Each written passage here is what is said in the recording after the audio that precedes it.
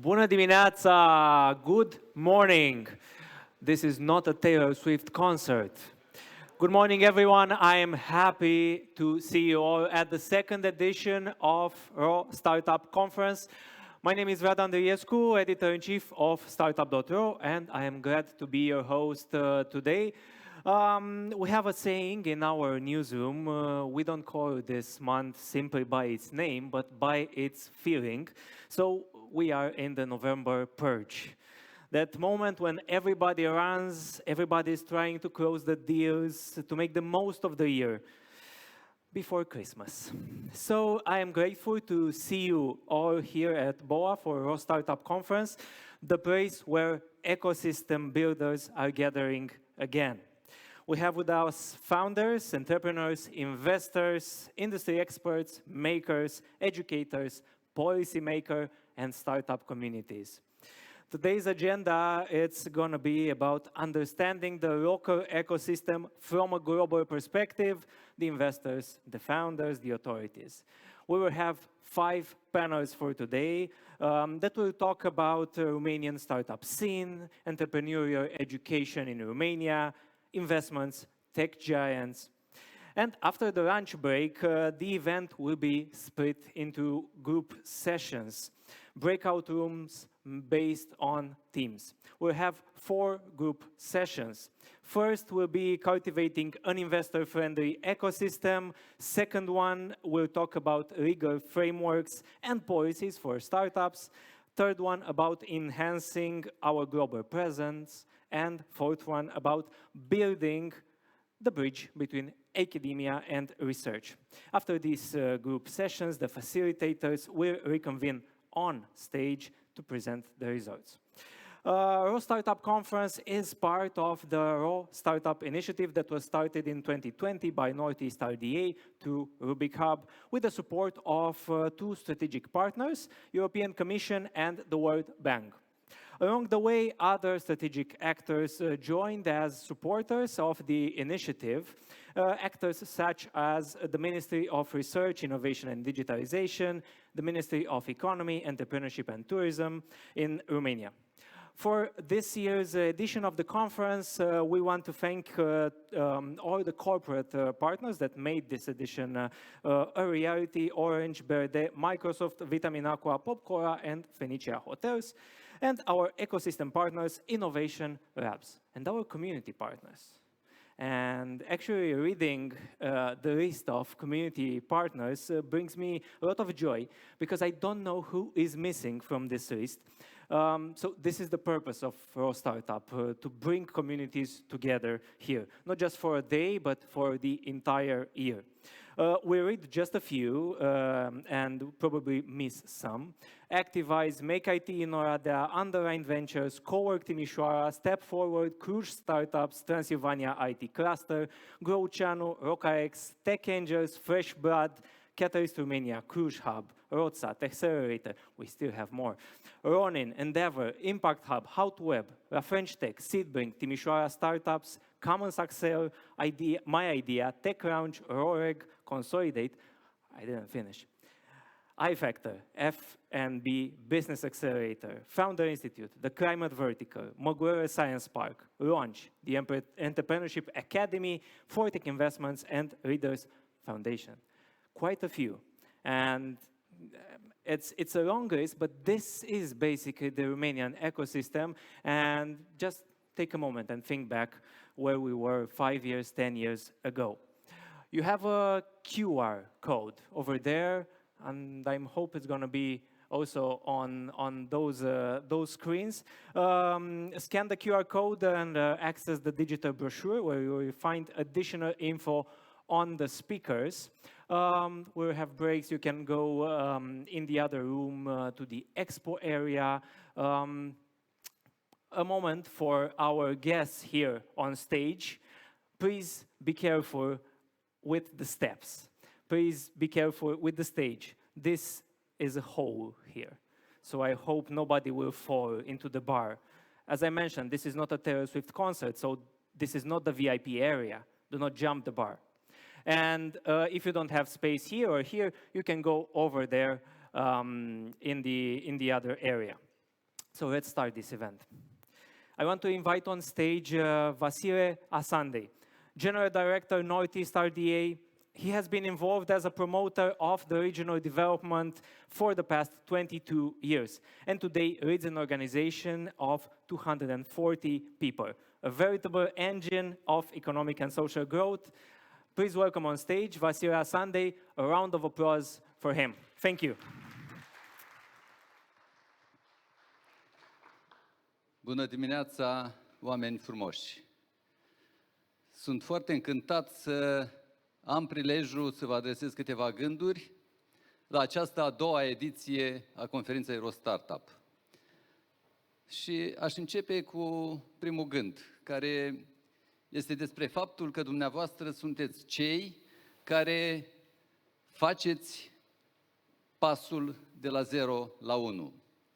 Cei care produceți schimbarea, cei care faceți lucrurile posibile și ca să faceți asta este nevoie de curaj, este nevoie de optimism, este nevoie de cunoaștere și așa cum ne învață autorul cărții, este nevoie să punem întrebările bune, corecte.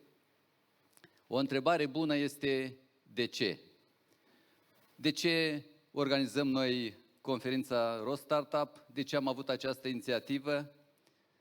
Și al doilea gând pe care vreau să vi-l împărtășesc este răspunsul la această întrebare. Și răspunsul este pentru că ne pasă. Ne pasă de ceea ce se întâmplă în societatea noastră. Ne pasă de oamenii creativi, de oamenii care trebuie să își pună în valoare creativitatea și puterea lor de muncă. Ne pasă de ceea ce se întâmplă în societatea noastră. Ne pasă de viitorul nostru.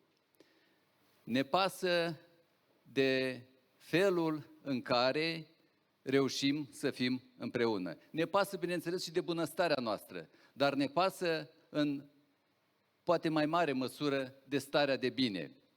Și starea de bine poate fi obținută atunci când, în jurul unei idei, în jurul unei inițiative, se adună oameni ca dumneavoastră. Cuvântul magic și al treilea gând pe care vreau să vi-l împărtășesc este împreună. ROStartup a pornit din nord-est, a pornit de la ceea ce am reușit noi să construim la Piatra Neamț, prin Rubik Hub, dar foarte repede a adus în jur oameni de foarte bună calitate din întreaga țară. ROStartup este despre toți acești oameni. ROStartup este despre noi. Dacă am avut întâi o idee care s-a transformat în proiect și așa cum ați auzit, proiectul a fost sprijinit de Comisia Europeană, de Banca Mondială, de factori guvernamentali, de miniștri. A devenit apoi o inițiativă care a cuprins mulți oameni din țară. Și cred că astăzi a fost o conferință, prima conferință, iată, astăzi o avem pe a doua, dar cred că astăzi putem spune că s-a născut, de fapt, comunitatea ROStartup. Ca să continuăm și ca să facem schimbarea de care avem nevoie, trebuie să fim convinși că, într-o foarte mare măsură, noi suntem schimbarea. Astăzi suntem în jurul mesei oameni care avem poate interese diferite, preocupări diferite, dar avem un cel comun, să facem din această mișcare ceva care, într-o bună măsură, va schimba societatea noastră în viitor. Trebuie să pornim cu convingerea că noi suntem schimbarea și, din această perspectivă, trebuie să fim convinși cu toții că ne putem baza unii pe alții. Un alt cuvânt magic este încredere. Încrederea că această inițiativă și munca pe care o facem nu este împotriva nimănui, nu exclude pe nimeni, ci dimpotrivă, este pentru noi. Este șansa noastră de a fi în acest cor global, dacă îi putem spune așa, și am văzut pe parcursul proiectului ROStartup experiențe din alte țări cu ajutorul colegilor de la Banca Mondială, cum funcționează aceste comunități, cum devin un nucleu puternic care poate influența politici, care poate atrage resurse, care aduce alături oameni din țară și din afara ei și care aduce până la urmă progres. Eu vă garantez că voi fi mereu alături de dumneavoastră, că munca pe care o facem noi la Piatra Neamț și în toată țara este pentru noi toți. Nu vrem să fie ceva pentru Nord-Est, ci vrem să fie ceva pentru România. Dacă România merge bine, dacă România reușește să-și pună în valoare cea mai importantă resursă pe care o are, și anume mintea umană, atunci tuturor ne va fi mai bine. Vă asigur de asemenea că alături de noi au fost întotdeauna și vor fi în continuare actori importanți care dispun de resurse, care dispun de cunoaștere, care ne ajută să avem acces la resurse și la cunoaștere. Sunt în sală oameni pe care îi salut cu drag și de la Banca Mondială, și de la Guvernul României, și de la Comisia Europeană, și de la diversele ecosisteme din țară, care au muncit din timpul lor, pe banii lor, pentru această inițiativă și au făcut posibil să ajungem astăzi aici. Sper din toată inima că în următorii ani vom demonstra că suntem o societate inteligentă, că suntem o societate antifragilă, că vom reuși să depășim acele lebede negre care apar atunci când te aștepți mai puțin. Și asta putem face doar împreună. Vă mulțumesc! Thank you, Mr. Vasile Sunday. Thank you very much. Yeah, people always say that we, the people from Moldova, come and invade Bucharest. We do, and it's a good thing. Now, on stage, a strong believer in the power of collaborative communities, exactly what we have here today. He designs programs for startups and he is the founder of the Climate Vertical, but also the CEO of Rubik Hub, Vlad Griga.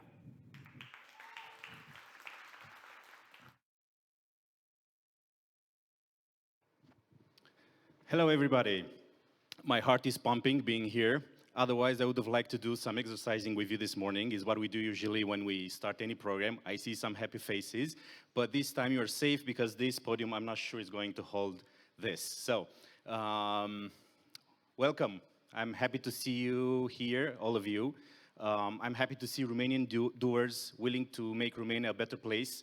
After all, this is actually what we all dream to do.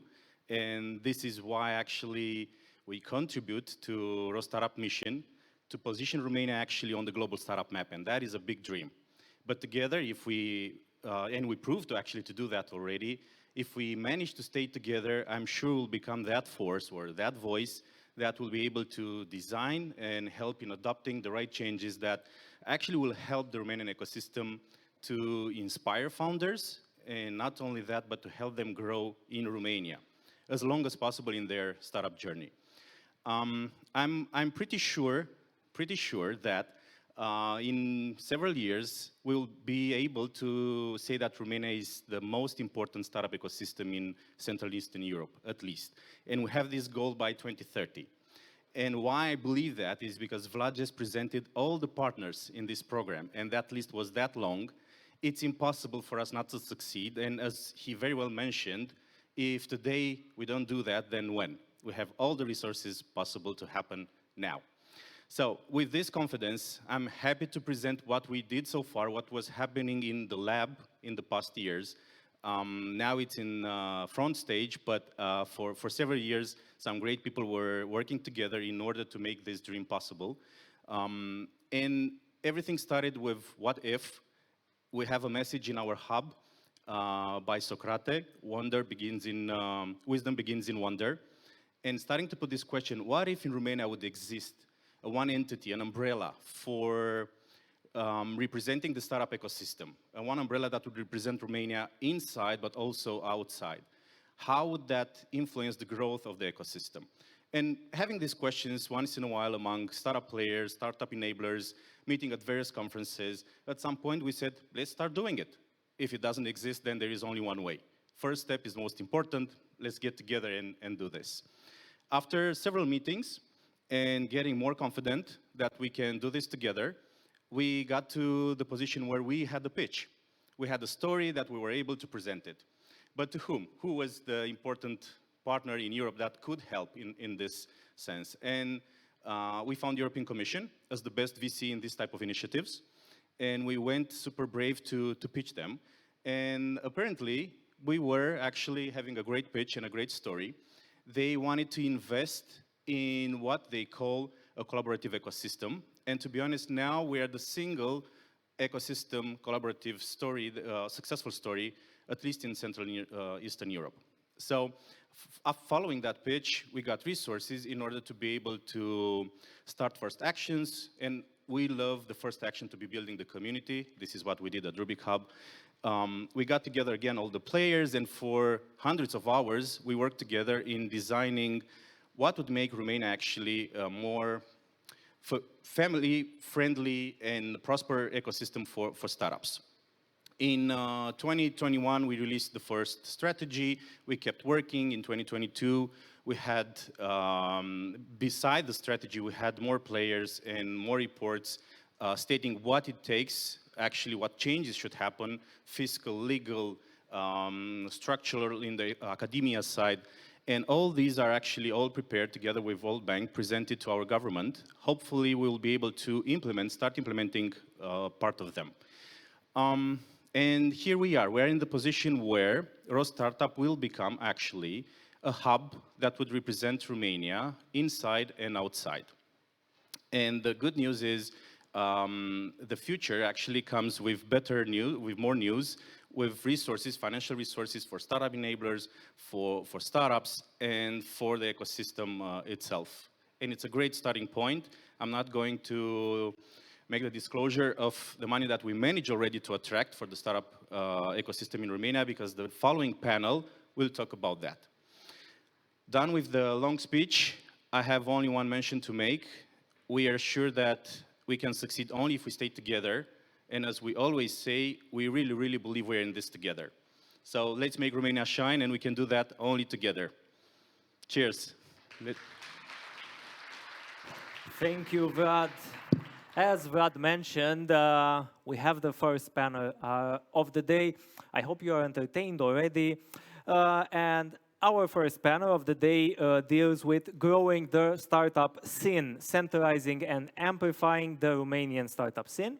ROStartup works on bringing together all major players in the startup ecosystem for transforming Romania into a leading startup hub, both in the CE region and at European level.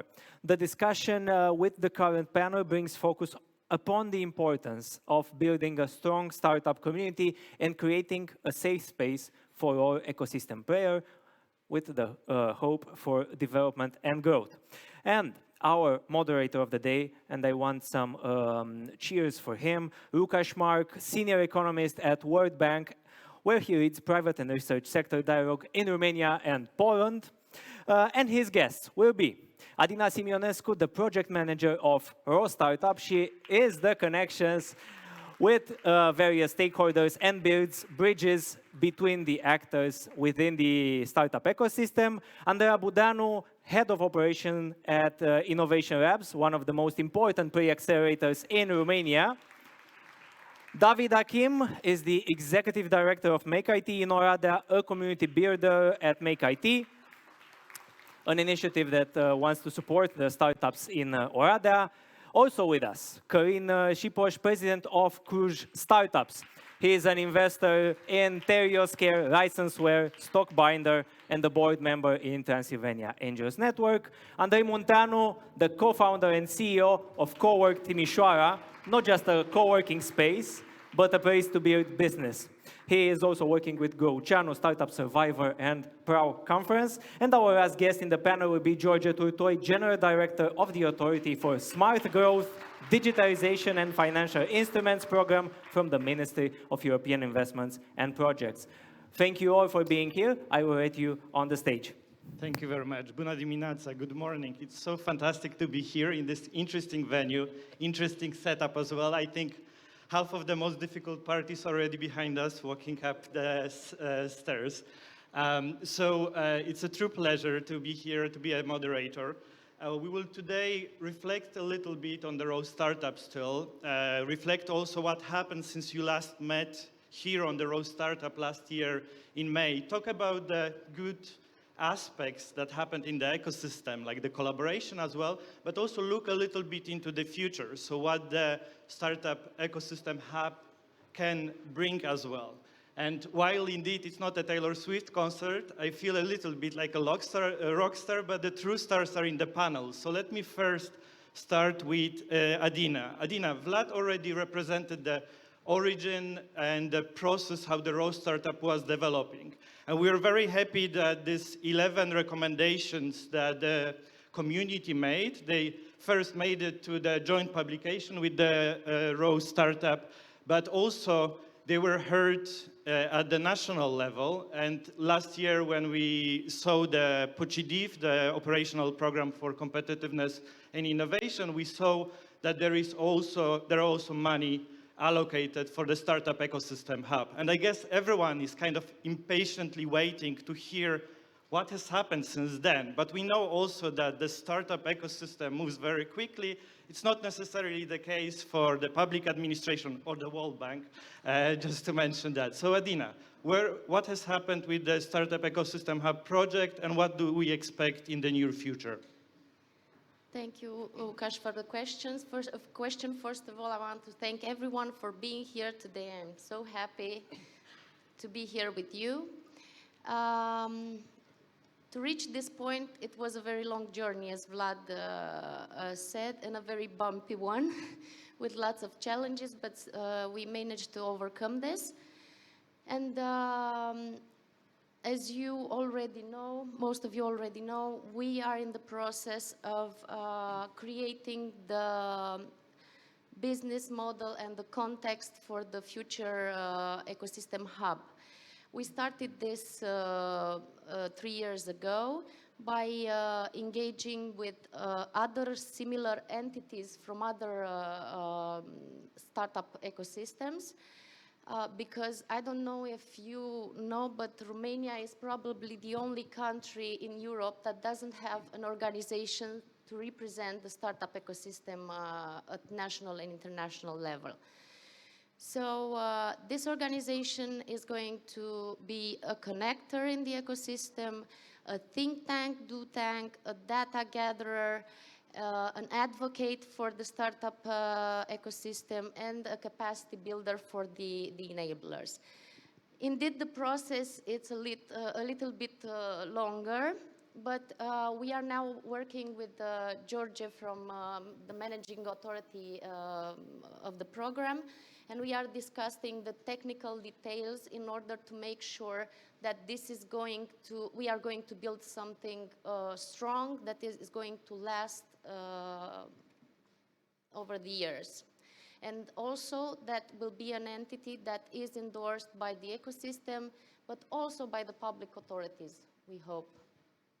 Great, thank you very much. And we'll continue discussing the startup ecosystem in a moment. But first I wanted to kind of move back. You met in the context of ROStartup. You met last time in May last year. It was just the post-pandemic. I guess it was one of the first meetings that you had as well.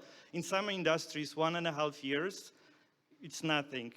Not much is changing. But in the startup ecosystem, it's like a generation, especially such a vibrant one like in Romania. So can you comment on how do you see the development of the startup ecosystem in the last 15 months only? What was positive? What positive has happened? Starting maybe with Andrea. Thank you. And thank you for being here. I'm very glad to represent Innovation Labs. And I would proudly say that Innovation Labs celebrated 10 years last November. So we are one of the first accelerator programs in the ecosystem. We launched in 2013 our program. But since May last year, because we are talking about that, we had our demo day for Innovation Labs 2022 cohort. This was happening exactly in May last year, and since then we also have run the 11th cohort of our program. We had 186 ideas that were coming to our program, but only 77 startups at national level were in our program. And I think I will talk more about that maybe later, about the journey of our startups. And in May this year, we had the demo day again. So now we are actually looking forward to next year's edition of Innovation Labs. And of course, doing that with collaborators here also on stage. We in Oradea were super focused on the last 1 year and a half on what we need to do at a local level. So I will maybe talk more about that than what happened at the national level and what we saw in our community beside the great numbers, like the startups in our community tripled the investments attracted. We had another 20 teams going through our programs and many other achievements. The vibe of the community is extraordinary. Just yesterday, I shared one of my first pictures as a community builder in Oradea. It was 5 years ago, and we had for our first meetup, I think 10 people, and 2 days ago we had our latest meetup with 90 people. So I think that says a lot about what happened, and I think that happened also in other regions, because another important thing for us was to establish partnerships and connections with the other relevant ecosystem players in the region. So yeah, I think the best word is that we accelerated. We accelerated in the last 1 year and a half, 2 years. Kalin? Yeah. It's on? Yes. Okay. So what we did after the ROStartup Conference, we actually felt very energized by the whole concept, all the working groups, and we wanted to bring that to our area. And we had actually an innovation camp where we took at least 80% of what we discussed here in the working groups. It was facilitated by Transylvania IT in Cluj, and we took it to the next level. Anna, your ex-colleagues actually facilitated that. And we actually got that discussion on the national level where we had common needs, problems. We took it locally or regionally, and we said, guys, we have to do something. What do we need to do to enable all of this? And following that, we had in a new, let's say, initiative called Startup Manifesto, Innovation Manifesto, where we had all the key players in our area coming together, focusing our efforts, coagulating after a few years where each did their own part. And we're growing strong. We have new editions of Fix Cluj, Innovation Labs also in Cluj level. We as Cluj startups focused a lot on our cores. We're reconnecting with our founders, trying to fill their needs, redeveloping ourselves. On Transylvania Angels Network, we've actually reached the 51st meetup this week, actually. And we're getting close to 3.5 million raised by our members. So we've done a lot. A lot of things seems to be happening. From the first white paper, things are starting to come together, implemented. But we still have a lot of work to do, and we're looking forward to come together, go to the legislation, get some funding, and grow even further. Same question, I guess, going around. So I just came back from the same discussion, but focused on our ecosystem.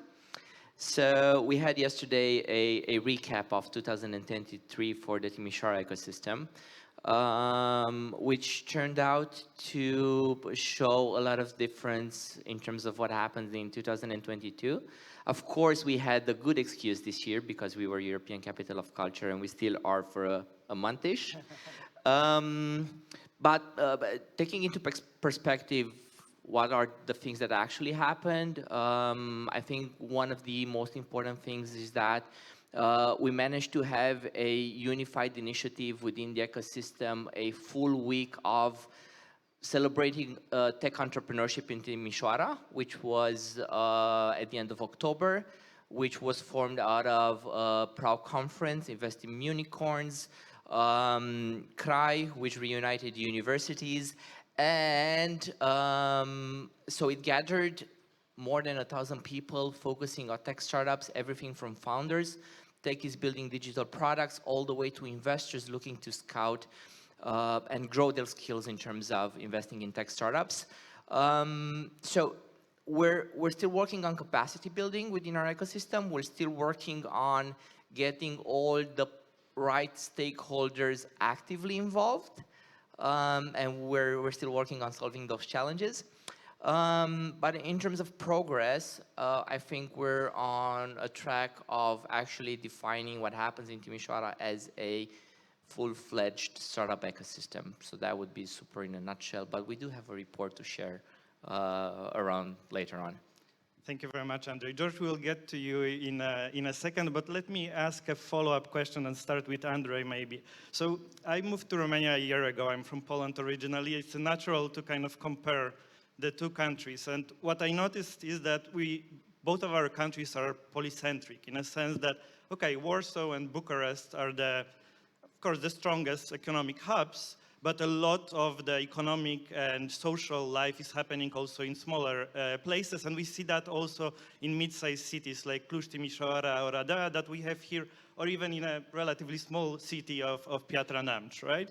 And I see also, discussing with you also in the last year, meeting you in various places, that there is a lot of collaboration that is happening across the ecosystems that bypasses some central stage, just between the Oradea and Cluj, Oradea, Timișoara, and so on. We have a lot of ecosystem builders also in the room. Can you share the best practices, the best examples and also best practices of this ecosystem, local ecosystem collaboration between various places? Andrei, could you start? Of course, I mean, we work together with everybody on stage and with a lot of you off stage within the country. And I think the main takeaway here, or how I personally see things, is that we've got various programs, we've got various enablers within the entire Romanian ecosystem that can help a founder maybe at one point in their life. So the way that I personally see it is we act as some sort of matchmakers for them. We guide them and we can direct them to maybe something that we're not doing at that point for them, but maybe there's something happening in Oradea right for them. Or maybe there's something happening right in Piatra Neamț, because I just heard that we've got a startup there in Scale Up for USA. So yeah, I mean, the scope, if we're focusing on tech founders, is to guide them. And the way that we can do best is, okay, if we don't have an opportunity for them within our own ecosystem, let's try to find other opportunities within the country. And at the same time, let's try to create opportunities together. I mean, building a funnel for them might not just be building a funnel within our own ecosystem. It might be building a Romanian funnel, somehow working together with the other ecosystem players from all across the country, be in cities which are super close by, or cities where you can just drive by because it's super straight away, or being just taking a flight to Bucharest. So it's just a matter of what suits them best at that point in time, and that's what we're actually focusing on. And yeah, we openly declared that we actually want to work with everybody, and we want to do it not on paper. Thank you. Fantastic. Yeah, I fully agree with what Andrei said. What we're doing, you said before, ecosystem, but I heard a bit of a G there. So we're focused on an ecosystem, not an ecosystem. We might have had in the past a few tendencies, everyone to do their things and mistrust among us, but I see a lot of things happening with everyone here and a lot of people in the room. We are collaborating closely. We share opportunities because in the end, our goal is to help the founders for their startups to have their framework in place to develop so the whole ecosystem, the economy grows. That's basically our interest. I think everyone agrees on that. And when there's an opportunity in Timișoara, in Oradea, in București, in Piatra Neamț, or wherever, we see a good fit with the startups, we collaborate. We share, of course, we promote ourselves. We do meetups in each town occasionally. In the angel investment area, we collaborate closely with Growchan, with tech angels on some deals. So I see a close collaboration growing year by year. David. We are kind of the fresh movers in the ecosystem in the last years. I mean, I don't know if maybe 3 years ago, 4 years ago, someone would ask, okay, where are startup ecosystem happening in Romania? I don't think that anyone would mention Oradea. It would be Bucharest, Cluj, and Timișoara, maybe Iași also. And we learned a lot in the last 3 years from what others did before us. We also looked overseas to other mature ecosystem, and we also clearly collaborate with each other. This is the way to do it. But one of the things that I would personally like to do it more together is to promote the region together, because this is something that we don't do at least so much, or maybe not even at all. We are, focusing everyone on their programs and their initiatives and projects and so on, but we have a bigger game to play here that I think an initiative like ROStartup is meant to help us do it. This would be my takeaways. Yeah, I would also add that we are very much engaged at the Innovation Labs with the alumni of our program, and like Andrei said, and the other colleagues as well, we are trying to give them opportunities, mainly in Bucharest. That's true, because we are getting in contact with a lot of them coming mainly from our strategic partners, from our national level partners, or from the associations that we are members in, like we have CSAFER, for example. Also, I would like to mention the national scale of innovation labs and the collaborations that we have with 19 universities in the country. And this is really important because we have ambassadors not only in the 4 main cities where Innovation Labs is, so not only Bucharest, Cluj, Timișoara, and Iași, but also we have ambassadors in Oradea, we have in Suceava, in Brașov, in Sibiu. They are all promoting this entrepreneurial ecosystem in their universities and our programs. So since we are an early stage program, about 70% of the startups that are in Innovation Labs are students. I think this is pretty much which I would like to add.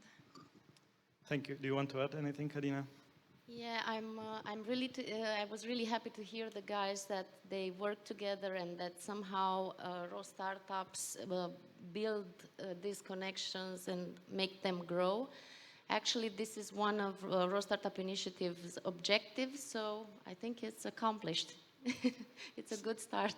So I hear a lot of collaboration, removing G from the ecosystem as well, the ego part, and working together, but clearly, as any startup ecosystem, especially relatively young, as in Romania, it has gaps as well. And my colleague as well, Chris Haley from the World Bank, will be presenting at 12 what was reported by the enablers in our survey, in our discussions, what kind of gaps exist there.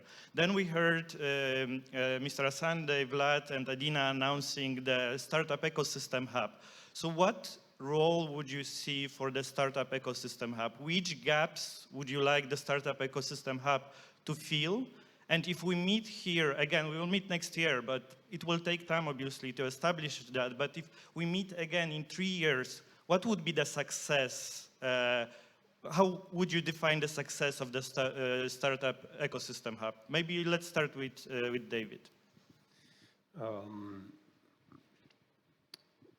First of all, yeah, Romania has particularities, and we have to make sure that this initiative is not just a copycat, but I think we have enough models to learn from. I was just preparing for this panel, I was just searching through, for example, Startup Estonia's initiative website. Let's just make sure that we don't reinvent the wheel and apply what it's clearly working. And for me, the KPI would be not just how many I mean, everything is around, should be around startups for sure. It's not just the number of startups that we grow from within Romania, but maybe also how many founders we attract from outside. Because if you will look around at other developed ecosystem, I don't know, Estonia, Germany, UK, I don't know, Poland, maybe also, you also have to attract talent. We have to attract talent, and I think this would be one of the main roles of ROStartup, is to promote the region, as I previously said, in order to attract that talent. Kalin? Yeah, I fully agree with what David said. I think in the working groups back then it was called the one-stop shop to get every opportunity that happened. What I think is that we need to focus on some key elements. One, the first thing, the authorities especially need to understand what a startup is, what it does, differentiate from a startup and what a small enterprise is. Second, after they understand, to see what the particular needs, specific ones are, it's funding legislation, especially tailored for startups, and not only startups, also enablers, angel investors, which need to have some incentives to invest. For instance, we were discussing last evening in London, or the UK in general, they have some incentives. If you invest in a startup in specific conditions, you get some discounts on your taxes. So let's bring the public sector and the private sector together, make them understand what the startups and all the entities are doing, and then create special funding programs, help the enablers, because there are already a lot in this room and not only, that are doing things, help them grow, stabilize their activities, make nationwide projects, but not reinvent the wheel, but get them together and collaborate in their existing projects, get outside expertise to have a quality in all the programs, and that's basically it, from my point of view at least. Thanks. Andre, anything to add? David, do you remember the booth that Startup Estonia had at Web Summit? So, yeah, in order to attract talent, we have to be sexy for the talent. That's definitely on the list. And secondly, I know that a lot of us on stage and a lot of you off stage work on developing these programs with what kind of resources you can gather. And that's a huge pain in the, okay. So helping the enablers would be something super valuable. I mean, imagine, we personally have been doing this for 10 years. Imagine that we've been doing this for 10 years with peanuts. Now imagine if those peanuts are sacks of peanuts, or I don't know. It's just putting the foot on the pedal. It's actually accelerating the ecosystem. And in order to do that, you have to accelerate the enablers. And that, from my point of view, can come in terms of public money, can come in terms of a better legislation, but it stands into a lot of it stands into the way the public sector gets involved. Because I was mentioning earlier about the fact that we're working on having that functional ecosystem, and the challenge that we're trying to unlock over there is the public sector.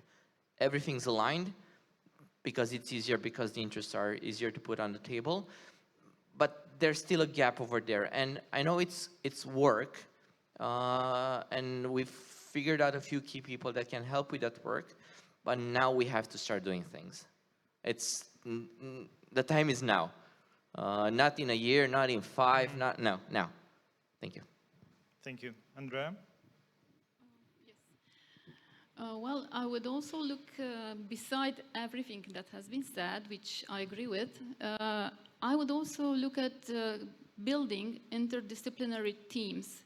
So we should help those startups to be interdisciplinary. I think there are still issues here with tech startups, which only have tech people in them. So we should look to work more collaboratively with medical students or people that have expertise in this field, or with people that have expertise in economic fields or administration or all the other fields that are out there.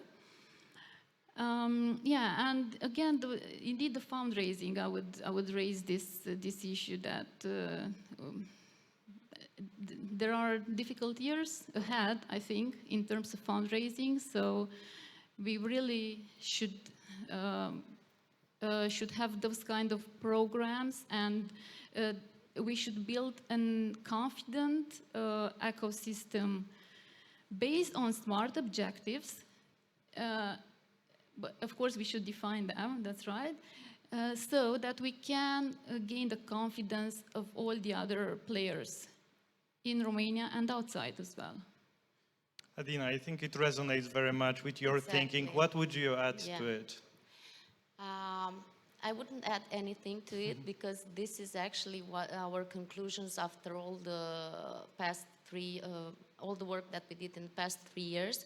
But I would go to Georgia now. Exactly, that was the next. And ask him how he can support us how can he support us make this come true.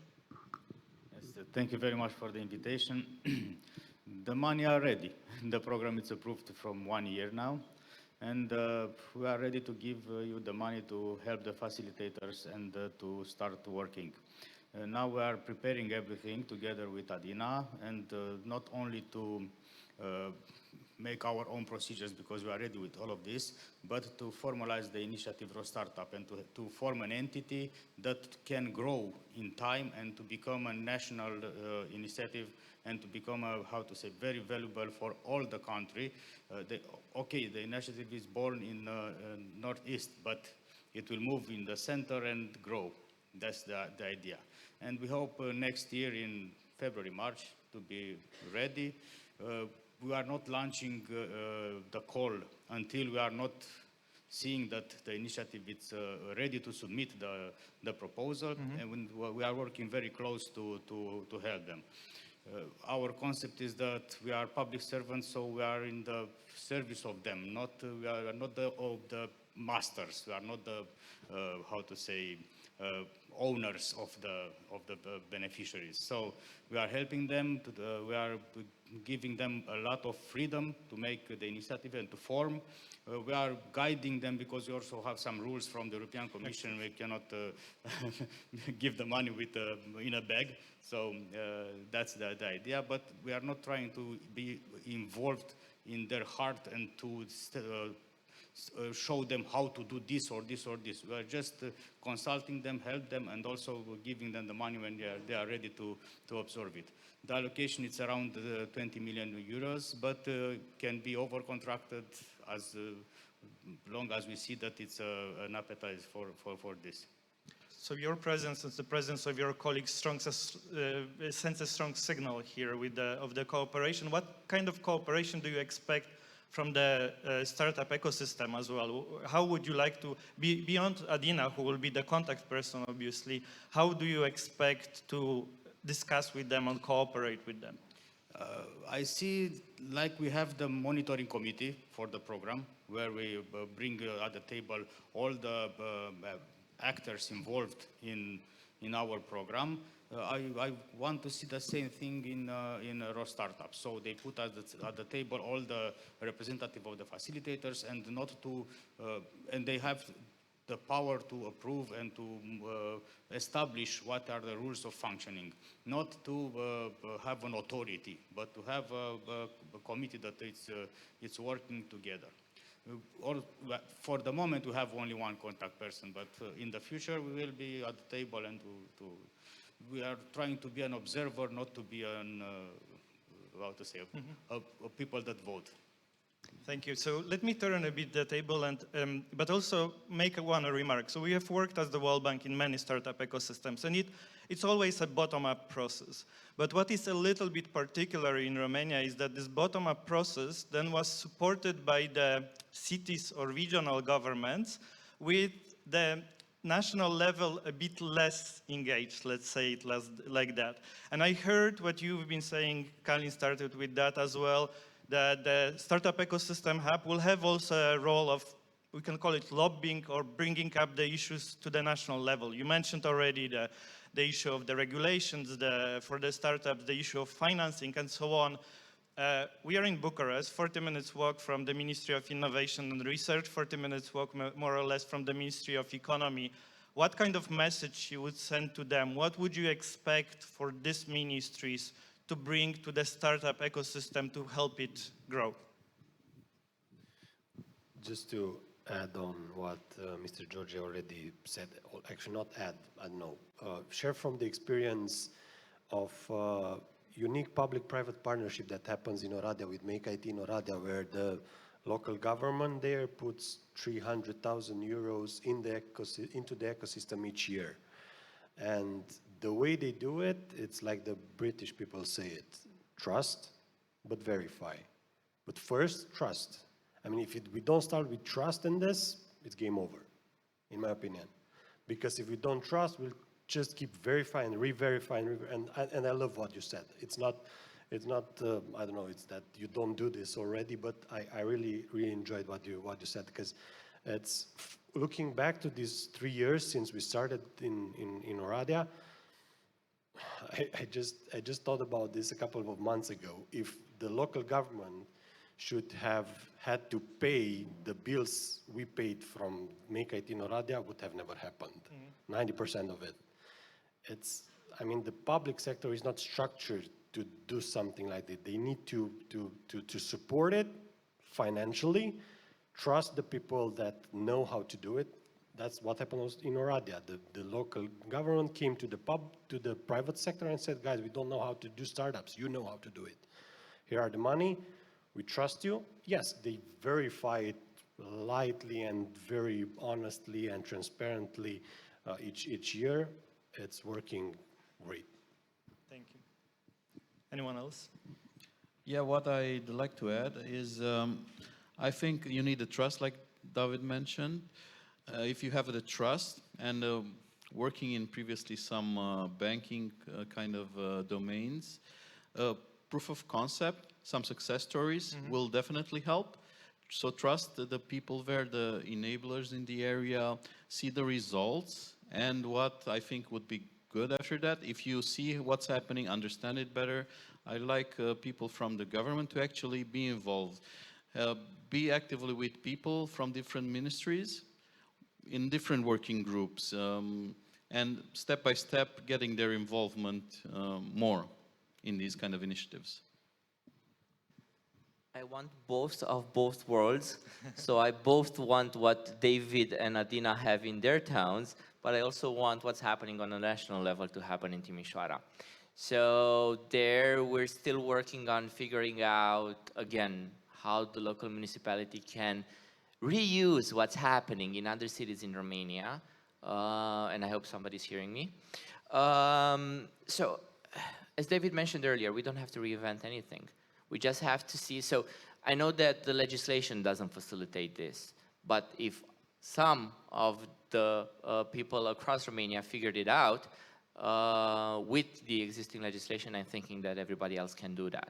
So I think that would be beneficial from a local standpoint, and of course a national support where we end up putting the entire Romania on a global map that helps us everybody within the ecosystem. Andrea? I was also thinking that we should somehow give a helping hand to monetize also the research projects. And here I would see again the two ministries to get involved in this area, because I think there's a lot of potential, and otherwise we might lose a lot of talent, which we don't want to lose it from Romania. Yeah, and again, we have the same issue. We are, as Innovation Labs, we are only privately founded, and of course helped by the Romanian American Foundation as well. But like the colleague said, financing, again, it's important. Adina, last but not least. Just to make a last point,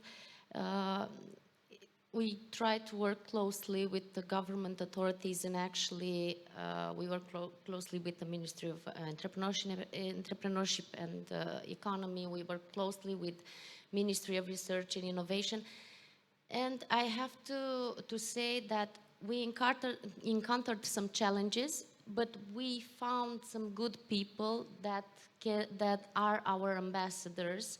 And I think we are following the right path. But it's small steps, and it takes a lot of time to make them understand. It's called overnight success. Yeah.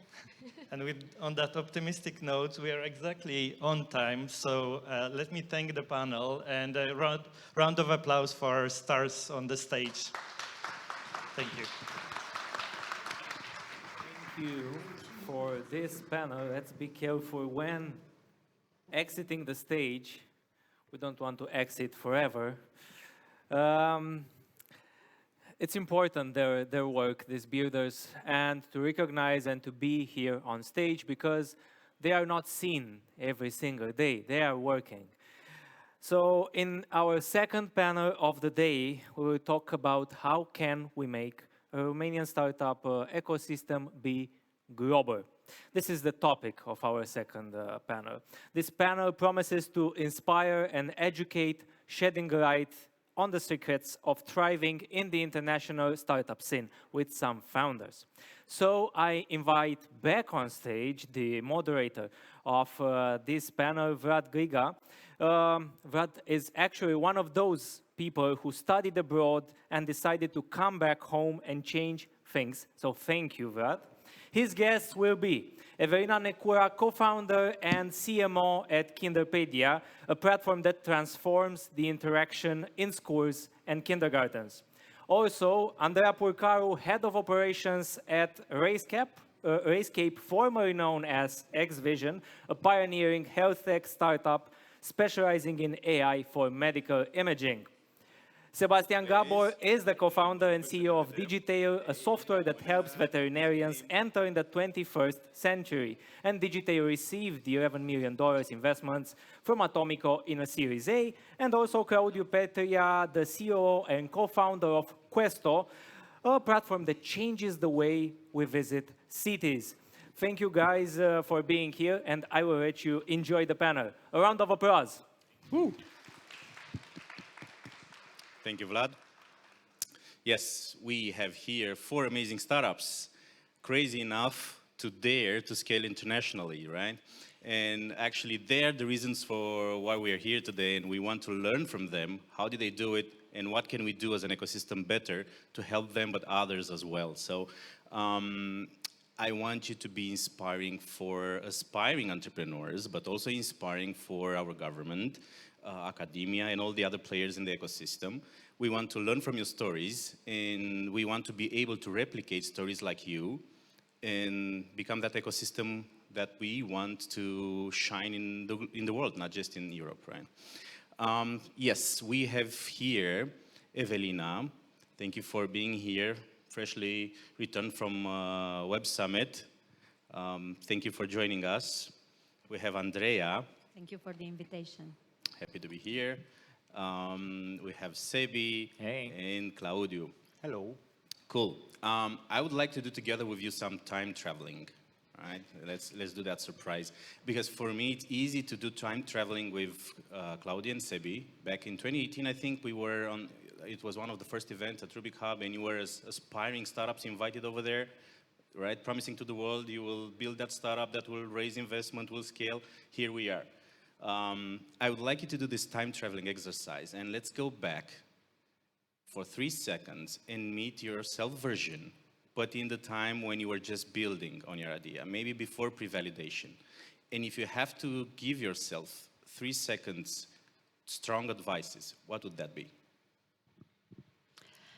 I would tell ourselves as a team from years ago, maybe 5 years ago, to build an even stronger connection to the community and to get even more feedback and to stop and then go back to the product, reshape it, go back to the market. This is pretty much what we did. But if we had done it maybe the more agile way, we could have grown even faster.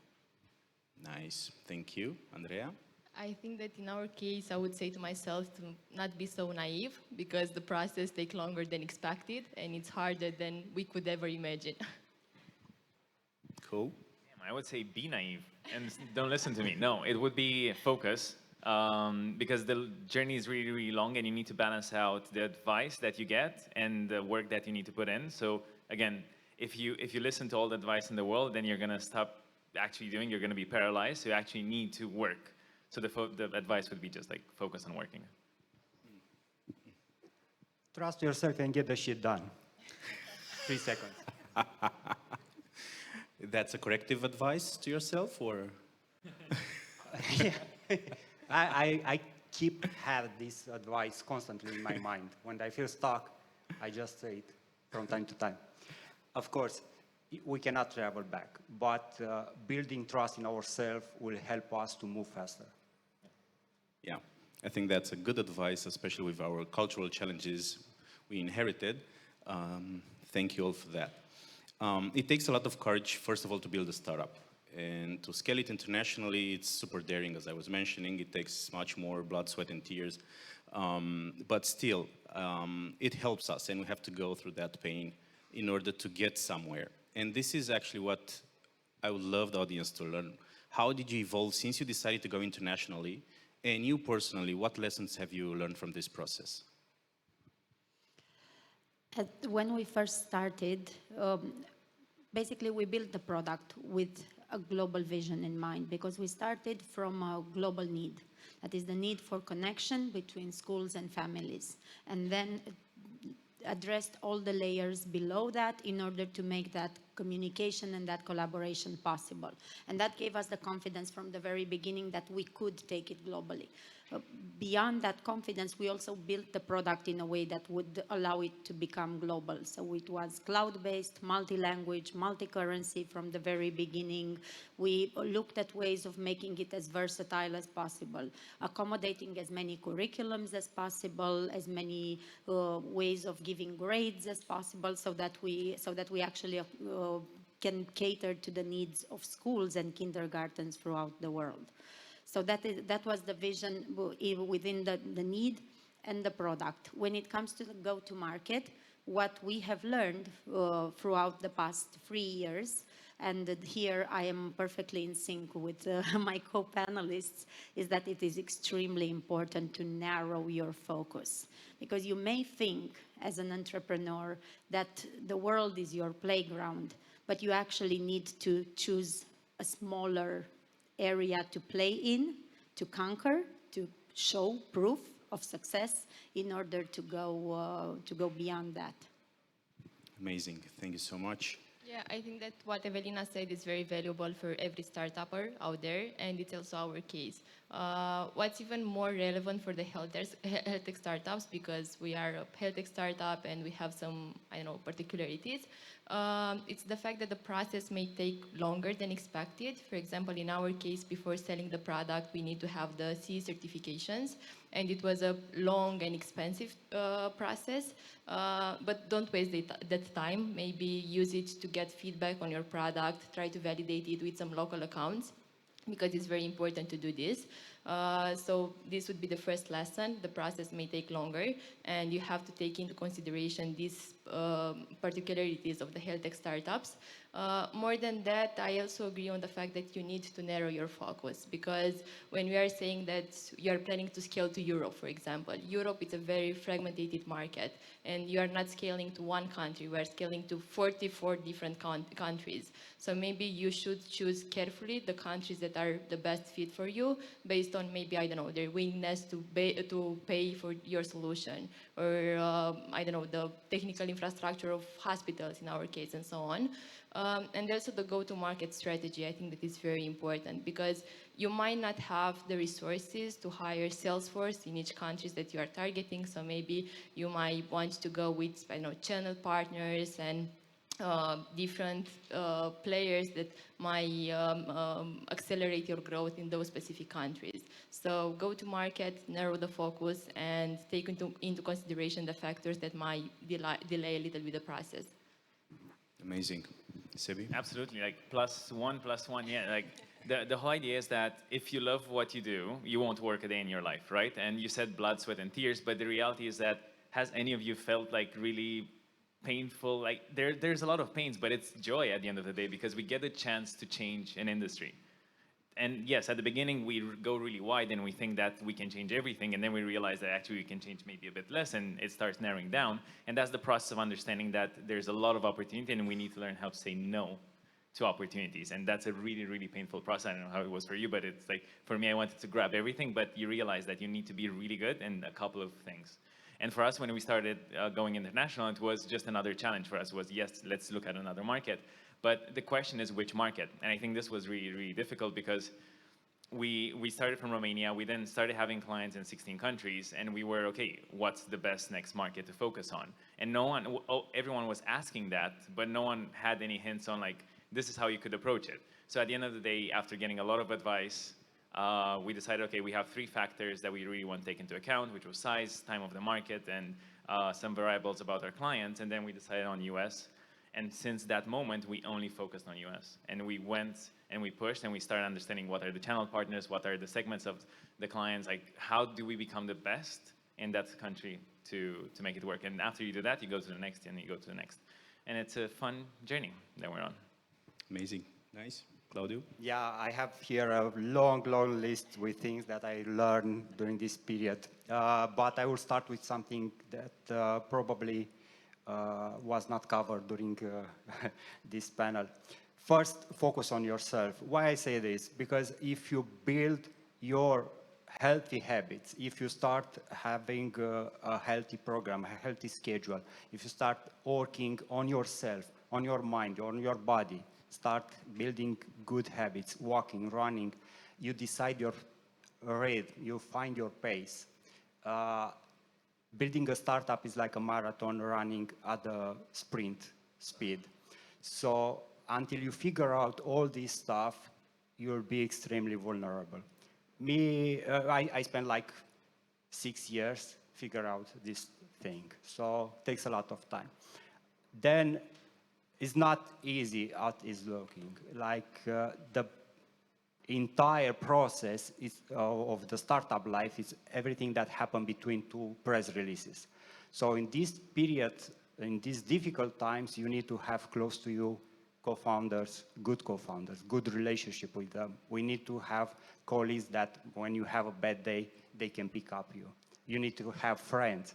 So after, or when you have all of this, everything will look much, much easier, and it's simple to execute.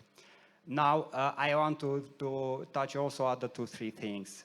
Theme. Everyone talks about theme. Everyone does the same mistakes, hiring too soon or having bad hirings, firing too late, and so on. So yeah, you will go through that and do it as fast as possible, learn as fast as possible. That means you need to take decisions fast. Because when you take those decisions, you'll get closer to better outcome, to better results. You'll have much more data, you'll have better context and more information.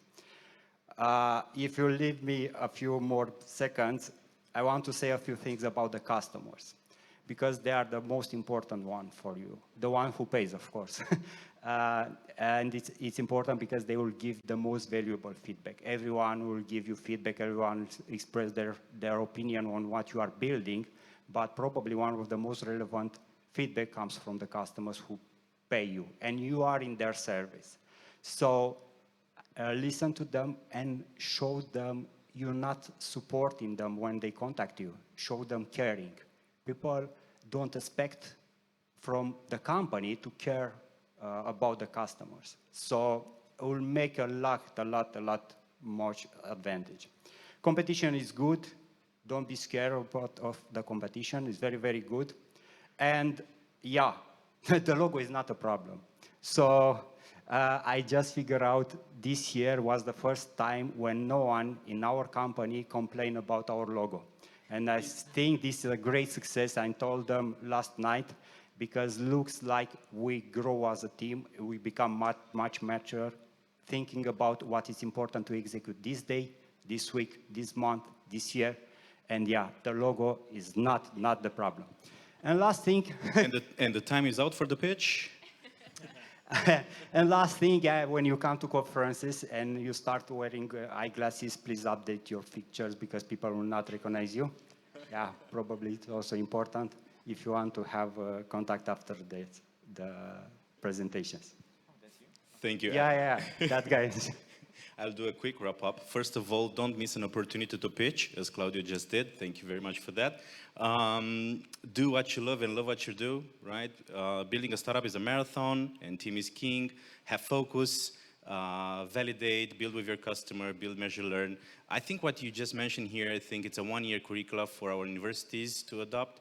Great insights, thank you, and hope somebody's listening. Okay, let's bring some drama into the story, like it wasn't enough so far. But let's think a bit to some defining moments, some pivotal decision you had to take, moments that influence significantly the journey of your startup. For us, I would say one of these moments was last year when we realized that we were too scattered internationally, that we were not meaningful enough on any of the markets where we were present. And we have been literally forced to essentialize, to look deep into what we were doing and see what matters and what doesn't. And it's really painful because you put a bit of yourself in everything that you do, especially when you do it with such passion. And I would say that it does hurt sometimes. It literally hurts sometimes. It's so much and so hard in the sense of intense that it gets to the point where it hurts, but then you meet a customer on the street and they pull out their phone and say, listen, I'm a happy parent using Kinderpedia. And you just wipe it all out and say, okay, it was all worth it. Let's do it again. But so we were putting a bit of ourselves into everything, so it was difficult to let go. But we did a lot of soul searching, of market research. We evaluated all our resources, internal resources, partnerships, and we realized that we cannot be anywhere. We need to be just in some places. For us, it was the Middle East and Portugal, where we already had a meaningful presence and which is growing. We just signed a partnership with the municipality of Cascais, which is our first public partnership in Portugal. And we realized that if we want to grow, we need to go full on towards the Middle East and just support on a side what we were already doing good in Portugal, and that is already showing results. Daniel, my co-founder, decided to move there for most of his time. That was also a tough decision. But for them, it is important to see your face. And this is also so very important. If you want to be international, you need to go out there. And you don't need to assume, actually you shouldn't assume that they will just know about you. They need to learn about you They say in average 7 times. I would say for a startup from Romania on an international market, make that 14, 15, in order for them to actually consider you.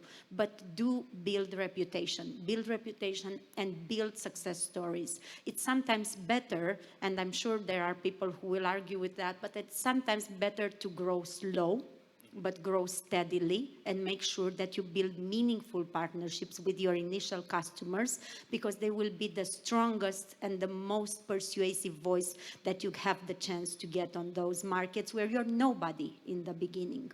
And this is what we did, and we see the results of that, and we're super confident that it will continue paying off. Amazing advice. I can relate 100% to what you just said, because this is the process that we are going through right now. We are trying to prioritize the markets that matter the most for us, and hopefully we'll meet next year and saying that we met that one customer on the street telling about ROScape. So yeah, but what was very important for us was when we decided on what go-to-market strategy to approach, and it was since the second year of activity. Looking back, it's a no-brainer decision to go through channel partners because they have the knowledge, they have the network. But since none of us had experience in selling in healthcare, we didn't know exactly that this was the right decision for us back then.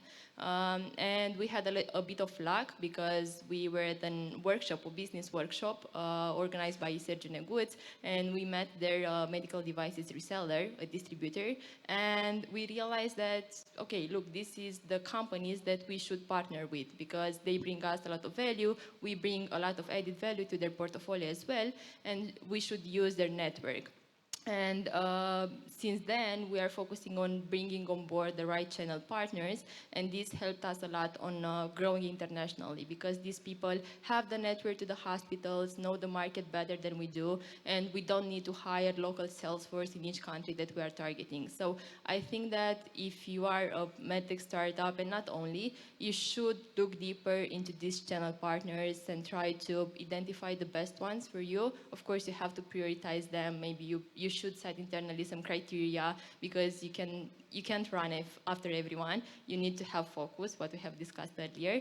But choosing what's the best go-to-market strategy for your company, I think that it can be deal breaker or deal maker from the beginning of the journey. Amazing. Thank you. I'll try to keep it short, but what we do every day matters. And I know there's a couple of days that matter maybe more so, hence pivotal moments.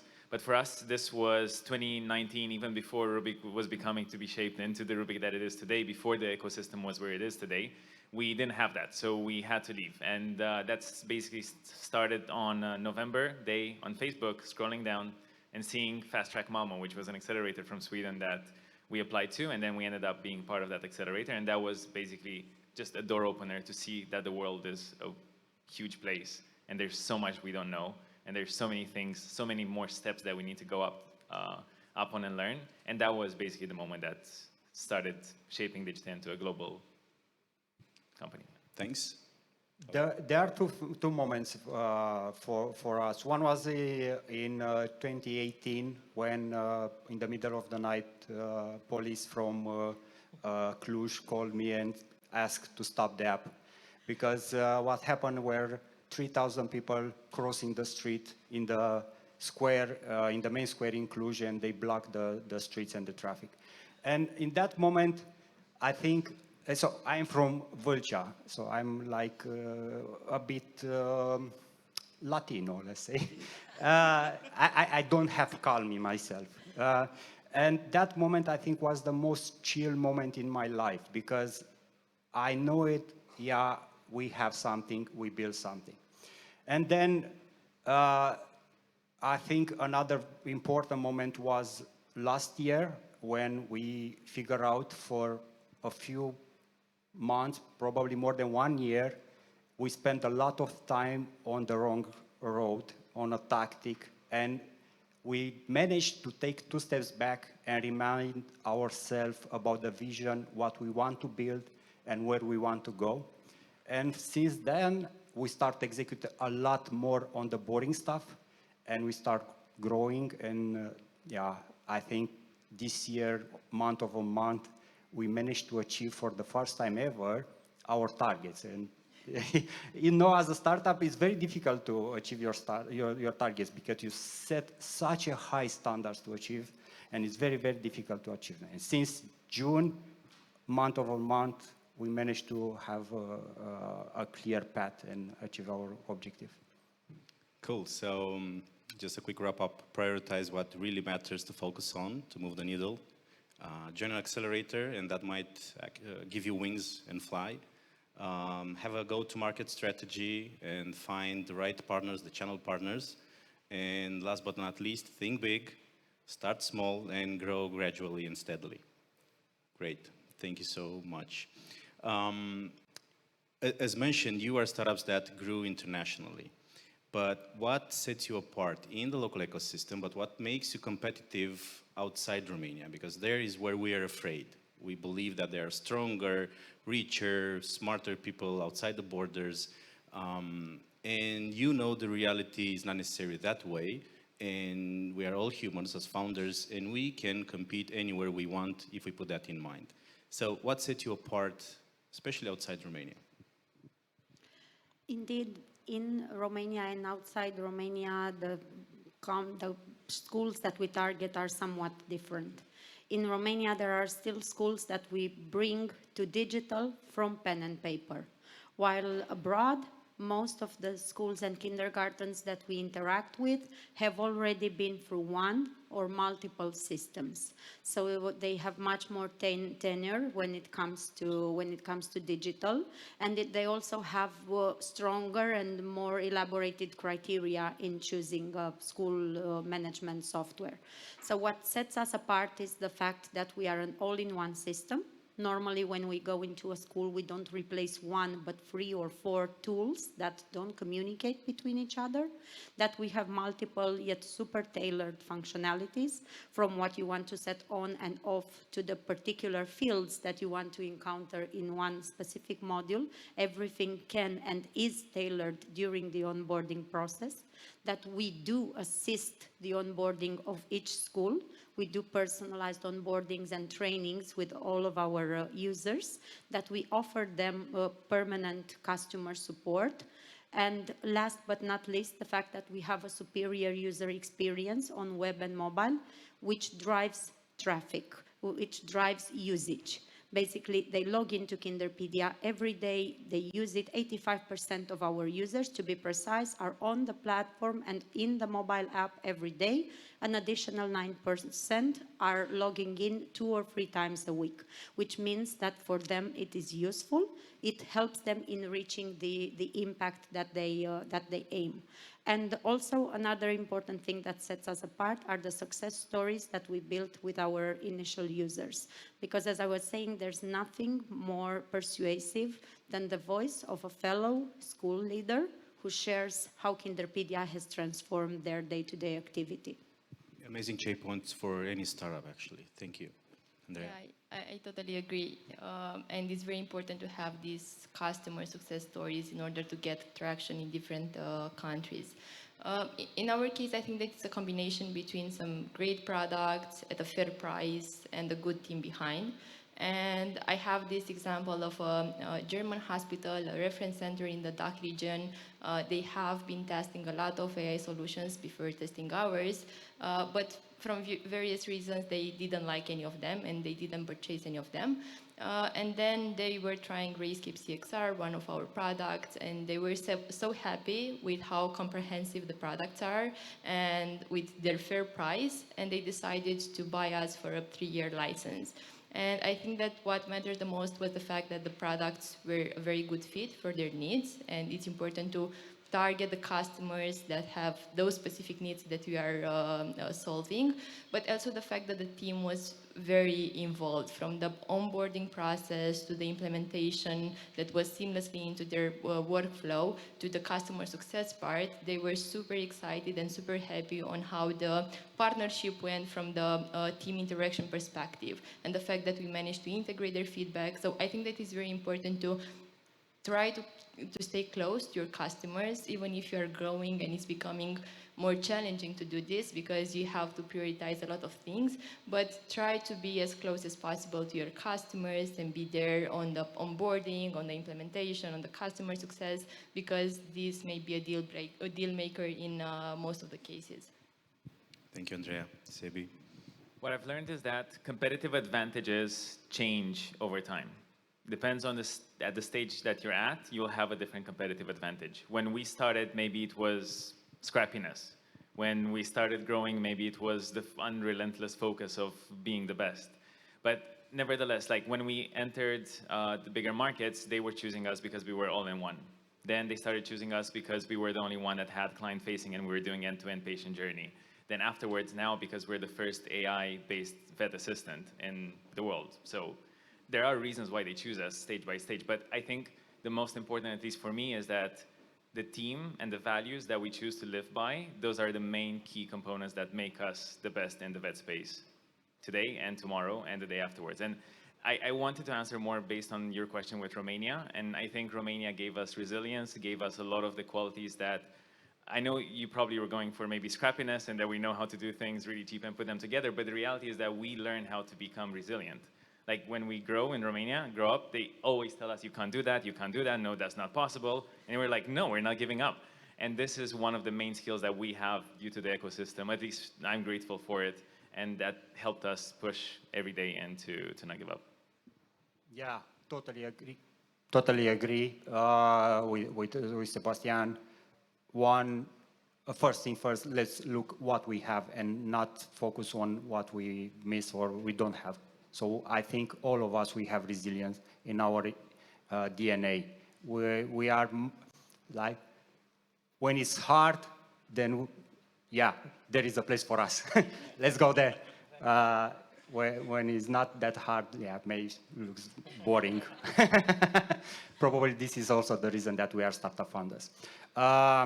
This is one. Second, specific for our company, I was thinking a lot to what makes us different than other. And there are a few things. One, diversity. We are a very diverse company from different culture, with different backgrounds, with different stories, but all of us have the same core value. And this is very, very, very important, having the same core value. And one of them is being a human, caring.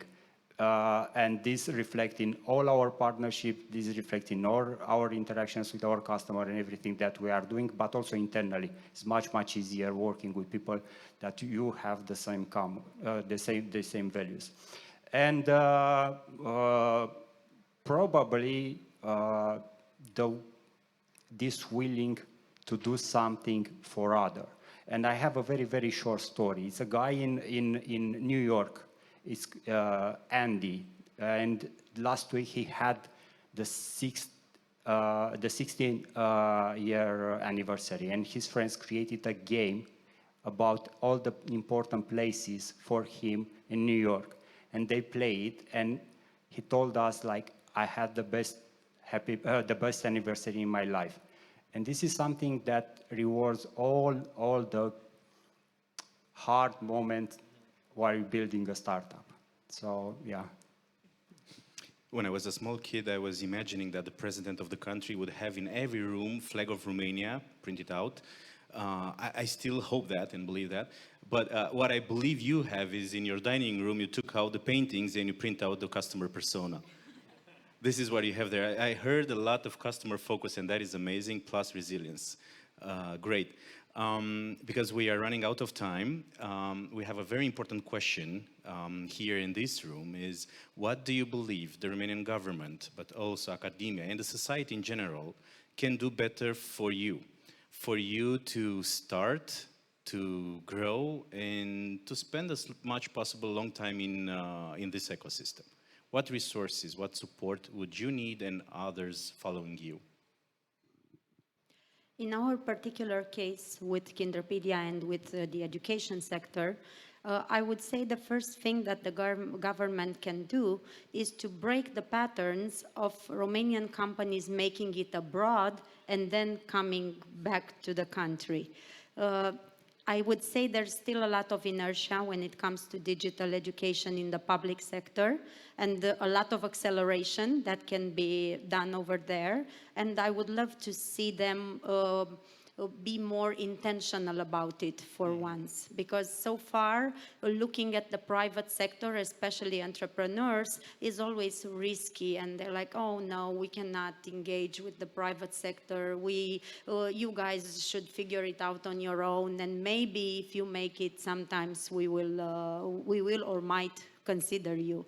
So engaging in meaningful conversations about how the future of education should look like, and how companies which are built in Romania, which are living and breathing here and engaging with teachers every day, can truly contribute to that, I would say is the first step.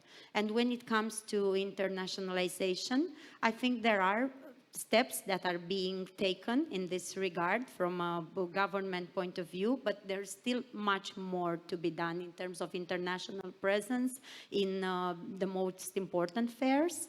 So discussing with the entrepreneurs, asking them, where would you like to go? Where is your focus? And then not stopping there, but also asking them, so what do you want to achieve over there? How can we help? Do you want to meet investors? Let's do an investor meetup.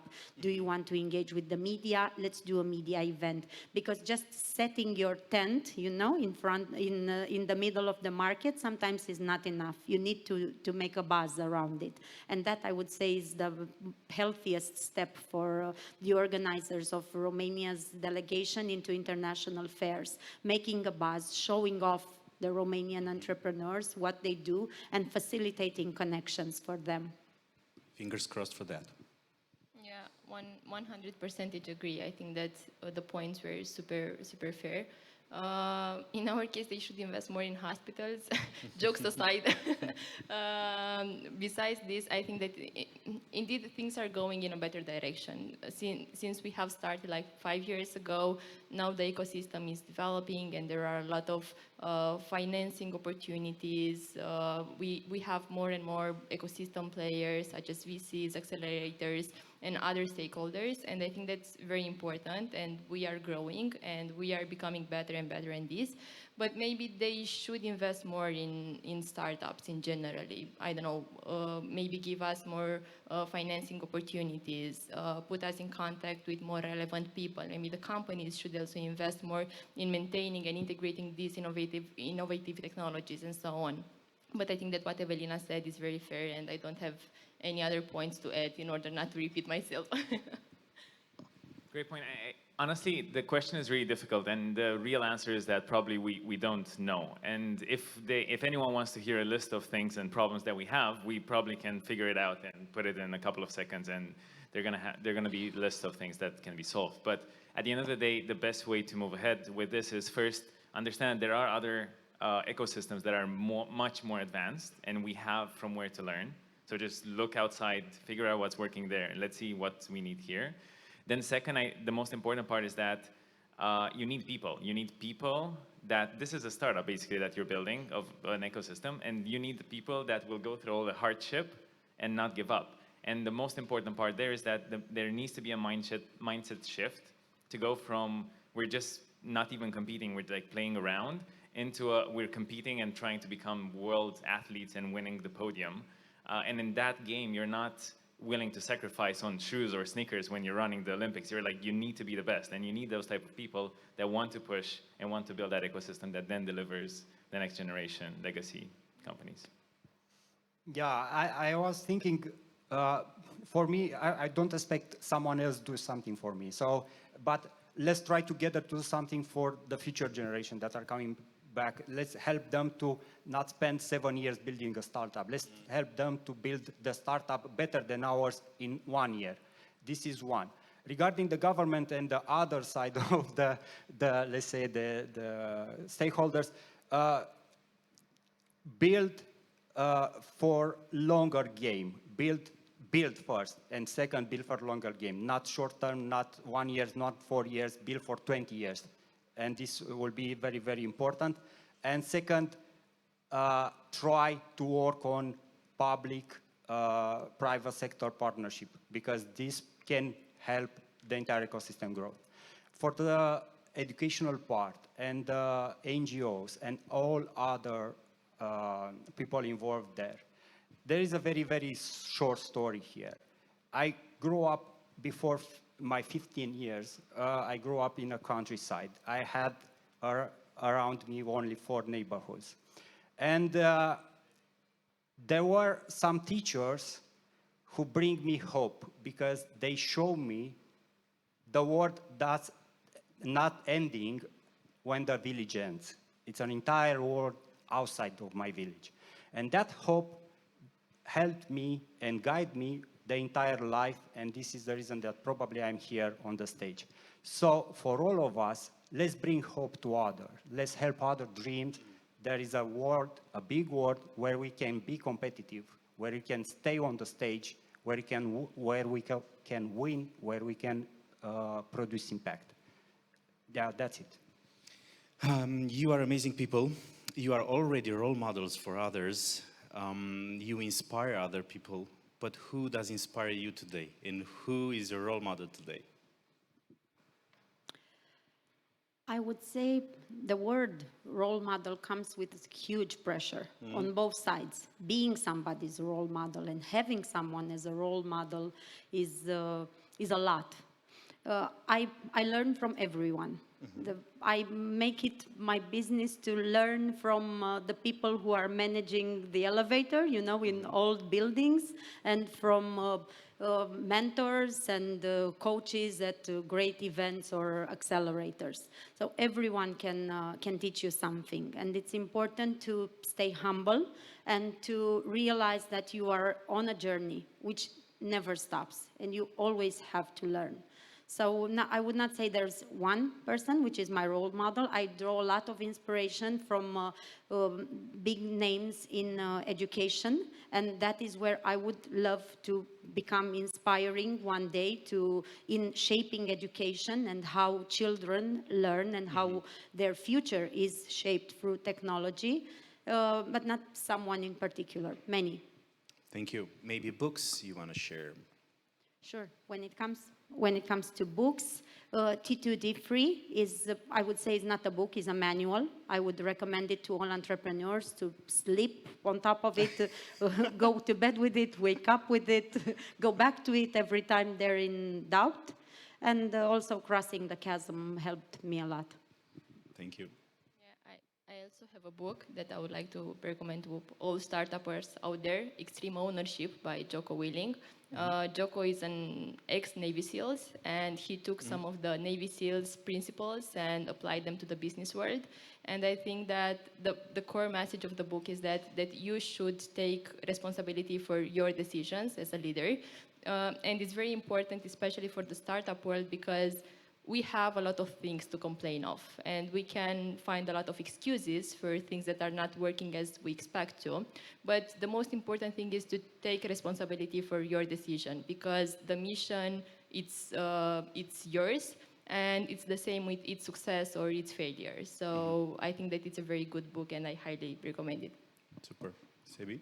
Depending on the stage you're at, I think the perfect book will be different. So if we go back to what Claudio was saying, is that invest in yourself because it's a long journey and you shouldn't crash after a couple of months. Atomic Habits would probably be the first. Then Never Split the Difference was life-changing book to understand how to talk with people. But when it comes to role models, again, I think what you were saying is that each stage will have different role models because it depends on what you want to learn. So I could throw out the names of again, Satya Nadella, which basically after last weekend, he became my biggest hero, or Sam Altman, or again, Elon Musk for fearfulness. But basically, I would rather share a story of a team from Iași in 2019 that was going just a couple of 100 kilometers away to Piatra Neamț, to say it with the Romanian accent here, but going to a couple of events there, and you had a lot of people that were joyful and they were thinking about changing the world. And there was someone there, actually the entire team, but there was someone specifically that was always saying that we're in this together. And that became one of our core values now, of caring for each other. And this is how you shape each other and how you learn from each other. And the last thing I would leave you with is that, and this really hurt me at some point, but we are the average of our 5 closest friends or people. So, totally agree, yeah. I would recommend a podcast, Lenny's podcast. mandatory. And you should start with the last one with Brian Chesky, because we will change the perspective about how your startup can be run when you are much, much bigger. It's the same like one was at the beginning. I have, a lot of source of inspirations. I take a lot of inspiration from team sports. I look a lot of documentary regarding team sports, The Last Dance, and many, many others. And we try to learn from that things and adapt to ourselves, because you should adapt things and make them work on your ecosystem. The context is very important and is different. And also, I took a lot of inspiration from a Romanian entrepreneur. It's a huge, huge Romanian entrepreneur who built something amazing, who has a process, who has discipline, who wakes up every morning and wants to do something bigger and deliver performance. It's called Gheorghe Hagi. And I think we should talk more about Gheorghe Hagi as an entrepreneur, and we should learn from here, because it was not only a great athlete or a football player, it's a great company building. He has a vision and execute on that vision. And the fact that Romanian now was qualified to the championship, it's also his merit, because half of the team was growing by himself. So this is also our responsibility, to build a new generation and build new players for a better team, of course. As Evelina was mentioning, when you meet a customer using your product, your heart grows. It's exactly what I feel now.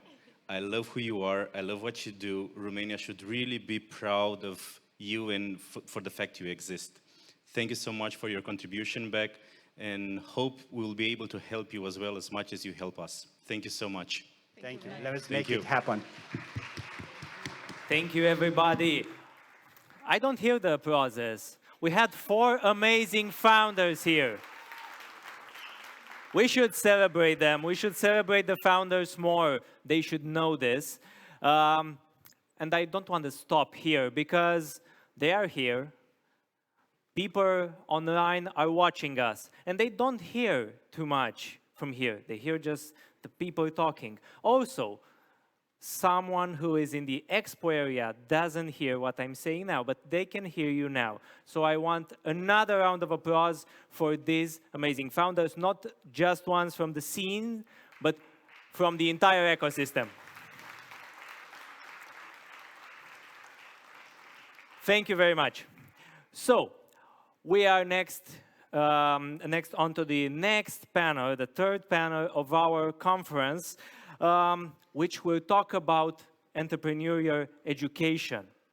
And to moderate this panel and to bring more energy than me here on stage, I invite a person who inspires me and who is obsessed with storytelling.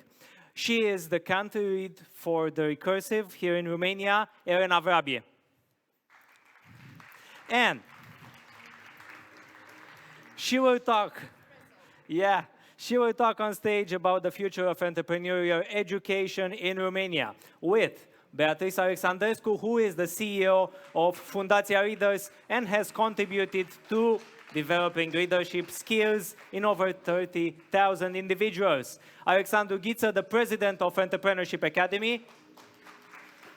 I will keep my speech shorter just to hear the applauses. Roxana Voicu Dorobanțu, associate professor at the Bucharest University of Economic Studies. And Gheorghe Sârbu, counselor to the head of the Chancellery of the Prime Minister of Romania, a supporter of entrepreneurship. Thank you very much. Thank you. Hello, dear audience. Please speak your mics, speak closely. I'm going to be your shot of espresso today because we're jumping after the coffee break. So a little bit of background of why is this crazy person wearing a hat in a way? Well, crazy is my DNA, so to speak. It's part of innovation, right? We want to innovate the entrepreneurial education market ecosystem. We got to bring our new hats. I graduated what's called the traditional free educational system in 2008. And I'm going to be the future.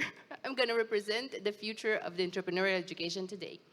I want to know, what am I good at? What's missing? What do you want for it? What do you wish for it? What's your plan for 2024? In a way, because when you grow a company, if you want to be innovative, you have to imagine the client is in the meeting with you and you're pitching to it. With everything that you do, you want to pitch to it. And that is the same goes for any project that you want to build, any classes. So we've witnessed global recognition for our IT professionals, right? Everybody agrees, right? We have a variety of educational programs. We have some access to funds. So I want to set the common ground agreement. The more innovators and risk takers, the better. Yes? Absolutely. Please engage. Let's make it energetic for our audience as well, because we're working together with them. That education is a catalyst for cultivating innovators. It's Definitely. Okay, whoop whoop. That developing the education sector requires increased access to funds. Definitely. Whoop whoop. That demonstrating the needs for funds, along with a clear path of action of what's priority, how long it will take as such, is crucial. Vision and execution, yes. Ah, perfect. So we are on the same page. Now, it's a warm-up question for everybody. What comes first, education or funds? Okay, so I'm an engineer, so I think that we need two axes, and the intersection will give us the answer. For the best results, I think that entrepreneurial ecosystem is made up of educated people who inspire the new generation with passion and professionalism. They become part of the educational process. In Leaders Foundation, we have developed a local leadership model. Here we have three axes, and the leadership model is at their intersection. We have propose, we have collaboration, and we have systemic thinking. I have a personal perspective and an institutional perspective. The personal perspective is that everything that I have done as an entrepreneur in the past 20 plus years was built on top of a prior educational experience. So I can draw a direct line between this educational experience and the next step with an entrepreneurial project.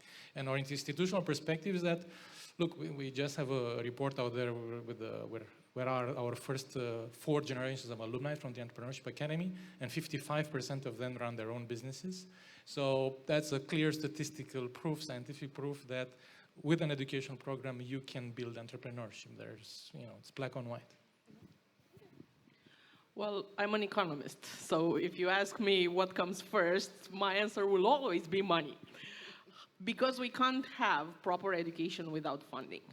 I mean, the dichotomy that you put on the table, what comes first, one on the other, they should come both at the same time. And however, an inflow of money without what you were mentioning earlier, a clear goal, what we want to make with that money, how we want to impact the society, how we want to impact the entrepreneurial ecosystem, and so on and so forth, is just money spent in vain. So I would not put money first, just because I believe that education should come with a guide. Great Right. answer. I'll have just a short take on this. I have the experience that whenever there's money there, interest suddenly peaks, and people learn how to use the money, and they find a way. So while I agree, we're academics, we agree that education is so very important, it turns out that when you build, lanes for bikes, people learn how to ride the bike. So if you put infrastructure in, money and other things, people find a way to actually make use of it. So in a way, education comes along, I think, I guess. Thank you, great answers. Without trying to put a label, let's call it more like a SEO keyword. So we have public representative, you're wearing that hat, traditional sort of high education, private higher education, and sort of like an outsider, right? Yes, NGO. So NGO. So let's start with you, taking a look inside.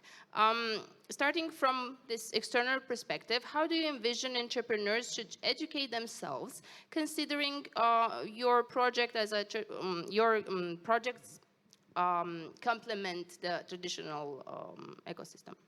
I like a lot to see say that traditional education is very important, but in the same time, it's important to have other kind of experience. I'm happy and proud to say that graduates of Leaders Foundation report gaining the courage to pursue their vision. Many of them need clarity on their own vision. Part of our alumni became students at the Entrepreneurship Academy. We met them in high school, and after some vocational orientation, they discovered the Entrepreneurship Academy and had the courage to start an university and a business in the same time. I think that the best learning experience is experiential learning. Feeling strong emotions, observing yourself in a challenging situation where you may not always have the control. Leadership holds value only when you experience what you discover in books. Thank you. Following with Alexandru, and maybe Roxana can complement, what, in your opinion, are the current strengths and weaknesses of our entrepreneurial education ecosystem? What areas do we excel in? What do we need to implement? And maybe a recommendation of how can we do it? What are we good at? What's our entrepreneurial education good at now? Although I'm not exactly a fan of the word traditional. No, okay. Because I do believe that formal education, as it is understood in Romania, can also be innovative, even if they are under a law that's been existing in the past hundreds of years. I would start with the weaknesses, just not to let Alexandru to bash the traditional education system. And one key weakness is the lag that we have between the reality of the business world and the reality of the entrepreneurial world and the capacity of the educational system to change formally, to introduce new courses, to shift skills in teachers, to bring in new ways of evaluation, including what was Beatrice mentioning earlier. So this lag, which comes through the reglementation, I mean, in most cases, universities cannot introduce by themselves very easily a new course that's completely disruptive, unlike your type of way. And the recommendation would be to also allow a certain percentage, larger than it is right now, at the will of the university to be able to connect more to the reality. Universities, however, are doing a lot of things towards implementing this entrepreneurial mindset. And in universities, unlike the undergrad or the primary and high school, we have started a lot to implement the idea of failure, which is key to entrepreneurship. So that would be one of the key strengths. Alexandru, keep on praising us, please. Yeah, I would, let's go with the strengths. I think that in 2023, we're at the point where we have pockets of entrepreneurial education. So there are, the big cities of Romania where entrepreneurship in general, entrepreneurial education in particular, is not something that is strange anymore. It's often you have various ways of organizing this. There are hundreds of people involved in it. It's now cool, right? So you have a number of cities and you have a number of organizations. Impact Hub, the Launch Community, How to Web, and many others, ourselves and many others. Now, if we look at the weaknesses, though, we see that there is no mass adoption of the idea that entrepreneurship is cool. And when you step outside of Bucharest, when you step outside of Cluj or Iași, when you go to the smaller cities, and further on in the educational system, becoming an entrepreneur and learning entrepreneurship is not as legitimate as it is to become a doctor, a lawyer, a policeman, a priest, or whatever other profession out there that is perfectly legitimate for the teachers, legitimate for the parents, legitimate for the school.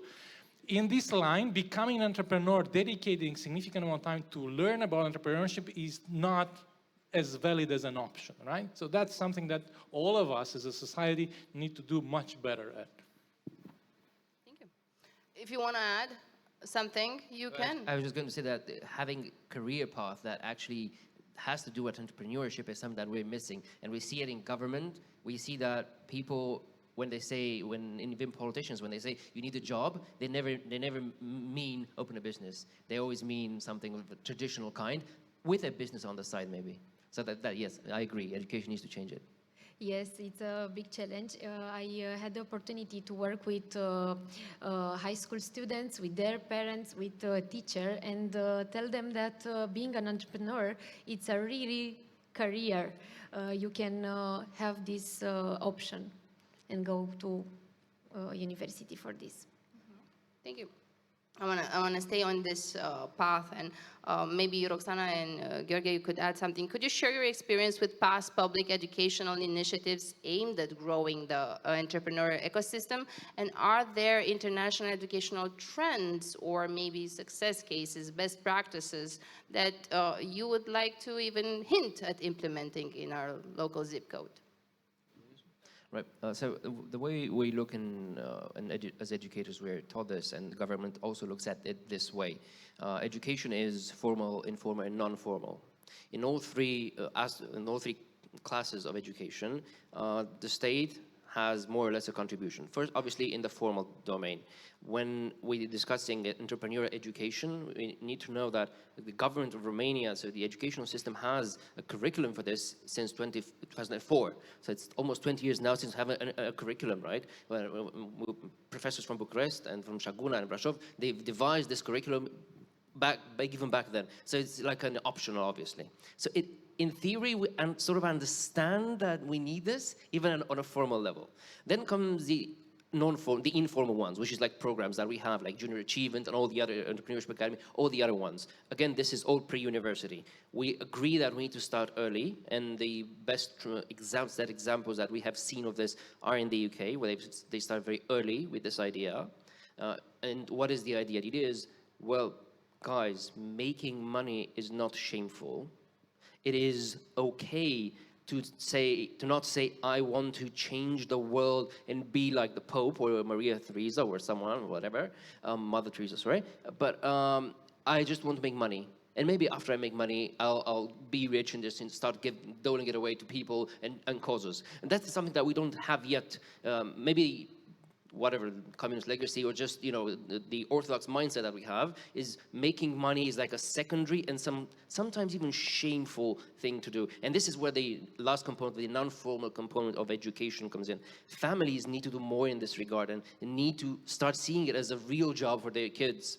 Right? If you say, I'm going to go to business schools, which you also had, so that's the most formal side of education, now moving on to university. So all that I touched on up to this were pre-university, where you had curriculum, you have academies and programs, but now moving to university. At university, traditionally, it is where you would learn about business, right? Because you had business schools.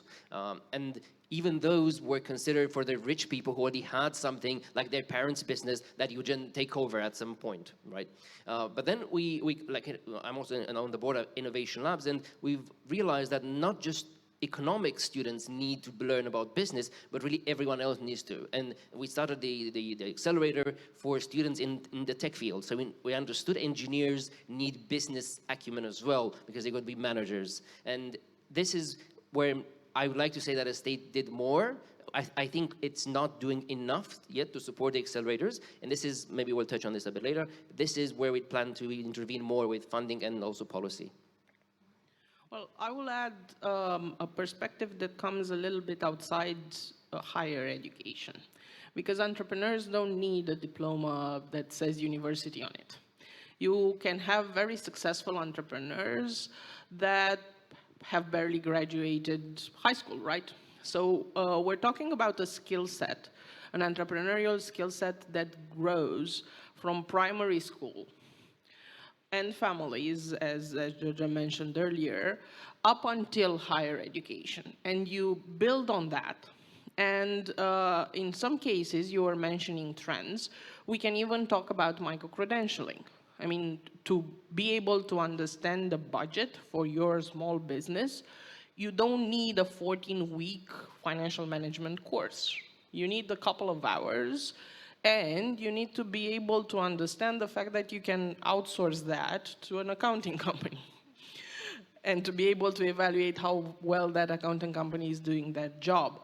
So what I would put here is the experience of a lot of projects that have been targeting higher education. And it's good that they are here and that have happened. But keeping a large focus on higher education in terms of entrepreneurial education is detrimental. Because learning how to innovate, how to be creative, how to take risks comes from much earlier. And one last idea here.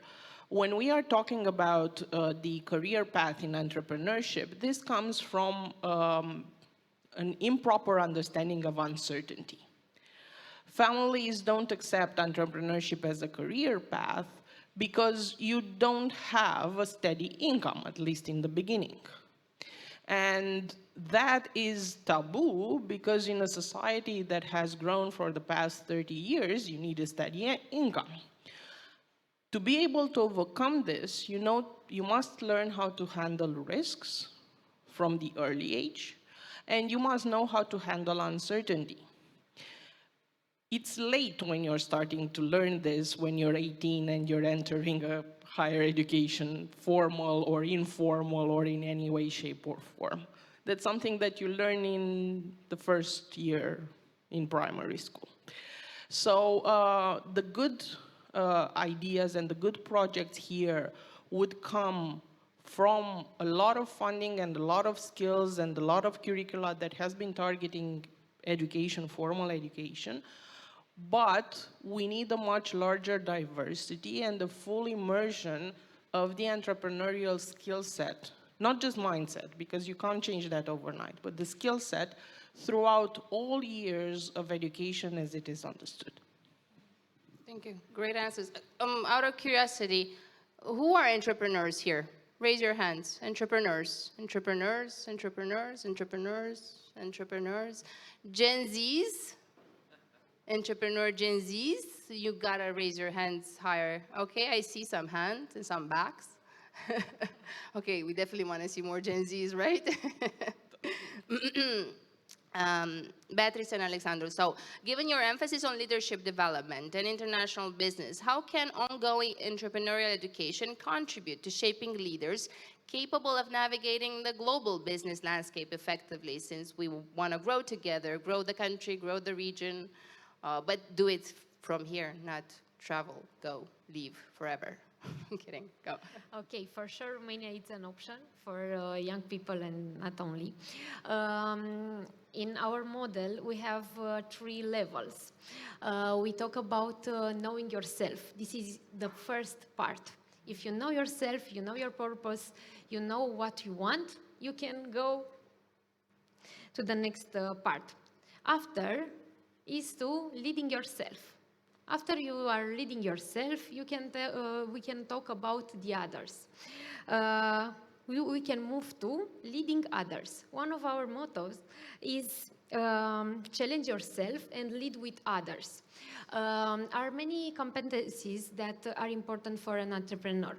I had the opportunity to work with some entrepreneurs and some managers who told us that they have a lot of challenges. Part of these challenges are connected with some skills, It means that they need to have a better resilience.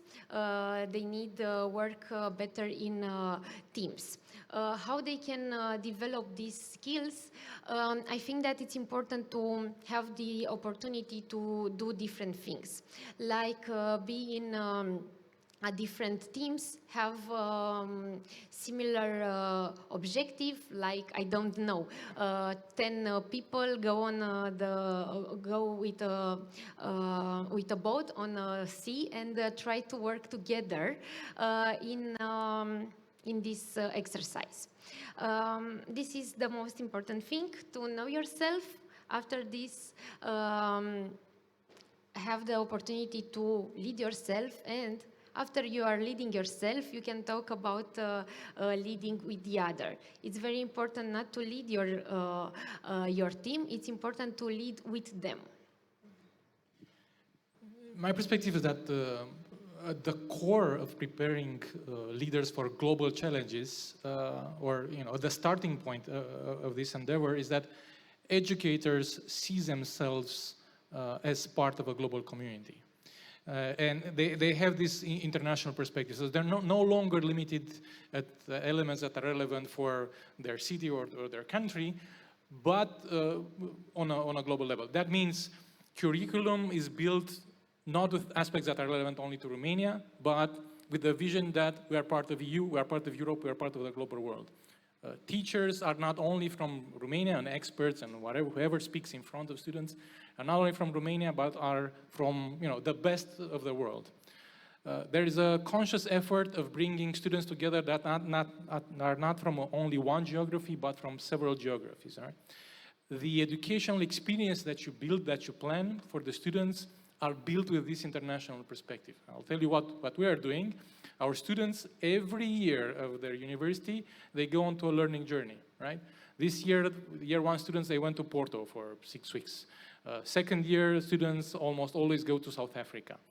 Third year students almost always go to the US, mainly Silicon Valley, but not only also New York and the others. Fourth year students, they finish their year in Amsterdam, in the Netherlands. And they come back from these experiences changed significantly in many ways, like through their personal development, but also with a connection with ideas. What's cutting edge? What are the challenges of the future? What is relevant not only for Romania, but is relevant for the world?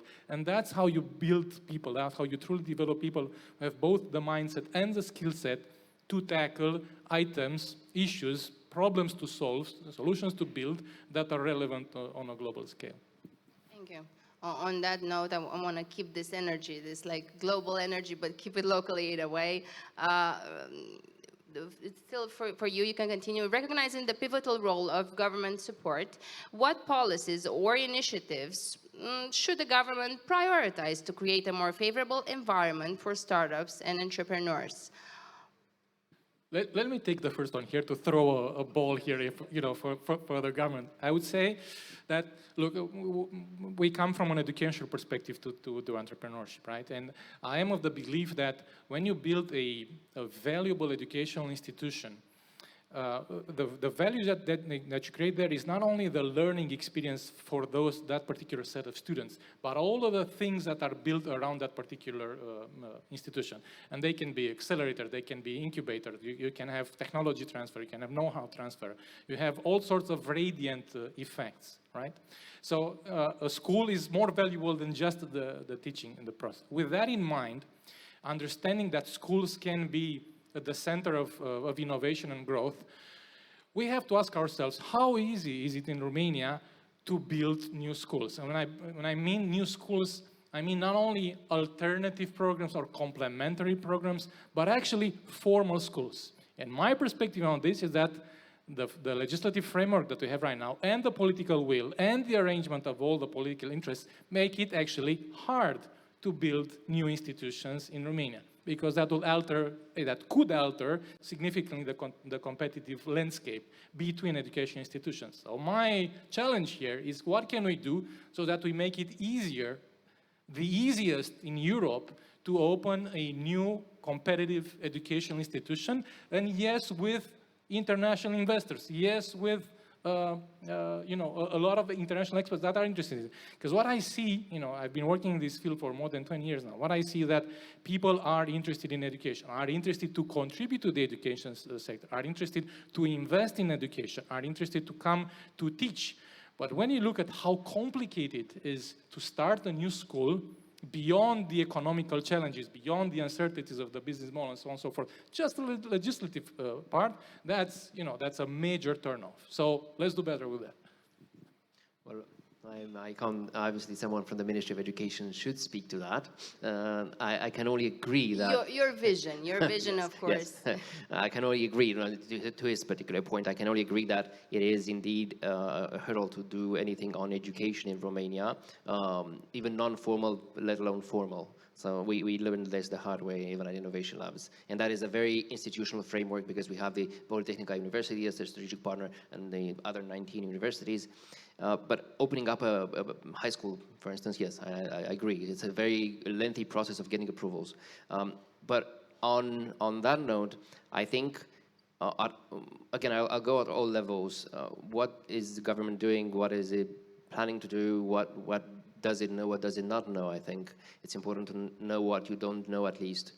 And what we know we don't know is exactly how interested people are in pursuing this, their families and pupils. And I think one of the upcoming things we're going to be doing about this is, we have the different week in every semester or whatever they're organized now, and it's not yet an action that I can do. They can visit entrepreneurs in that week and just sit with them and see what it is that they do, because there's also a lot about mystique, a lot of shadowy, unrecognized, and misunderstood or not understood details about what is it that an entrepreneur does, like as an upcoming pupil, I mean. So doing a bit of that. Then doing more on university level. So we definitely need, for students, that is, we definitely need more support for these accelerators that we have, or any kind of entrepreneurship educational program. So you said do hats for yourself. Even with every entrepreneurial program, you have the education aspect to it. So essentially, you are training everyone. Their first startup need not be a success. We know that's usually not the case, but you accept that and you train everyone. So it's not going to be about how much funding you're raising with that first idea that you have, but more about getting through the first motions until you actually end up making it. So that's where accelerators come in. And then there's the technology transfer aspect to it. Ultimately, valuable and internationalizable IP gets generated by researchers and by innovators that really have some science behind it. And I think that is where we're lacking right now as a country. And there's not enough material for the unicorns that would scale up that result from research. So point is, we will do better in terms of, we have legislation now for clarifying a bit the aspects about sharing intellectual property. At the Chancellery, we're the national coordinator for IP in general in Romania. So we're having a strategy coming up next to strengthen both ORDA, which is authorship, and the OSIM, which is patents. And then dealing with extra burden of, this is going to be at the Ministry of Innovation, there's going to be legislation for technology transfer. So we're in the process of discussing with technology transfer offices and sort of enhancing what it is that they do. They're very bureaucratic as of now. Some other things, also on university. In 2016, we wrote something in a government agenda. So in the social democratic agenda, there will always be something related to educational entrepreneurship, because we value people having their own business as opposed to going and working for international corporations. At some point, people thought that was a bad idea because we're anti-international. I don't think we're anti-international. We support small businesses with this. And one of the things that we wrote up was, let's do student entrepreneurship societies. And since then, we now have them in all universities. We can agree that maybe they're bureaucratic. They're more about the shape, but maybe not the meat of what it should be doing. But at least we have them, and they're growing and getting input from the ecosystem. So at all levels, we need to be doing more. And definitely, I will end up with the entrepreneurship education that we have, like as I was saying, as an elective in some schools. We definitely need more practical things there. We do a lot of general skills and specific skills, all about theory. So that's maybe the strong point to your question. What is the strong point? Theory, we know it. Practice, not so much. And we have very good business people, so it's just we don't take them out to see them, I think. So we know the rules, we also have to apply them now. We have another 4 minutes, and to close this inspirational panel, I want to combine two ideas. So I'm curious to find out your summary, your plans for 2024 locally. 2024 is going to be a very strong political year. Take this into consideration when you answer. Take also the economical hurdles that we're facing. To offer an image of the future of entrepreneurial education in Romania. So what are your plans for 2024? And also, how can we have better synergies between academia and industries and government, these synergies? How are you growing in 2024? Are you collaborating with somebody, even similar players? I'm curious about the synergies that you're thinking in order to grow together in 2024.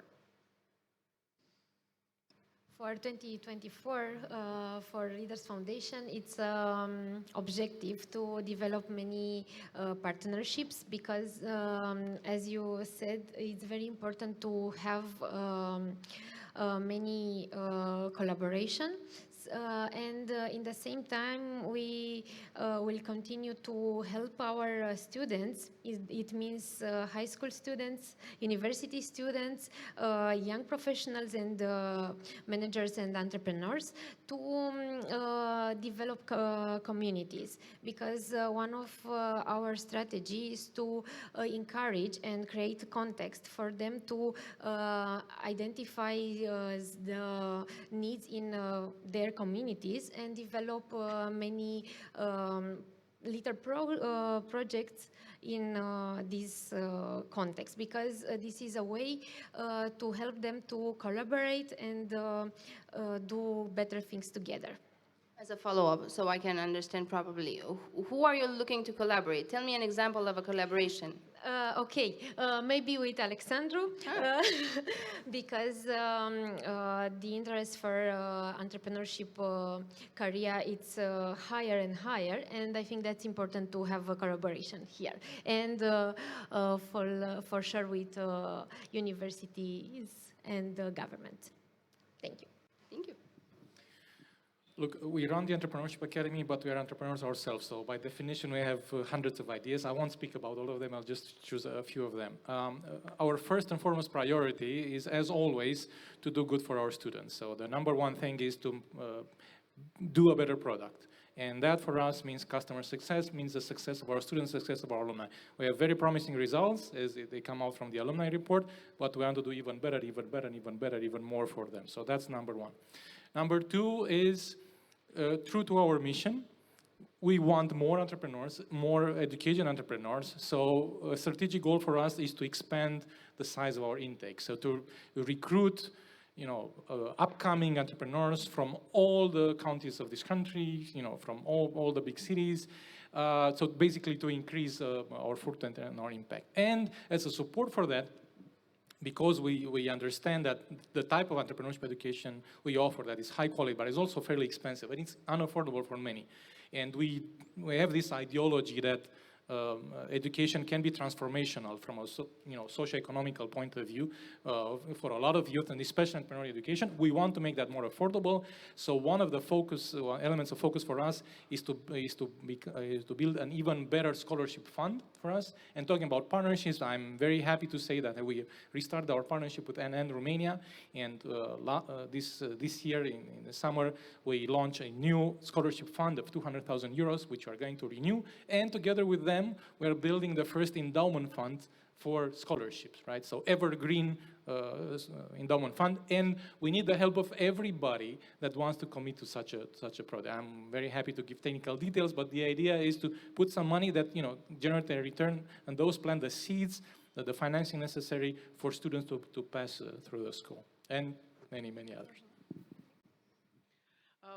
Well, I have two lines here. One is rather a personal one, which follows the development of a course that I have introduced alongside my colleagues in the master program that I'm running, the Master in International Business Management. And it's the first course in Romania on data analytics for venture capital and private equity. Which wasn't in the curriculum, and obviously in a master program you need that. And a shout out to my colleagues which are running it. And the second one leads to the university, which is following all the programs, the Students' Entrepreneurial Society, which is in an obvious growth. And also the push for students to go and have their internships in entrepreneurial endeavors, more than in corporations. So that would be it as a plan. Yeah, good. As public institutions, so as the government of Romania, we have a number of things. You would have the low-hanging fruits, but I am not going to promise anything about collaborating with the NGOs and the universities and civil society and entrepreneurs. The quadruple helix of innovation, all that, we know it. Yes, and it's not there really, right? As I was saying, if you don't have the money, you can know all the theory, and even you be well educated, but you're still poor, right? But and to that respect, what we will be having is we're seeking a partnership with the European Investment Fund. So inside the operational program for funding instruments, we have a 107 million euros. They are going to be, so we're seeking the partnership, but hopefully that will be agreed shortly. And they will be running this funding, yet another funding instrument in addition to what the funding instruments that we have with them via the NRRP, the 30 million funds that we have on various topics. So this one is going to be a very early stage fund, kind of fund. So among all their instruments, so there's going to have a significant component, not entirely, but a significant component of tech transfer to it.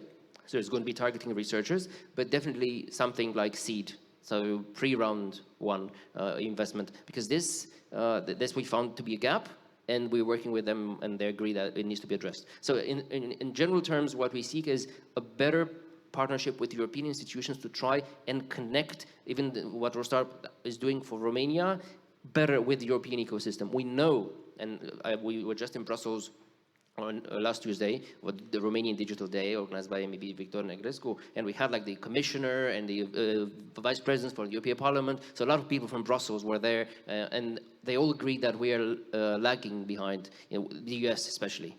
So we definitely need to do a lot more, and money is where it comes in. Ultimately, what we don't have, we have the skill. We look at publications, and we see that we have the number of publications. Europe is out there with China and the US, but what is it lacking really? It's money. The amount of it and the ease of access to it. Thank you. Well, thank you so much for everything you've shared. To do like an overview of top ideas, we're having new funds, we're having new initiatives, we also have creating synergies. Me, as I represent the future of the educational, entrepreneurial education in Romania, I'm happy. How you used to do it like this, right? I don't remember. Like this. I should throw my cap, but it's too old. It's from 2008. I'm old. Thank you so much. Let's give them a round of applause, and looking forward to following your growth, because education is where it starts. Thank you very much for this amazing panel. It's been an energetic morning, but it's very hard to keep entrepreneurs and investors sitting here at the tables, not doing anything, cannot talk. So, for this moment, I have the break, the coffee break. We will take a 10 minutes coffee break, which is in the expo area in the center. You can have the coffee or water, anything. Another round of thanks to our supporters from BRD, Microsoft, Orange, Vitamin Aqua, Popcora, and Fenicia Hotels. And we're going to be here in 10 minutes. Thank you very much.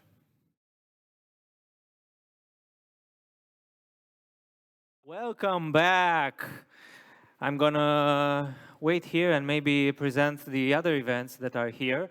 Thank you for coming back after the break. I know how hard it is to make entrepreneurs stop talking, stop networking. It's what you do besides working a lot. Thank you very much for being here at the ROStartup Conference, the second edition in 2023. So I'm gonna start this moment with kind of shameless promo. A good moment to talk about a project we worked at Startup.ro in the last year, a project that we hope will inspire. A documentary, a first movie about Romanian startups and the evolution of the ecosystem. So this is an invite for all of you on the 5th of December, when we will launch officially the first documentary about the evolution of the Romanian ecosystem. The event will going to be around here at the Romanian American University, starting at 5 p.m.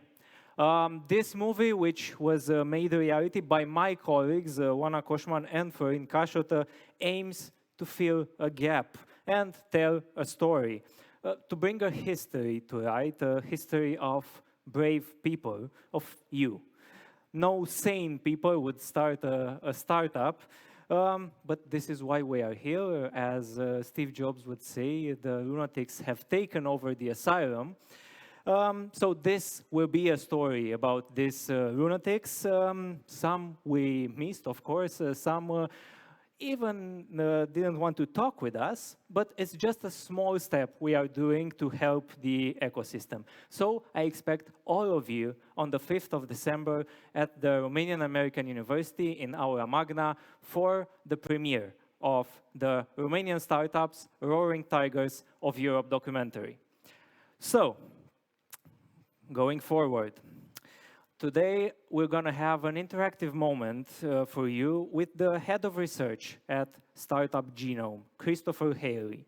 His background includes venture capital, tech futures, tech transfer, and market analysis. He works as a senior entrepreneurship strategy specialist with the World Bank, and the next moment is named Enabling the Enablers, capacity building for Romania intermediaries. I hope there is going to be a QR code around here for the Q&A. You can leave your questions, you can scan it, or enter the link you see there and put the questions to Chris. And at the end of the presentation of the 20 minutes, he will answer it. So, a round of applause for Chris Haley.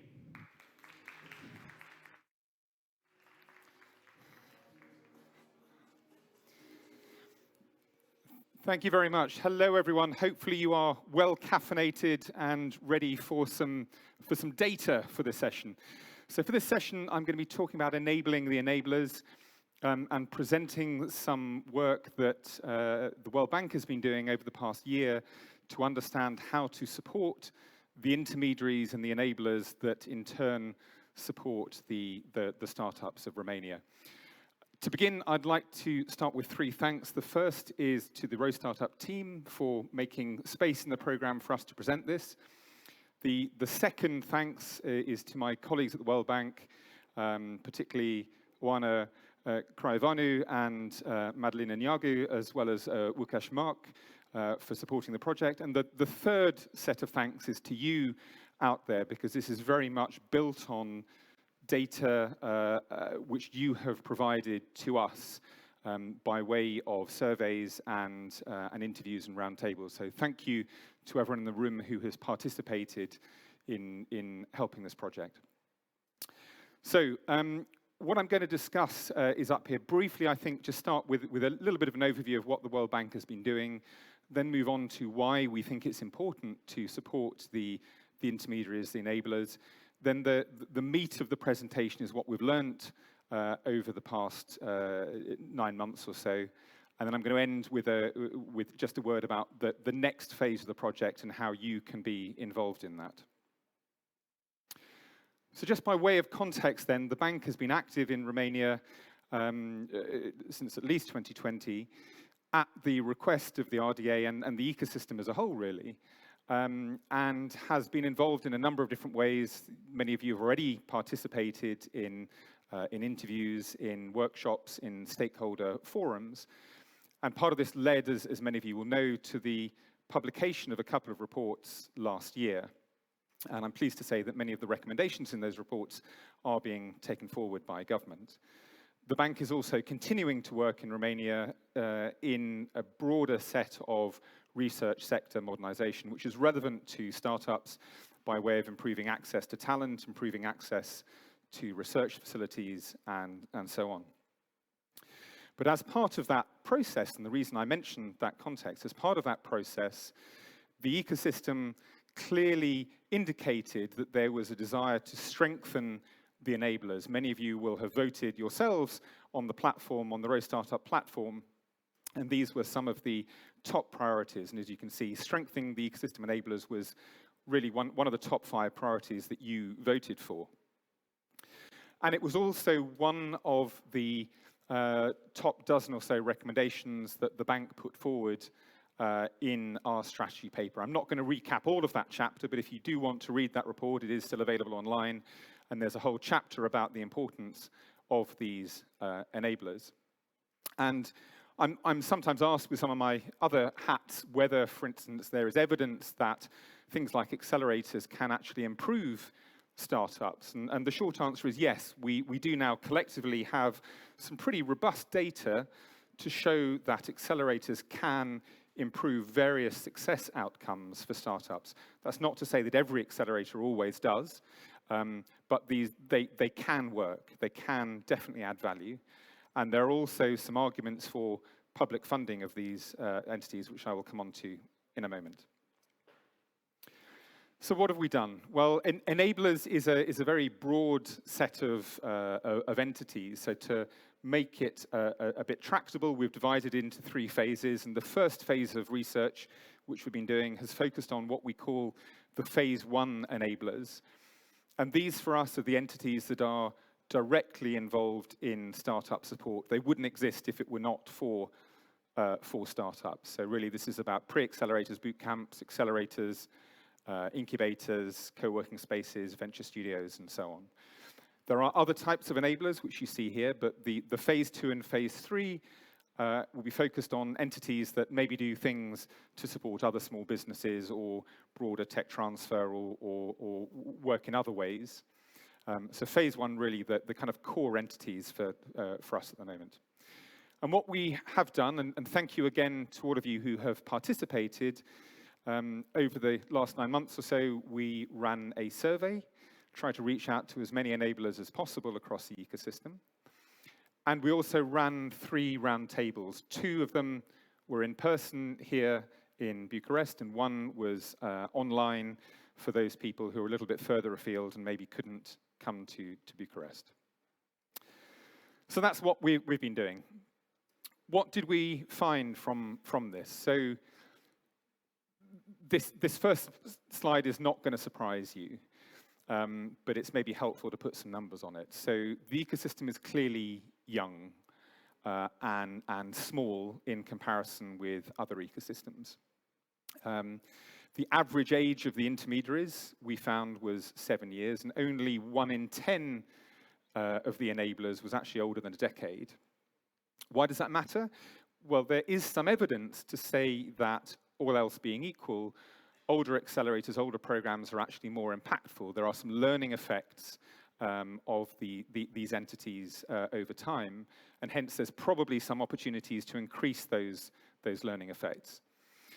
The other finding is about broad gaps. So in total, there's 1, maybe 2 dozen accelerators, very, very few incubators in Romania. In comparison, in the UK, I ran a study last year in the UK, we found more than 400 accelerator programs in the UK and more than 300 incubators. So there are clearly far fewer intermediaries in Romania than we see in more developed ecosystems. That's not going to be a surprise to most of you, I realize. Some other data about who the enablers are.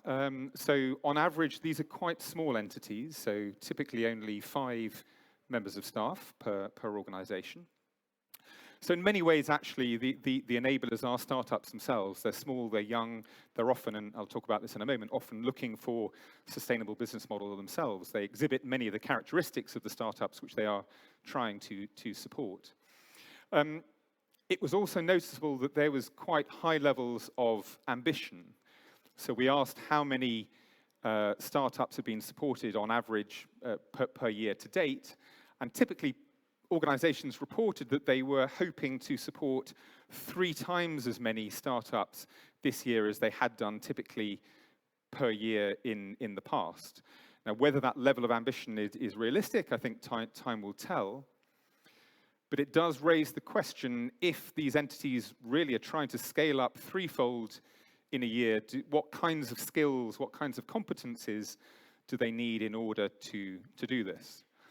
So many of those enablers themselves will be asking similar questions of the startups they're supporting, and we're trying to ask some of those questions of the enablers themselves. Next, and apologies, this is a little bit small print, but what you see here in the chart is from left to right, early stage up to late stage, sort of maturity, and then the distribution of entities with the bubble size representing how many. And what you can see is that there's clearly much more weighting on the early stages of support. That is not to say that there is enough support. As I said a moment ago, we do think that there should be more early stage support, but there is even less at the later stages. Now, this is understandable given the stage of maturity of the ecosystem, but it is something that will clearly have to be addressed as the ecosystem grows and matures in time. Now, what this slide shows is the chart shows basically the types of organization and where they are scouting for their deal flow. So what is noticeable is that even though there are relatively few intermediaries, those that do exist, particularly the private entities, told us that they could not find the pipeline, they couldn't find the deal flow that they wanted here in Romania. So you see that half of all the VCs, half of the angel networks, half of the incubators, round about half of the accelerators are scouting overseas for deal flow. To a greater extent, for example, than we see in the UK. And this does matter, as I say, because many of these are private entities, and they're telling us that there isn't the deal flow here in Romania. Just to follow on from this, we asked some questions about funding, and this I think is probably one of the most important slides that I've got. So we asked about the funding mix for these entities, for different types of entities, and I think the programs is particularly important. The reason I highlight this is it's very, very difficult, even in well-established ecosystems, for some of these programs to be self-sustaining. You know, in the UK, with a lot more startups, it's still very, very difficult for accelerators actually to be self-sustaining, to be profitable in their own right. It's almost impossible anywhere in the world for pre-accelerators to be self-sustaining. It's just very, very difficult. And hence, we would expect the public sector to step in and to fill the gap for some of that funding. But actually, what we see, particularly for the programs, is only 20% of the funding mix for accelerators and incubators in Romania. Only 20% of that mix comes from the public sector. And by comparison, when we've asked similar questions in the UK, it's about a third of the funding for accelerators, and actually more than half of the funding for incubators comes from the public sector, including European funding. So there's clearly something awry, something slightly amiss about why intermediaries in Romania are not able to access more public funding, particularly European funding. So that's something that we'll be digging into further in the coming months. One further thing to say on that point, there may be public funders in the room who say, well, you know, why should the public sector get involved? Why can we not just leave this to the private sector? And what we can demonstrate is that there are substantial real spillovers from programs like accelerators that are not fully captured by the accelerators themselves. So what we could show in the UK was that the presence of an accelerator in a town or a city actually increased the total venture capital flow to all of the startups in that ecosystem. And those spillovers are, you know, those public goods are a classic economics argument for public intervention. Okay, again, apologies that this is very small print. We will circulate these slides afterwards. But what you see here is the sort of mix of activities. And in green are instances where they were delivered directly by an entity. In blue, they're activities that were outsourced but still available to startups that were going through that program. And then in orange, you see activities that were not yet delivered, but the entity said that they planned to deliver them. So I think there's three takeaways from this data. The first is if we look at the mix of activities relative to the UK and other developed ecosystems, it's broadly similar. Slight rearrangement, but typically what we see in the UK is networking with peers, mentoring, business model refinement are again the kind of top priorities. So it seems clear to me that these entities are looking to see how these models work abroad and trying to replicate something similar, or else that the startups are reporting similar needs across ecosystems. So that's not super surprising. What we do see, though, is that there are some gaps, some sort of lower levels of activity. So to give you an example, in the UK, roughly a third of incubators and accelerators say that they provide some sort of IP support or IP advice. Here in Romania, actually, it's only about 7%. And there are a few other activities like that where the levels are just a bit lower. It's also noticeable that there are lots of areas, particularly around funding and facilities, where the intermediaries had a desire to do more for their startups. And that probably illustrates the presence of various gaps in the ecosystem where there are not some other entities that are filling that gap, and the intermediaries are saying, well, if no one else is doing that, maybe we should offer those services ourselves. But I think it's an open question, and maybe this is something we can touch on in the discussion after this. It's an open question about whether those should be delivered directly by the existing intermediaries, whether there is room for completely new entities, or actually whether this is a matter of better signposting. And what I mean by the signposting is you see, for example, that there was a desire to provide more lab equipment and prototyping facilities. Actually, signposting, and another way of delivering that instead of accelerators directly offering prototyping might be, for example, to build relationships between programs and universities to try to actually direct entrepreneurs better to the facilities where they might exist somewhere in the ecosystem. So there are a few different ways potentially of addressing those gaps, and it would be great to get your thoughts on that.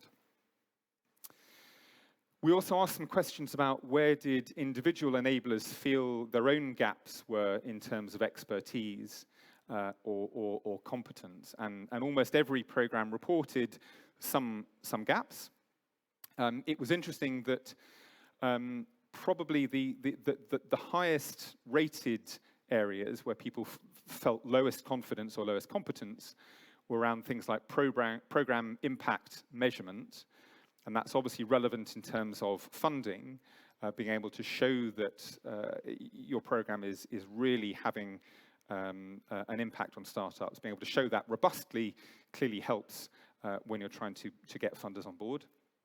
Community building, especially for alumni, and then university collaboration was also mentioned by a number of people. What I should say is that this bit of work was particularly focused on internal competencies. So we were particularly interested in understanding how to help the enablers help themselves. As part of the process, though, we did hear from a lot of people about other ways in which government policy, for instance, might make their life better, or you know, for instance, we heard about regulatory burden, things like that, which we have taken on board, and we will make sure that it is fed back. I haven't presented that here today, though, because this is very much focused on the internal competencies. So this is my last slide. What are we going to do with this? So the first thing to say is we will disseminate this work to anyone who is interested. We do have a much longer set as well if anyone wants to really drill down into the data. So that will be freely available. Ultimately, what we want to do is to take this and help build some capacity building programs to help the enablers. And As an immediate next step, we have developed what we're calling a diagnostic tool, which we think will help both you and the bank really understand on an individual institutional level where some of the gaps might be. So for fundraising competence, for instance, how familiar are you with EU funding processes? Do you feel that you've got the skills needed to apply to that or to apply to different funding sources and so on? So what we would like to do over the coming months, excuse me, is to get ideally about 30 institutions to use that tool. And I think we have a couple of people who have already kindly volunteered to do that over the next 24 hours or so, which is great, thank you. But it would be really helpful if we could persuade as many of you as possible to use that tool and then try to pinpoint where the competencies that need building up may lie within your organization. And then that will be used over the coming months or year to actually refine the particular interventions that are on offer. So that's all the data I have. I just want to say a final thank you to everyone who participated in the survey and the roundtables. And I'd like to invite my colleague Juana to maybe join me on stage, and then we've got a few minutes, I think, for Q&A. And we're going to use Slido for this, is that right? I think we have a Slido QR code, that's right. So if you can scan that code, if you've got a particular burning question that you would like to ask, please scan it. Put the question in, and then you can upvote other people's questions so that we get essentially attention focused on the questions that the ecosystem wants to address. Thank you, Chris, for the presentation. If you have questions, we have still some moments. Because you invited Juana, I have a question for her from her Romanian perspective as an ecosystem builder. What's the thing that lacked when you first started it doing? And how things changed in the last few years? So what's the thing? Sorry, once again? That lacked, basically, for you when you started. What should have you had back then? What we should have had more as an enabler organization. Yeah. Oh my God, so many things.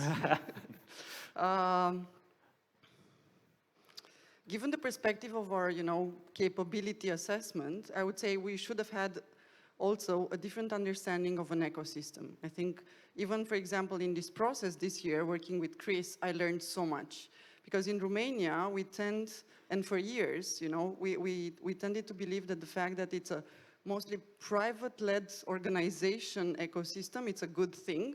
And we have this tendency of running from the publicly, funded or publicly supported organizations, which is very specific to us in this country, while in all the other ecosystems that we admire so much, it's the opposite, right? So I would say that I would have loved to have a different understanding, and we were very few, and we were all agreeing that it should be like this, led by us with our energy and passion, but it's like that African proverb, right? Like things will not, it's not, going on your own, it's not taking you to further away, so. Yeah. That's what I would have loved to have. And for Chris, because we had some representative from the authorities, from your broader experience, how can we build this trust between the private sector, who was taught here in Romania to fight hard, ignore the state, and the government? Oh, that's a really difficult question because trust is cultural. It's dependent upon so many cultural factors, and it does take time. I think, what you see everywhere else across sectors is that it follows from interaction, it follows from communication. The more opportunities for interaction, the more that people interact with others as individuals, the more you build up individual connections, and that does help. So it'd be great to, it's a shame, unfortunately, we couldn't get the ministers here this morning, but I think constantly inviting public sector to see the great work that's being done here, having individual conversations, I think that can only help in the long run. Thank you very much, Chris. Thank you, Juana. The results will be publicly available for everyone. So remember this. Thank you for being here at the ROStartup Conference. Thank you. And we have 2 more questions. Thank you for the applauses. So what is the single and most important thing a public entity could do to support the ecosystem? It's going back to the public. Just one.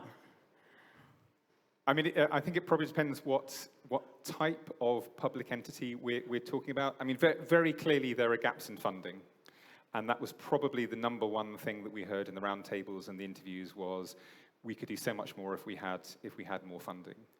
And going back to that 20% versus the 50% we see in the UK, we've got to find ways of unlocking that public funding, particularly that EU funding. So I would probably start there.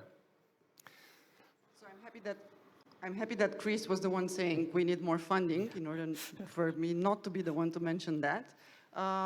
Second thing, I think, on behalf of any public entity, is to start joining this kind of events, is to start understanding the ecosystem as is, in order to be able to build together, you know, the ecosystem we want to see in the future in Romania. So for me, it's a matter of like start building these bridges, given the fact that we have still a very early and nascent ecosystem, where not a lot of collaboration happened between the private and the public side. With the exception of, like, yeah, very, very few things. I'm looking at the fact that not a lot of us, at least not a lot of startups are aware of the fact that even the venture capital funding is actually coming right in the market, mostly with public funding because of the great work that the EIF is doing. I'm just saying that not a lot of the startups are aware of these things. So yeah, we just need to build more communication. Should we take the very philosophical first question over there, and I will read it for everyone who cannot see it. How to handle people that helped you build the dream you had, but found out that those people are not needed anymore.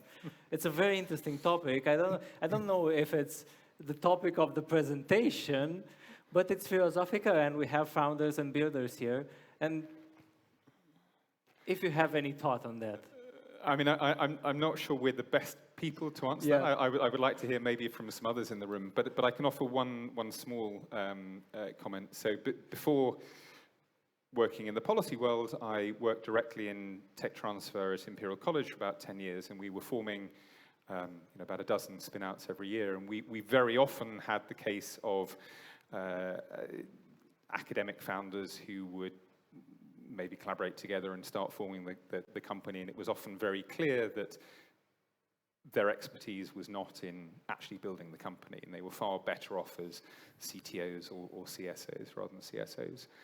And so that lesson was learned quite hard, learned the hard way over time, but then after a while we made a point of saying this at the point of company formation is don't expect that you will necessarily be in this role all the way through, right? Yeah. You will still have a shareholding, obviously, as the founder, but you will be happier in a CSO or a CTO role.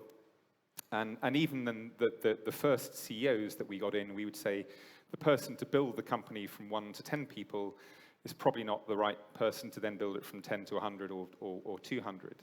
And so we would set that expectations very, very, very early on. We're not going to kick you out completely. We would like you to remain involved in some way. You will still have a shareholding, but the best thing for the company is to really focus on your expertise at that particular stage. And we found that if we set that expectation early on, it was much smoother. My answer is going to be short. Acknowledge what you got out of those people. Doesn't matter if it's your, I don't know, former colleagues, employees, investors, but just acknowledge what you gained out of the collaboration with them, and just like on both sides, move on and trust there's a network effect. Network effect is something that also means the more we do and the more we work with people, sooner or later we are going to gain back out of those interactions. Thank you very much. Thank you, Anna. Thank you, Chris, for this intervention here at ROStartup Conference. So we're going to go, a round of applause. Thank you very much. We're going to go on to the next panel, which is about funding, because what is a startup-related event without the investors? And I saw a question how to match the right investor with the right startup, and I don't know the answer, but find the investors and talk to them. This is our fourth panel of the day, Funding the Future, a dialogue with angels, VCs, and fund of funds. The moderator of this session is the investment manager of Rubik Hub, the guy who supports early-stage startups and late-stage startups in their fundraising process. A round of applause for Robert Cotuna.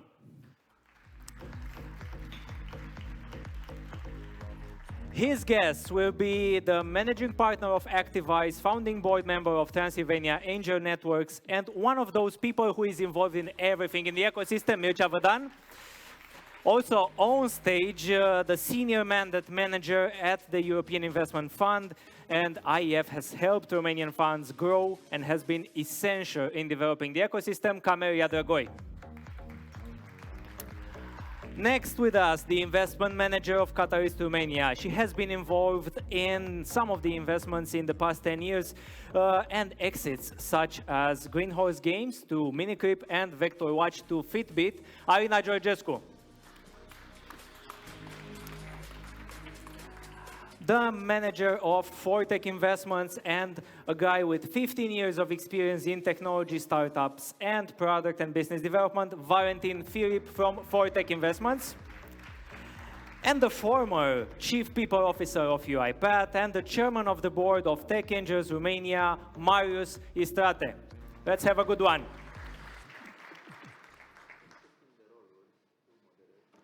So Marius, you should moderate. Hi everyone and welcome. First of all, thanks for accepting our invitation. It's an honor and pleasure having you here today, especially that we have been discussing about investment in Romania. Today we stand at the fascinating crossroads where innovation, investment, and visionary ideas converge, and the roles that angel investors, venture capital funds, and fund of funds are rapidly evolving.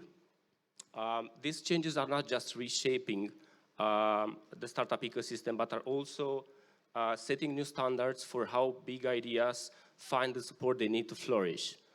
Also, because we do have a lot of startups present here in the room, what I can say is the fact that, and we see in the market and in our programs, is the fact that the startups aren't just competing for the market share today. They do navigate a more complex ecosystem of investors. And each type of investor brings a different network, perspective, set of expectations. So for the startups, being able to understand what is happening in the ecosystem helps them a lot in order to find the right partners and the right investment model. Okay, so enough with the preamble, let's go to the action, because this is why we are here. As we navigate through a rapidly changing economic and technology landscape, I would like to ask each of you and to give a perspective of the current state of funding. How do you see the roles of angel investors, VC funds, and fund of funds in this challenging landscape? And what do you think are the most significant changes or challenges that the startup ecosystem and the investment landscape is facing today, actually? Let's start from the angel side and build on that, maybe. Yes, there are some challenging things happening. I'll start with the latter part of your question.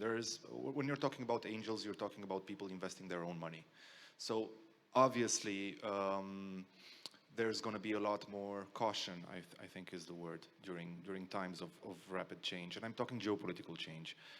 Just to give you a bit of a personal story or background on, my daughter was born the day after the war started in Ukraine last year. So when you've got an event like that going on in your life, and not only that, but I was talking with friends, I was talking with a lot of close people, investors or not. When you've got an event like that happening on your border, and what you see on the news is, tens and hundreds of thousands of people going through the borders and, going to support at the borders and blah, blah, blah. Investing in a startup is no longer the first thing you think of when you wake up in the morning.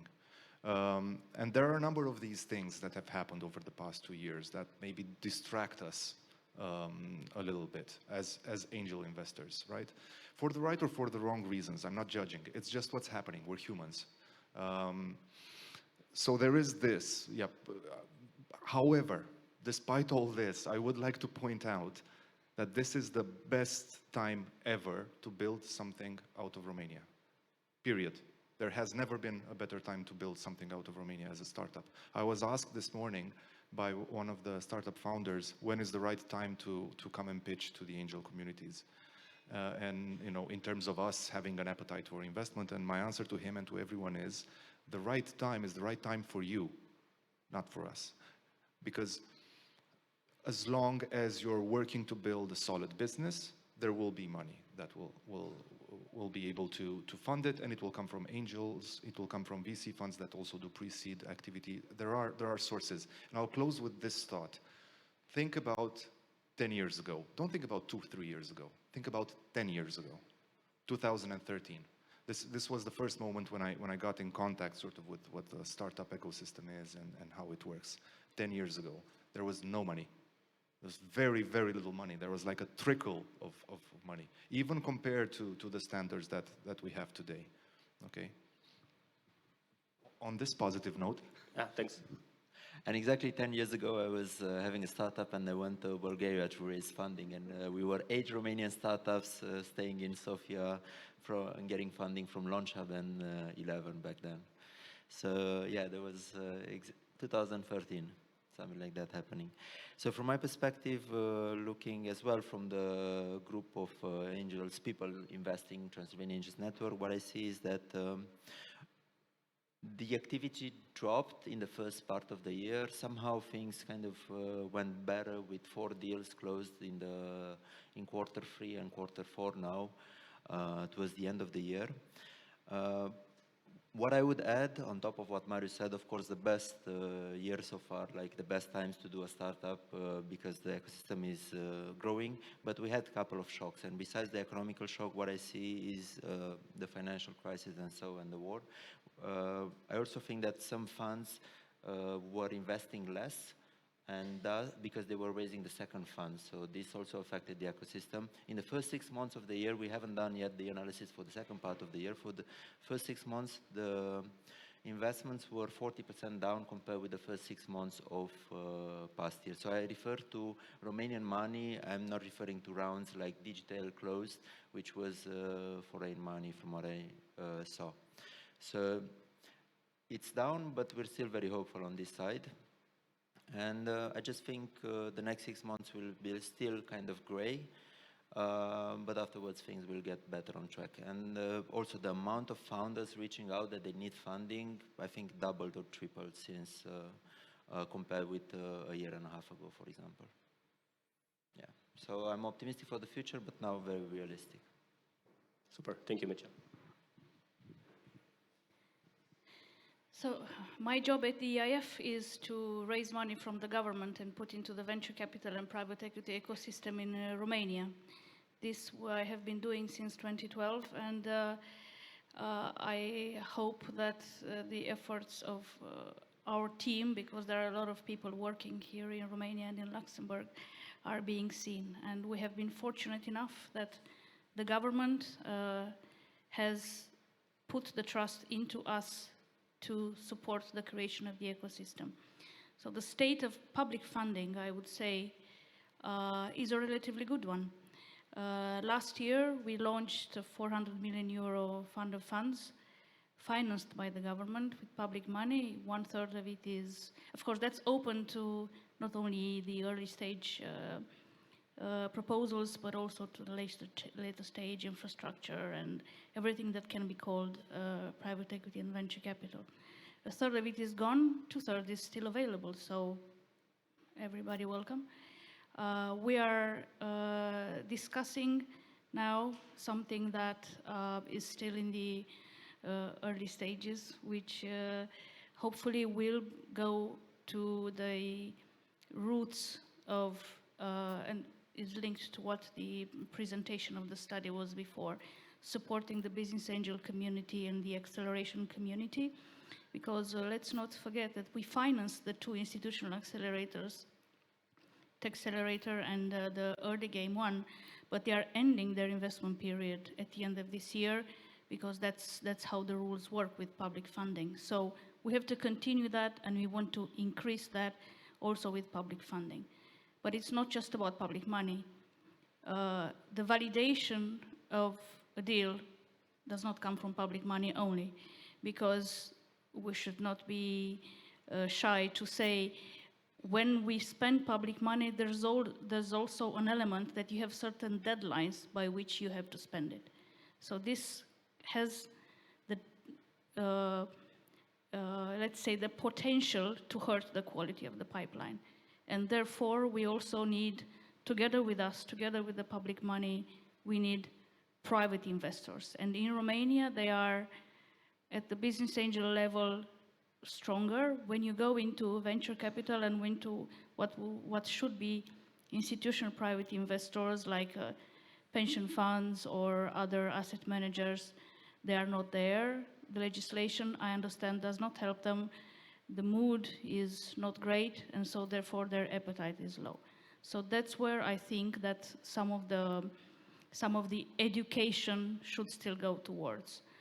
Now, I hope that all of this, let's say, high amount of money that we have started to put on the market, and we are increasing our efforts together with the government, will be trickling down in the next 2-3 years, also at the level of the startup ecosystem. Thanks. So, coming through all of this journey up until this point, I'm here to say that we're the private money. So, yeah, basically with Fortic Investments coming, starting as a CVC and then becoming an independent fund, we're basically only privately funded and only with capital coming from an exit, basically, which is at the end of the day a success story in itself. And I believe in this respect, we might be helping in promoting the idea that being a private investor is a good thing. And although there is a lot of risk in doing it, there are examples in the country of people that have gone through the process of becoming accustomed and doing this activity, and hopefully there have been good results. We as venture investors, we're definitely relying on every step up until that point to actually have the leads to support. So basically, we are definitely invested in supporting ourselves as much as possible, accelerators, communities, angel investors, and so on, and being involved and participating in this, because otherwise we won't be able, you don't have what to pick up if you haven't put the seeds in, you know, so it's very important to take care of that step as well. And I believe the current ecosystem that we have in the country is evolving. So everyone has started at a certain point in time, 2019, 2020, we were in 2021, and everybody is looking towards being more sophisticated, going to higher rounds and so on, but there still needs to be something at the grassroots level. So from that perspective, it's important to either become big and still support the early stages, or create new organisms that can support that stage. I truly believe that indeed it's important to maximize the opportunity that we have right now with everything that's happening. So in corporate, for instance, you have the best opportunity as a career at the moment where there's an inflection point in the life of the company. So if somebody buys the company, new roles are created, new opportunities, restructurings, and so on. Expanding that and going to a national or world level, when bad things are happening, usually there's the opportunity to change something at the core. So that means that this moment and the ones near it have been and will continue being a very good moment in time. And we're here, we have the funds, we're not raising right now, so we're active and we want to invest. So just come forward and we'll be here to support. Thanks, Valentin. It's hard to talk last on this topic, but I'll try to give two perspectives. So if we're talking about funding the funds, I think we can't stress enough the impact that EIF has had on the ecosystem. And we are the veterans in the VC tech startups world. We are Catalyst Romania, and we were funded initially in 2012 by EIF as anchor investor. It was a 15 million fund, very small. Somehow we've managed to have amazing investments like SmartBell, Vector Watch, and 10 portfolio companies. In the meantime, at that point, we had the challenge of also building awareness on what VC actually means and educating the market in terms of entrepreneurs, because there were a lot of terms and documents that we needed to explain about. Looking now in 2023, we are in a privileged situation where a lot of VC funds have appeared, also with the thanks of EIF. It's great to have co-investment opportunities. It's great to have business angels that are joining, that we are taking actually, portfolio companies that we have seen that were built by business angels, and we go further in the next phase. And also with Marius, we have mutual projects and with other business angels as well. So the ecosystem has evolved a lot, and it's great. And I think the best things are yet to follow.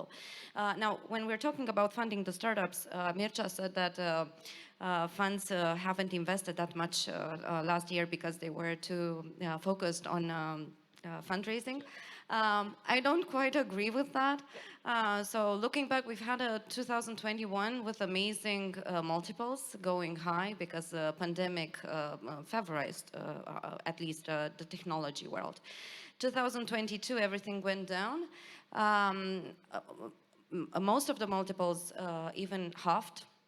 And luckily, I believe that now we see that everything has flattened. So I would say that we could expect that from now on, we just move up. Or we can hope we will move up. And for the founders, what this means, at least talking from a VC perspective, you need to understand that at the end of the day, we have LPs that support us, whom we report to. And that means that we value our portfolio on a recurrent basis. If we invest in a company at a high multiple, at a high valuation, and if the multiples from the market are going down in the next year, it means that that decrease of multiples needs to be reflected in the growth of the company in order to reach break-even, just to make it very simple. And this means that if the multiples have halved, the company should have doubled its revenues just to be on a zero or break even, like I said, from a fund's perspective. And this is very important to understand because the first panel was building an ecosystem or an ecosystem. And while high valuations are nurturing the trust, ego, and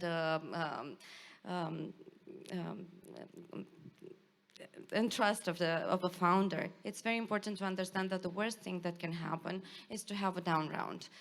That's why it needs to be a balance between finding the right need of cash with the right value of the company and the right growth. Thank you. Now I do have a more straightforward question. Since you're investing in different stages, how do your investment thesis differ, and how you really assess the startups in which you are investing, either early stage from the angel side, more advanced startups from the VC side, as well as fund of funds from EIF side? Are we talking about investment strategy? Investment strategy and assessment, actually, of the startups. What you're looking for, mainly. For us, of course, team is very important, product is very important, and attraction is very important in terms of Catalyst Romania. We want to see startups that have reached a certain level of maturity, that have passed the revenue stage. And normally, It also goes the other way around. We want to invest tickets of almost 2 million for a minority participation, which means that the valuation of the company should be in a range where we can find the right path with the founders. Can you give us some examples about what traction means for scale-ups? Yes, it would be at least 50K MRR, but normally we would like to see companies that are in a 1 million revenues range on a yearly basis. And regarding the market, should they be on 2 markets at least, or should be they leader in their country, or? In our case, we are focused on both local leaders and global challengers, and our investment strategy, we want to have a diversified portfolio of both types of companies. A fly is bothering us. So we come a little bit beforehand. So from that perspective, right now at least, we're looking at companies that are around 30, 40K as a minimum in terms of revenues. We're investing around 500K. And when it comes to the areas that we're interested in, we usually go for the domains that we have experience in. So the idea of every founder, so this is not something that's different and unique to us, but every founder wants to have investors that can bring additional value apart from the cash, and every investor wants to deliver that and wants to have an impact on basically promoting and helping the startup to progress as much as possible. So this is something that I think is valid for everyone here. And the domains that we're looking at are healthcare, manufacturing, finance, automotive, and energy. Of course, we're open to other investments as well, but these would be the main ones that are interesting and benefit that we have by not yet having money from EIF. Who knows, is the fact that we can invest all over the place. So we've invested from Romania, mostly we started here, but we went through Estonia, we have investments in the UK, Ireland, even in the States. So from that perspective, we're relatively open in terms of geography. Because everybody's speaking about smart money, how does Furtec Investments actually help those startups besides money? Because you are coming from, a corporate a company who just made a recent exit, so probably there is enough cash and connections. Maybe you can give us some examples. Yeah, so one of the main aspects that we have going for us is the idea that we have this technical background. So basically, our experience generally is in software development. So from this perspective, we are able to at least advise, but maybe even help directly the startups that we decide to invest in with knowledge and work in the technical direction in building their products. And also at the same time, of course, having these domains as focus means that we're trying to rely as much as possible on the experience and network that we've had in building products in those domains and basically the audience that those products have had and with which we've created connections. Thanks. So I think from our side, how we do, we get in touch with startups, we do a pre-selection, and then we, in a meetup with 30, 40 people coming from the members of our angel network, but also cross with the other angel networks.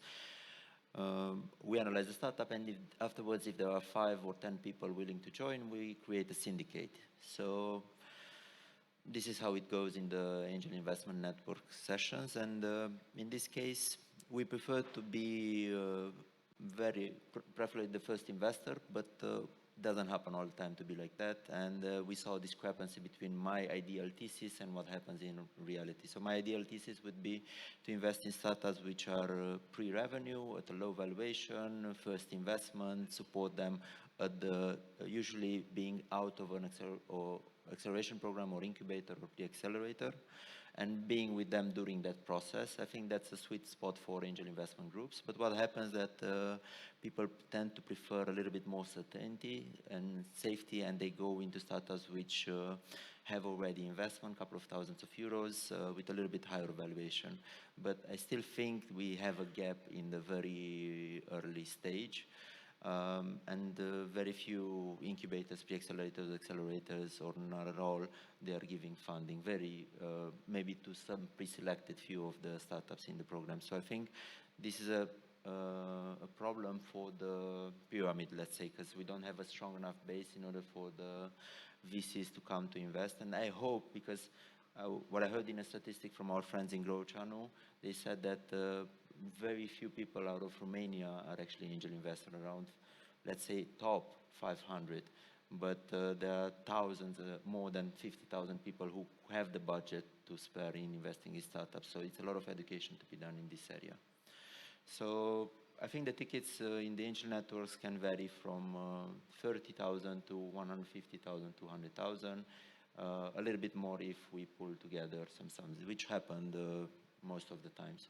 So I see a lot of collaboration between the angel networks, and I like it, and I think we're going to go more towards that direction, syndicalizing together, because it's a common effort and we kind of go on the same level. But that depends on the interest of the members. So the members are affected by the market, by their own personal situation, as Marius said. So it's not like we have a clear mandate, but we have to go to see where the members are having good trust in order to contribute. And yeah, it's not a rich ecosystem, but this is what we have at this level for now. Definitely can be more. And yeah, what I would say is my thesis for another one for the next couple of years would be a co-investment fund together with the angel investors. So to have some private money and coming from angel investor and someone else to add on top of that in order to close rounds. Because we saw rounds happening, I mean, founders willing to close in 5 months, 3 months, 5 months, and they went to 8, 10 months closing and the whole process of wiring. And many people gave the money on the way, so not everyone was decided at the beginning. So that's a stretch in the life of a startup. Yeah, so that's it from my side. Example, we had My Benefits and Nordensa recently happening, together with Growchanu and also with people from Tech Angels. I would say, first of all, on the thesis, of course, it's individual, as Mircea was saying, each member, but typically, just to give you like overlying architecture, members, angels like to contribute to businesses they can understand, where they can support the founders because they actively understand that kind of business, and where they have a relevant network, maybe to VCs, maybe to other players across the world to support those founders. So as an angel, besides the money that you put in, you ask yourself, is there something I can do for that business? And each individual angel asks themselves that question. And then of course, beyond that, there's the criteria of the team. Would I like to work with these people? Are these people that I'd like to actively work with? And last but not least, the total addressable market, at least at the level of understanding, maybe not that the founders have, but that we as angels get about that market. So, you know, I honestly, please don't be offended, startups, but most of the times I couldn't care less about what you put in your TAM, because I'm capable of doing my own research and going and seeing, you know, whether there is a market for that or not. And to be fair, a lot of angels are capable of doing that. Now, that's about the thesis. Regarding how much is invested and how Mircea pointed out what's happened recently, I'll just go back a little bit further into the past maybe and say, with Tech Angels, in total, we've invested about 45 million euro over the past 10 years. That's on par with what some of the venture capital firms have had at their disposal. True, to invest over maybe a shorter investment time frame. Tickets have ranged from 25, 30K to 1.8 million invested by angels in a startup in one shot. I'm not talking about subsequent. One shot investment, there was one on 1.5 million, one of 1.8 million by angels. So FlowXAI had a massive investment from business angels. So it can vary. As Mircea rightly pointed out, I think, we tend to enter at all stages because we're sometimes feeling some vacuum that exists at some of the stages. That's the reason, right? Also, because of the nature of the business angel in Romania right now, there should probably be thousands of people involved in various ways. The reality is that it's just a couple of hundred and really involved and really committed in what's going on. So then they will tend to enter businesses as an angel, not because they see it as, tech investment as an asset class, although it is that, but that's not their primary motivation. Oh, I need to be exposed to that asset class. It's because they love what they're doing, they want to contribute, they want to help those respective founders. So then they won't be locked into the mindset of saying, oh, I'll just do pre-seed because I've read that this is what angels should do.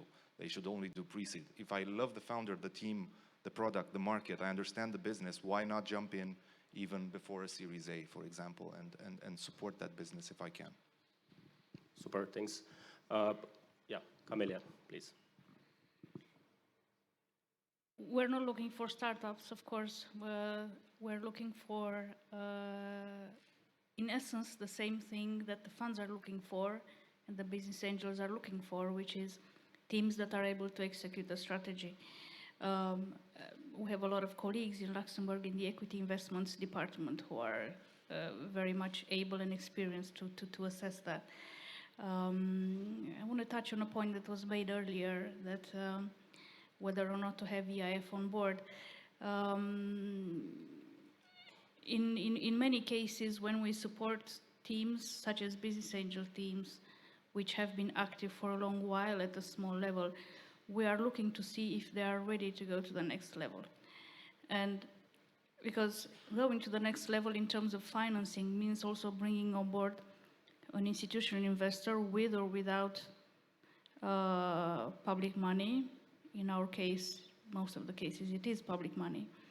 Understanding the requirements, but also understanding that there is no greater freedom than having an institutional investor, because after the whole of the assessment of the investment proposal is done and we are signed that we will see you at two advisory boards a year, we give complete freedom to the manager.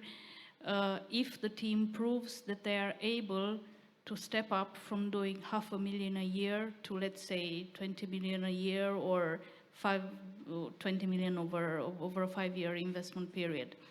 And this is something that is the main focus of our assessment when it comes to putting the trust in team. Whatever strategy is proposed to us, whether it is linked to a certain source of funding, such as investing in Romania or supporting certain sectors, we have to believe that the team, especially a team that has been active in the market at a lower level, is able to take the next quantum leap.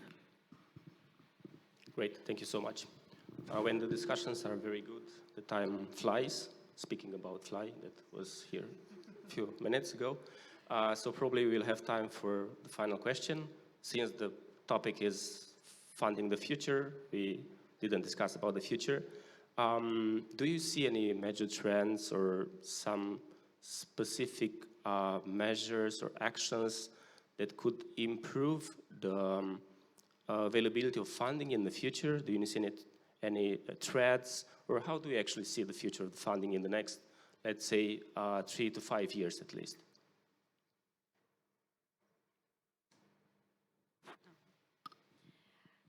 In our case, we're we're investing in technology, and we like software as a service a lot, and enterprise software, of course. But if talking about trends, where we would like to see more opportunities and maybe make a new investment, would be in a sector that's more traditional currently, and I'm talking about agri-tech, for instance, because there's a lot of potential there, and also a lot of resilience from the industry itself, and I think it has a lot of potential. Furthermore, also medtech is for sure one of the sectors that we believe will evolve very soon. I agree. Time for another.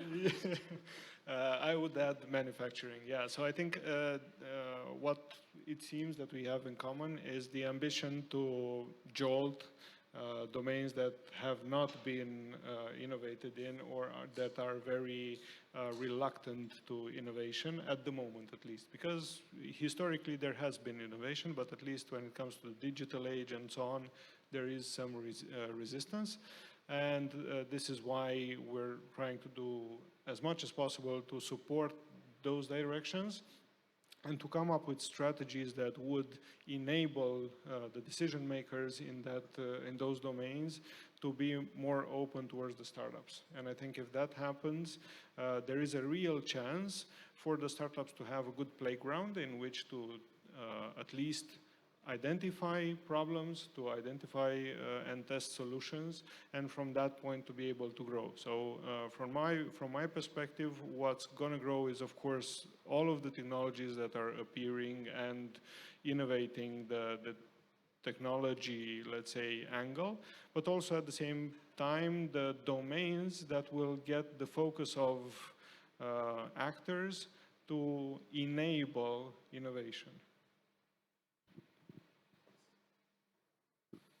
So I think 4 trends from my side. One, I think green tech and health tech, definitely. I'm a big fan of these, and I think especially green tech is not yet visible in Romania, but it's going to be a strong wave, and it's visible across Europe. So totally agree with what you said. Second, angel networks growing and converging together, each of them with their own identity, but going together. I see this happening. I hope this will happen more. Third, investing in foreign startups as well, or at least from the region. Many are started doing that, and borders are disappearing in terms of investment. Fourth, impact investment. This I see will happen, and it's not going to be that much about the profit, but the impact you're doing and the motivation and the soul you're putting. And fifth, it's about incubators and accelerators providing as well funding for some of the startups in the batches. And I think many of them will offer this in 3 years, even if small tickets, that needs to happen. Yeah. So to answer your question, first of all, let's understand where we are, because 3 to 5 years is a very long time in today's context. I wouldn't break what works. So to point out what everyone said here, enterprise software, dev tools, B2B, green tech even, we've seen a wave, and I'm sure you have also at your level this year, impact investing, sure. If I am to look at what's happening today and where I would invest, nota bene, if there were ideas around defense tech, we're bordering a war zone. I'm shocked that in 1.5 years, we haven't seen one strong defense tech idea, especially with the advent of AI, generative AI, kind of leveraging that and putting that into defense tech. Technology for intelligence, secret services. This is the world we live in. All right? This is the world we live in. The world we live in is the one it is today, with wars happening around us, with conflicts, with a multipolar world order emerging.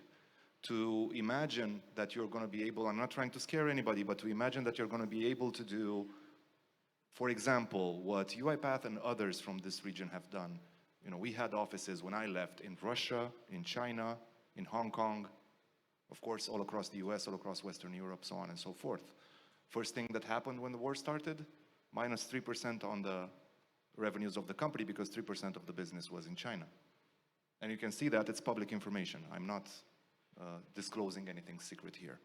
So to imagine today that you're building in the same way when money is less available, when we have a multipolar world order that you can build exactly the same type of business in exactly the same way is naive to say the least.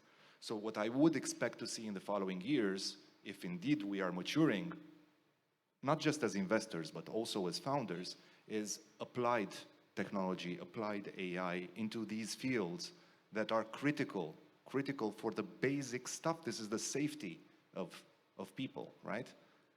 And I don't think this is stuff to play with where we can afford to say, oh, we're going to use Chinese technology for that. Really? In a NATO country. You go figure. How is that going to happen? So I'd like to see more of that happening. So it seems that the timer started again, so we have another 35 minutes. Don't worry. I'm kidding. So Maybe one final remark or advice, because we do have a lot of startup founders here in the room. Do you have any specific advice for those startups looking to raise funds in these times? Just one advice that you have for them. Shortly, I think it's about resilience and being flexible with the conditions and trying to match a common point with someone with whom you can build a really good relationship of support. Yeah. Anybody else? If it's not something that makes you jump out of bed in the morning with enthusiasm, it's not going to make me jump out of bed in the morning with enthusiasm. Nice.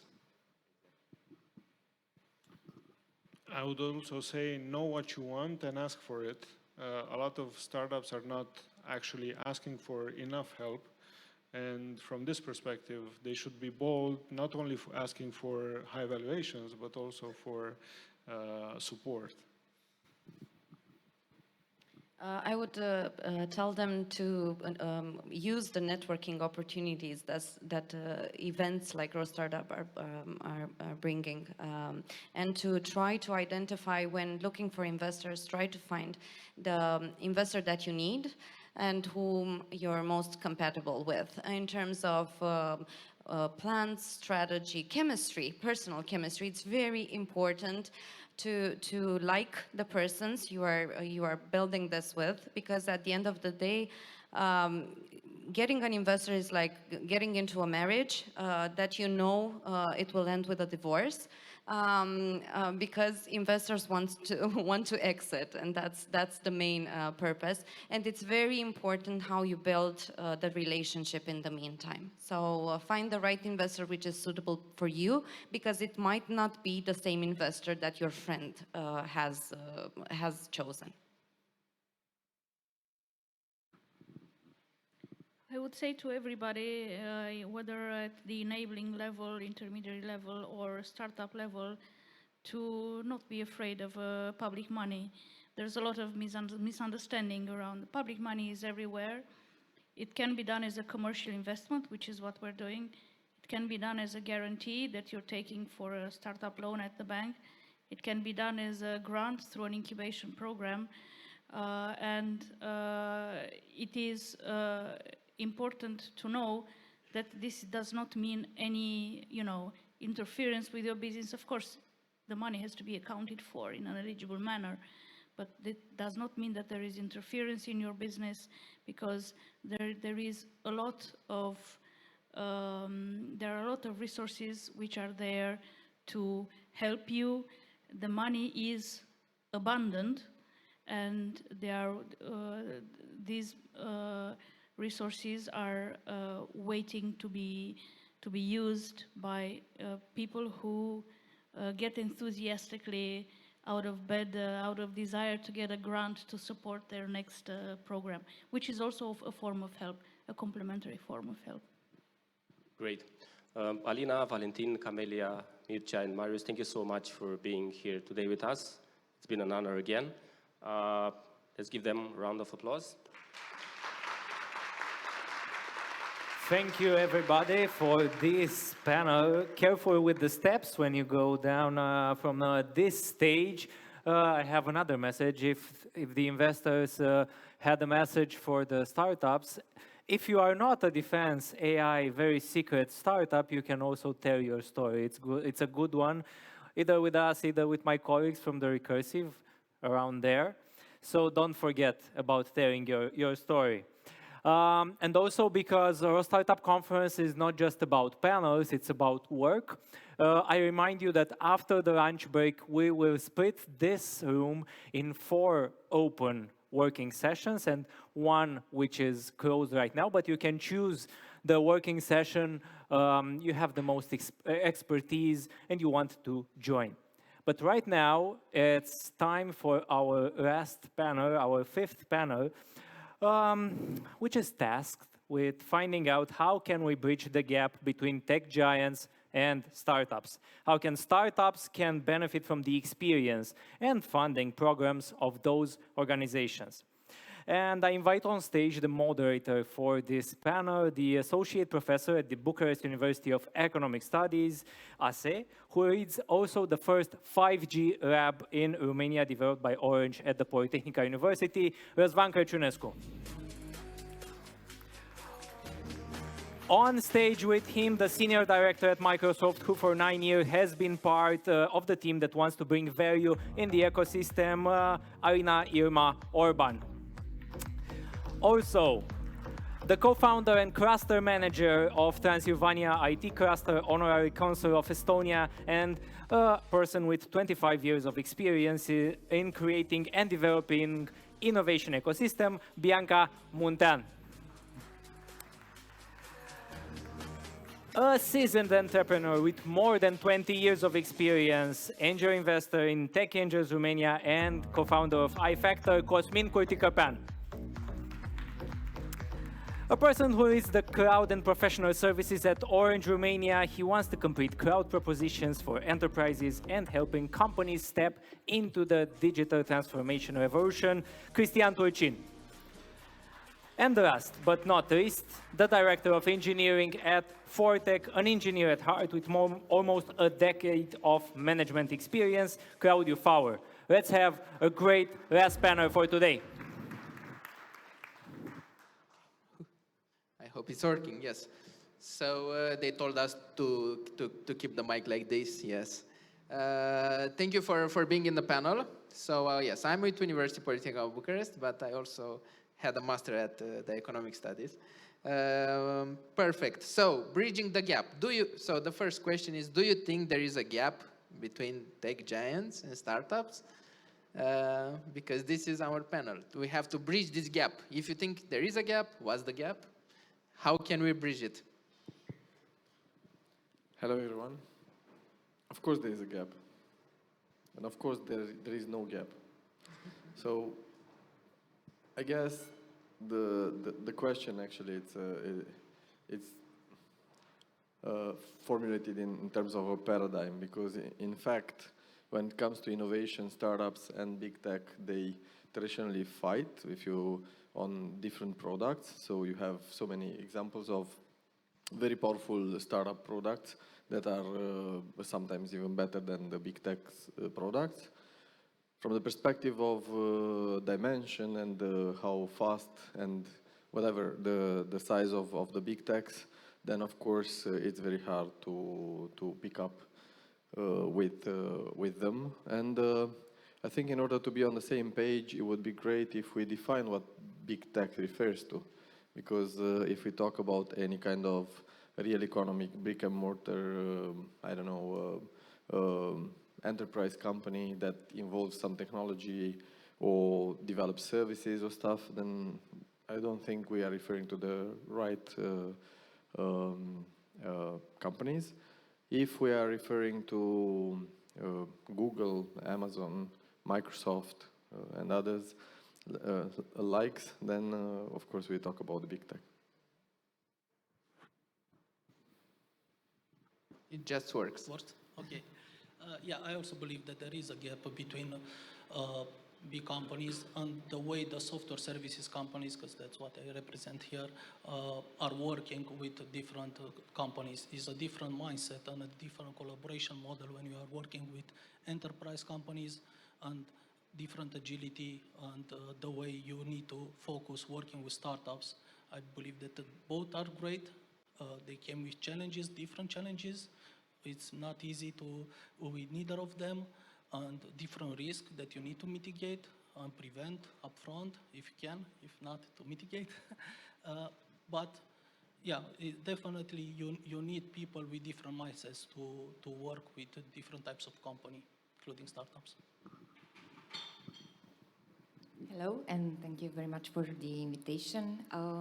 Coming from the cluster perspective, because we are comprising large companies, not like Google, Amazon, but large tech companies from Transylvania region, but also startups. Yeah, I can confirm there is a gap. And of course, it's a great outcome if we succeed to create different context of interaction between these tech companies, which have knowledge, resources.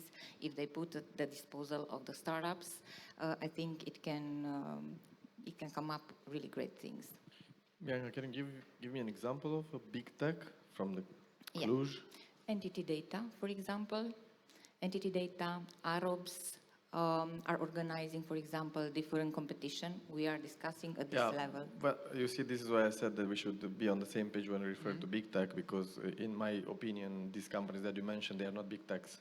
They are big companies.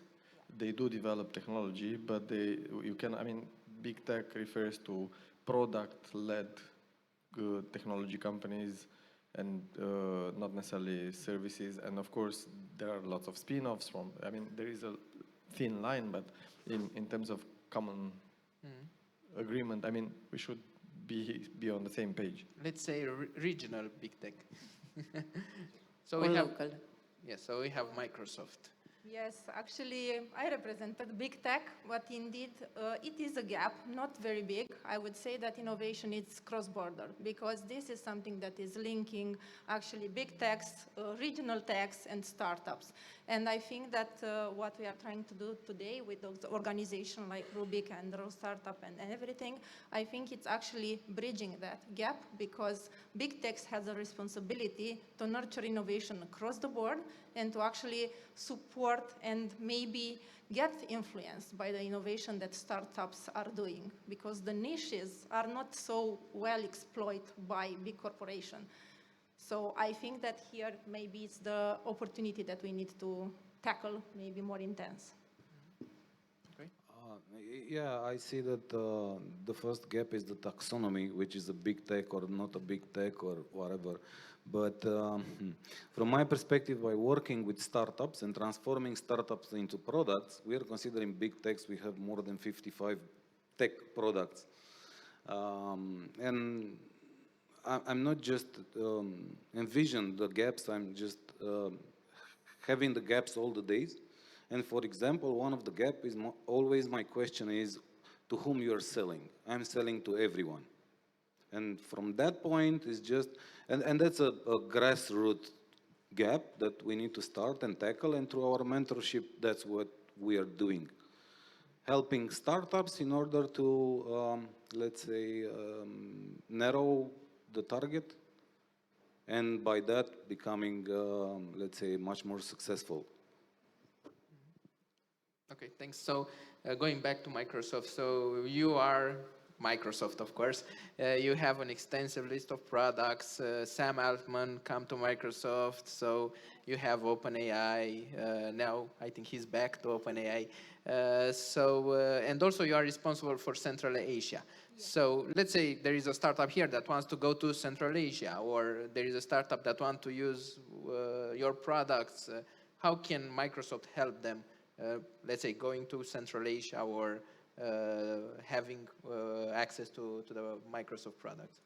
So thank you very much for the question. I think that some of the colleagues in the room already know the benefits of working with a big tech. And when I'm saying big tech, I'm also including our competition. So not only Microsoft has dedicated programs for startups, but also Google and AWS. So those are programs dedicated for bridging this gap that you are mentioning.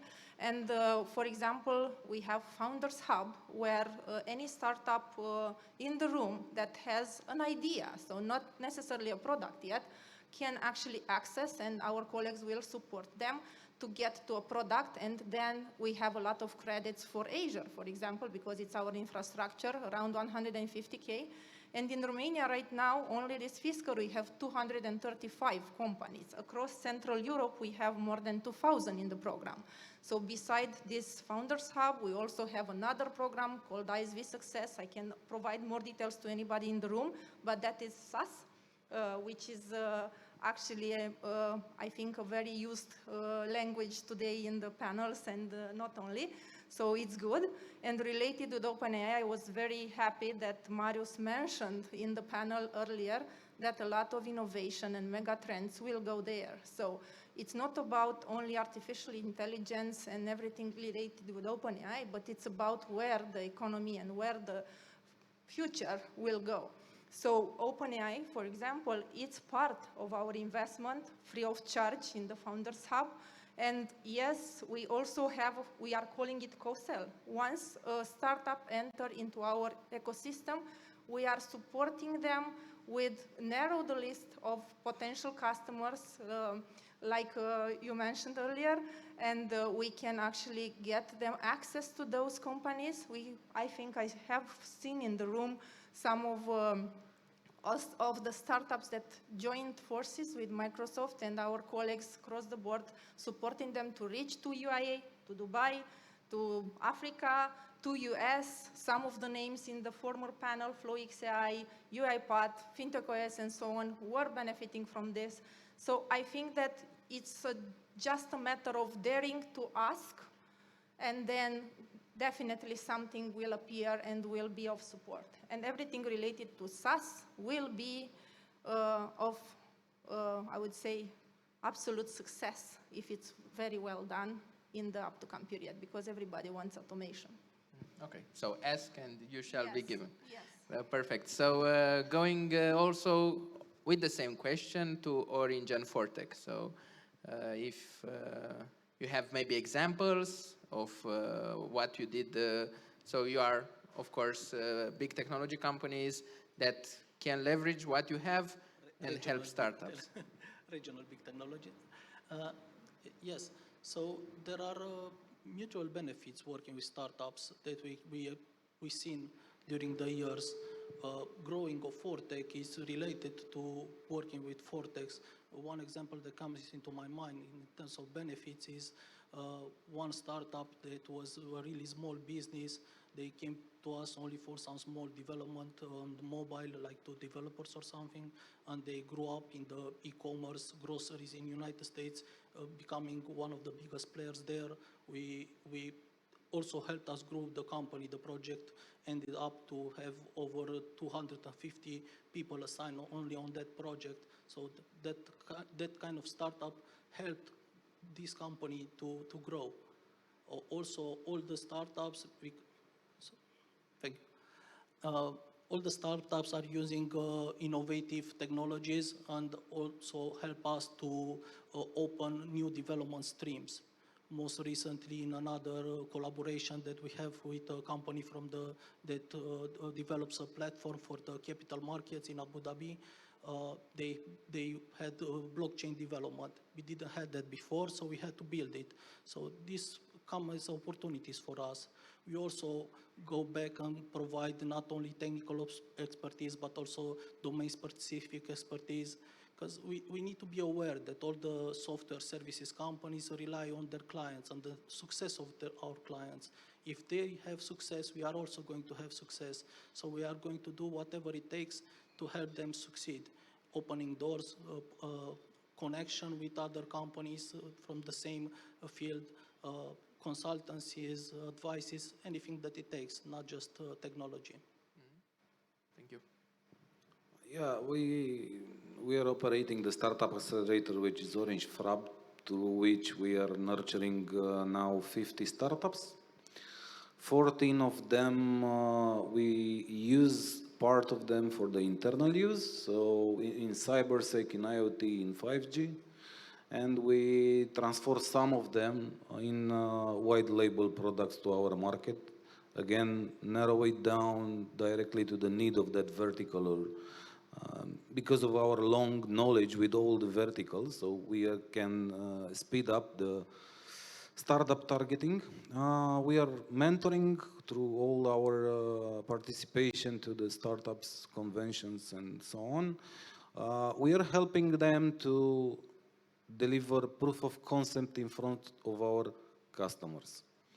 And also, we are challenging them to change in order to be more fitable, or their product to be much more fitable, especially for large enterprises. And recently I present what are the challenges for a startup to go in front of a large enterprises. And my short message at the end was be optimistic, be persistent, and also be flexible, because you will encounter there a lot of stakeholders that they want something, and also don't run from regulatory. You need to read the regulatory, because the large, some verticals in large enterprise, they are working through regulatory. And there are a lot of papers. I saw a lot of startups that they just want to pass a lot of words, but you cannot, because the company will say, no, you shall not pass until you're not compliant with one regulatory market. But also coming back to the fact that we are also transforming startups into products.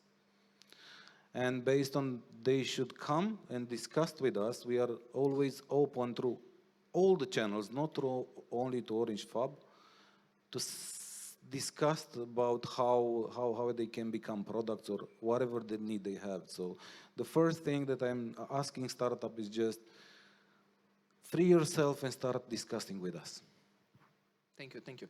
So going now to Transylvania IT cluster and Bianca, and if a startup wants to get into your cluster, how hard it is for, because some of them maybe don't know what a cluster is or how a cluster can help them and so on. So how hard it is, what would they find there? Would they find maybe Orange or another, as you say, entity data and so on? And how the cluster, or Fortec, how the cluster could help them in how, yes, could help them. Thank you very much for the question. Of course, we are positioning ourselves as enablers in this ROStartup hub. But we are not focusing exclusively on startups, like, for example, Cluj startups or other organizations from the ecosystem, Fresh Blood are doing. So what we are trying to do is to contribute to and to get involved in those programs where we can bring added value, where we have resources, capabilities in order to make the things happen. So this is why we also took over the Innovation Labs program for our region. And what we are trying to do together with our partners from the ecosystem is to identify all the incubation, acceleration programs happening in the region and to create synergies between them in order to avoid redundancy, because we are scarce of resources. And I might say that we are doing pretty good. Of course, in Innovation Labs, we are working with the students. They come up with ideas. Our headquarters is in an incubator, ABC incubator in Cluj-Napoca. And we are very happy to see that these ideas are transforming into companies, established startups, which are later accessing other acceleration programs in the region. And they are coming to us in order to ask us for different support services, like, for example, connecting them to the mature companies, not big tech, mature companies. Is it okay to call them like that? Okay, thank you. Mature companies which have resources to support them for their needs. And I'm talking about basic needs like an office where to bring their teams and work from. And then one thing we are doing each month, we are creating the context for the startups to meet the company's members in our cluster. We are organizing this networking event. Of course, we are trying to support with mentorship and to get involved in every initiative happening around. And our main expertise is on internationalization services, but also accessing EU funding. And I might say that sometimes the challenges coming from the startups are even bigger than our mature companies are asking to support them. And one last thing I would like to mention is, of course, providing access to different trainings, soft skills and technical, which are really, really important for them, especially at the beginning, and not only. Perfect, that's great. Now going to Cosmin. So Cosmin, you are also a startup founder and the CEO, and you are also vice president of Tech Angel, so you are Angel. So from this both point of views, if let's say a startup will come at you and they are saying we are partner with Orange and or Microsoft, This will make the startup more investable from your point of view. You are putting some tick points there or some points.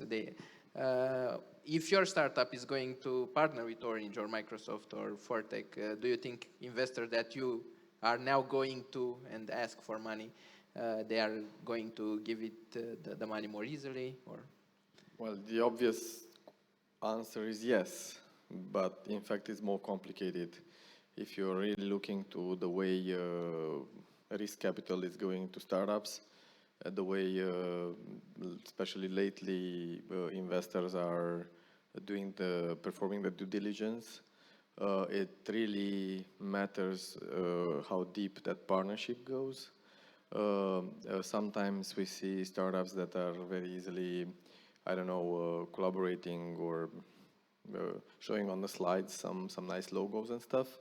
In fact, not always they are really into a very deep connection with the big tech or with a powerful technology company. So I think it's more complicated. In fact, traditionally a startup works, with a business model canvas. So at least in my case, when I'm looking to this business model canvas of one startup, I look to the key partners, and it's very important to understand the depth of the collaboration between the startup and that big tech, not only an exchange of logos. So in those terms, for example, I know that Microsoft, they have this Microsoft for Startups, which is in fact not really to achieve, but the startups that manage to achieve, at least they actually are going through some phases of maturing some of their and qualifying some of their technology, and not only. And then there is another thing which I personally, I don't think, I'm not saying this is the reality, but I personally feel that it doesn't give much value, although, for example, Microsoft is selling it, is the marketplace, where actually the sales force of the Microsoft would actually sell that product or that solution through their workforce. And in fact, it's very, very difficult to achieve some traction based on that. But still, the partnership is important in terms of key partners. And then when it comes to customers, then it's another story, because if you have a big tech as a customer, then you're also looking to the commercial agreement and you see how deep that is. And if it is something that it would give quite a good stickiness in terms of value proposition delivered by the startup and by the product, then of course this matters a lot. Even if you have like one or two as a startup in early stage, one or two customers like big technology companies, then this becomes already a very good opportunity for investment. Now you also asked me about iFactor. We did all kinds of partnerships with all kinds of players. We did have, for example, we are organizing this hackathon. It's called AI in Finance, and we had Microsoft as a partner there. We had UiPath. We hope we'll have Fortec. Now we entered into some discussions with Cristian Patachia from Orange Fab, of course, with the intention of extending some powerful collaborations. With Orange, we are targeting them as a customer. In terms of partnerships with Microsoft or I don't know, Fortec or UiPath, then it's about technology exchange and help and support. So yeah, it is important, but it has so many layers, and so it's so diversified that you cannot just look at it at the surface. Okay, thank you. Yes, Only of course. one comment. Thank you very much for raising the marketplace topic.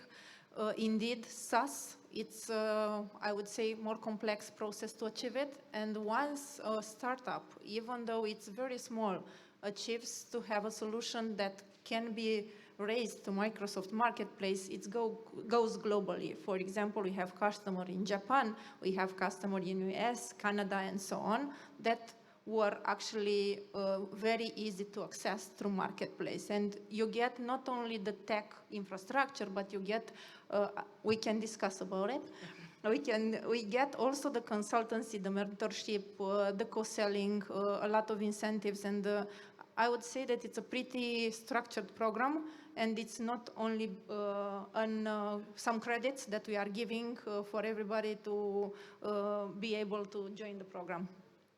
And we can debate this.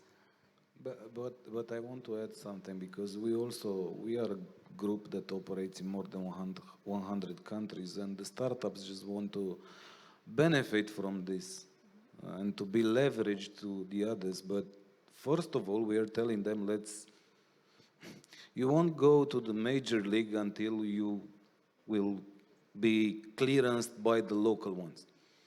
So if we are, that's how we operate, if you like it or not, I mean. But if you as the startup are coming to Orange Romania, of course you will be leveraged to the group. However, you need to have a clearance from Orange Romania through all the stakeholders, not only from a product perspective. So I think. Okay. Great.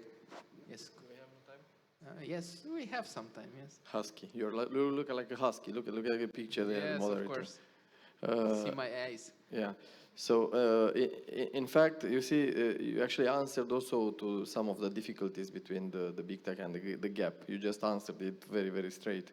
Because traditionally, a startup, especially from a small market, for us investors in the venture capital world, it doesn't make sense that they stay and they lag behind with their innovation and technology to prove on one market something until a corporate and a very, very big animal like Orange would basically validate them to going. And that's actually a flag for us investors. And this is also basically building on the gap. So in fact, you see incumbents, they have difficulties in understanding, and not understanding because all incumbents and all big companies have incredible people behind, but organizations are so difficult, and the processes and all the flows and everything that goes through all these silos makes it so difficult to penetrate and be agile and fast. And this is sometimes where it might be an opportunity, or maybe it might be something that will drag back a startup in starting collaborating with a big corporation in general, not necessarily a big tech or a technology company.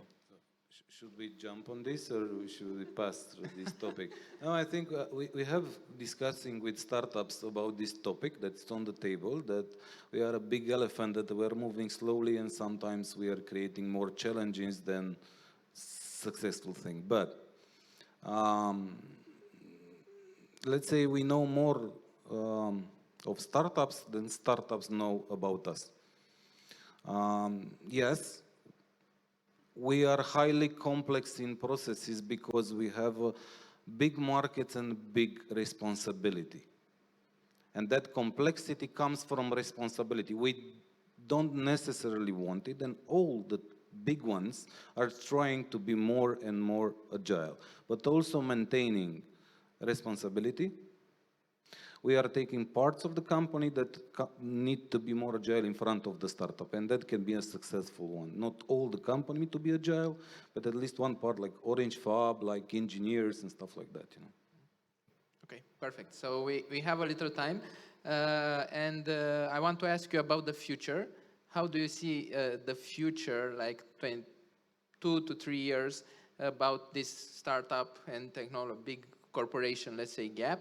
And also, because I'm from university, how do you see the role of academia, university research institutes in this ecosystem? Because yes, the ecosystem is larger than startups and corporations.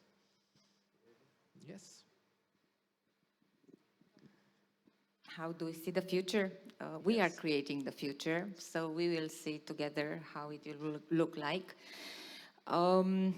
Yes, of course. I used to speak to everyone about the need of coordinating our efforts to all levels because, yes, we are working in our small little town and region, but the decisions and the access to the control panel, to different programs, it's not in our hands.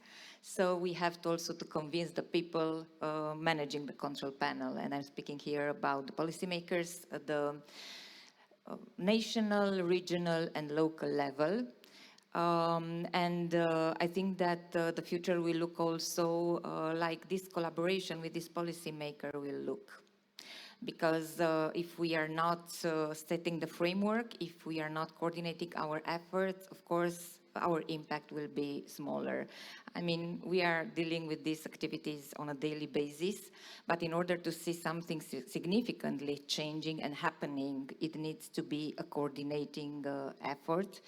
And like I saw, I mean, the other weeks in Singapore, for example, the state finances the startup ecosystems, and each of the enabler is entitled to provide services for a certain area in their expertise. So everything is a coordinated effort, and this is what I would like to emphasize, the need for a coordinated effort, even though we are coming from different backgrounds or organizations.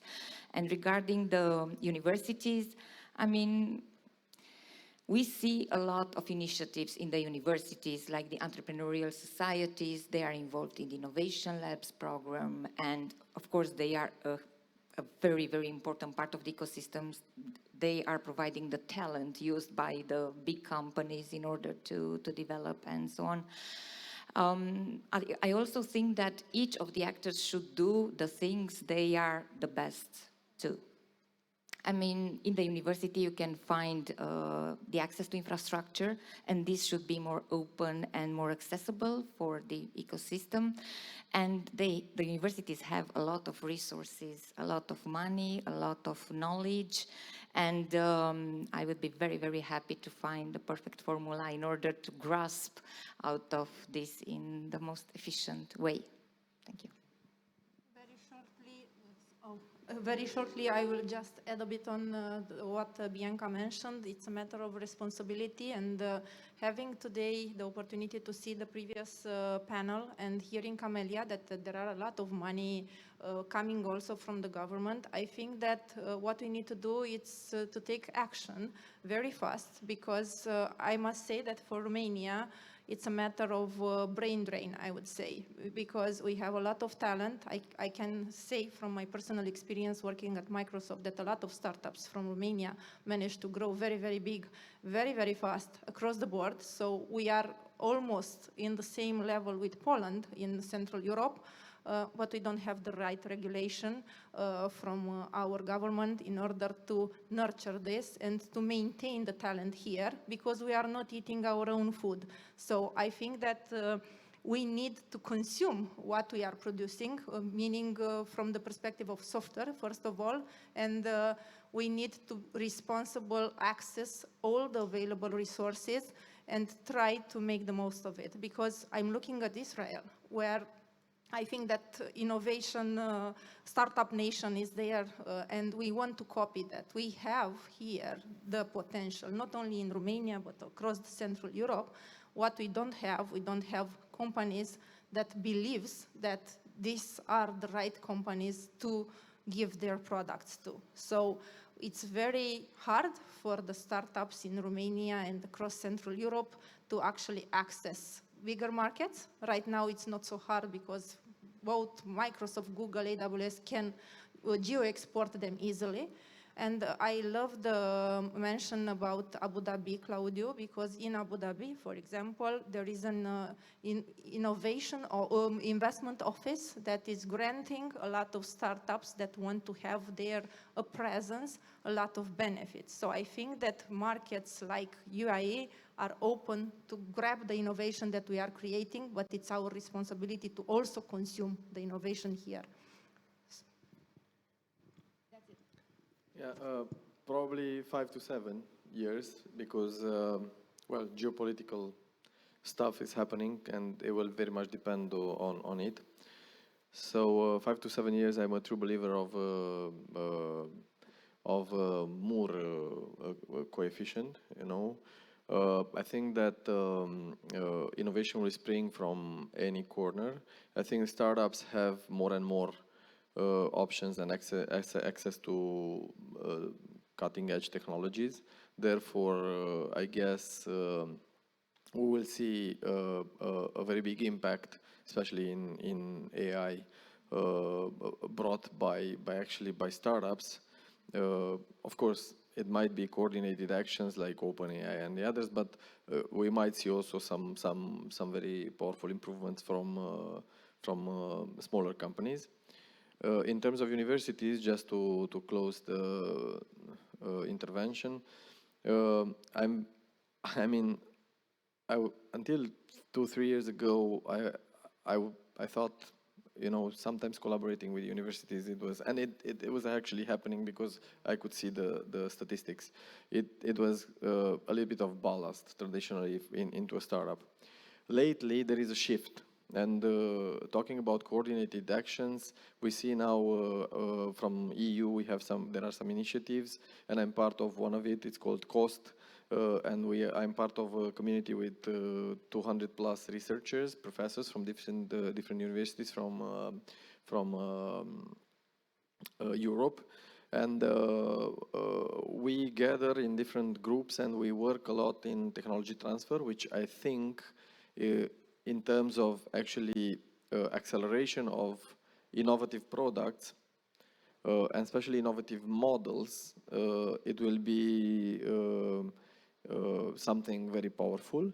I think that until now, and even from now on, access to data will give some edge to some of the developers, but also innovative ways to build and train models through technology transfer.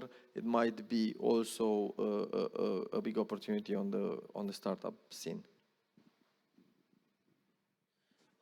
Predicting the future is not really easy or my thing, but I'm optimistic about the future of startups in Romania.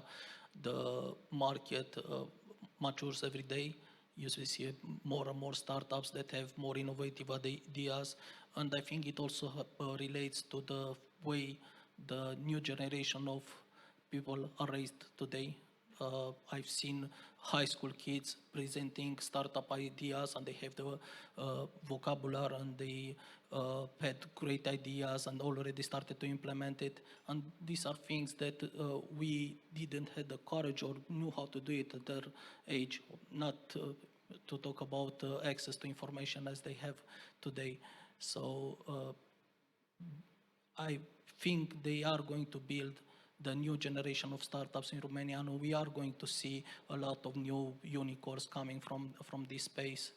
And yeah, large companies, no matter if there are big tech companies or services companies, they can help in this direction. Sure, I agree that maybe we need to find ways to become more agile and to go through processes faster. Also, the startups need to understand why sometimes you need a little bit of structure and processes, but I think we can find a middle way. And also regarding the collaboration with universities, I think these collaborations are intensifying every day and they are going to grow. I don't know exactly how it's going to be in 3 years, depends on a lot of factors, economical cycles and so on, but I think we have a great future for Romanian startup ecosystems. As the train already left the station, I think we as leaders of the future on and off the stage also,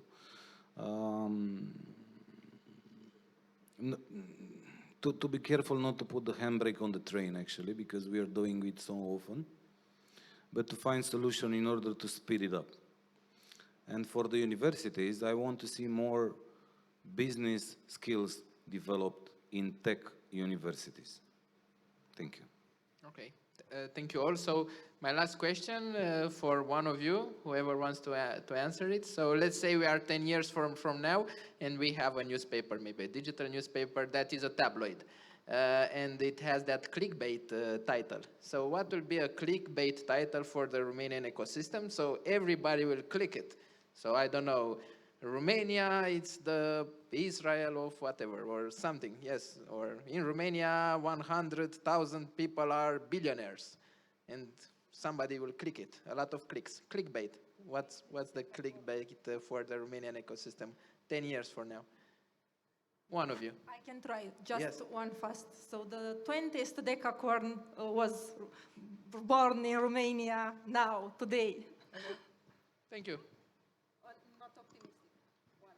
Yeah, well, with unicorns and decacorns, it's a matter of Argentinian, Brazilian reals or euros. You know, it's like, yeah, well, probably the title. Yeah, a title.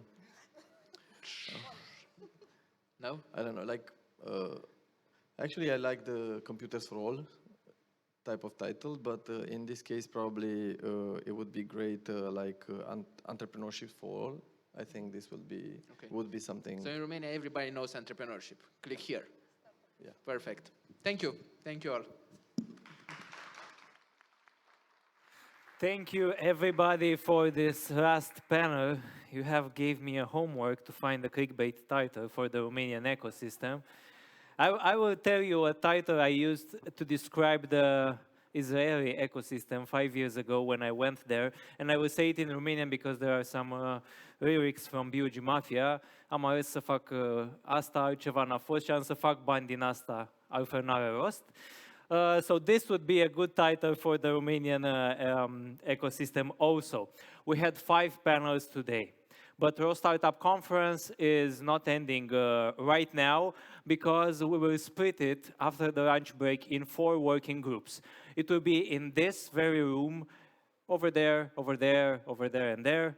I will present after the lunch break the facilitators, and if you have interest in any of the working group, you can join it, and the results and the conclusions will be presented afterwards. Right now, in the other room, near the expo area, there will be a lunch break of around 30 minutes, not before thanking our partners, BRD, Microsoft, Orange, Vitamin Aqua, Popcora, and Fenicia Hotels. Thank you very much.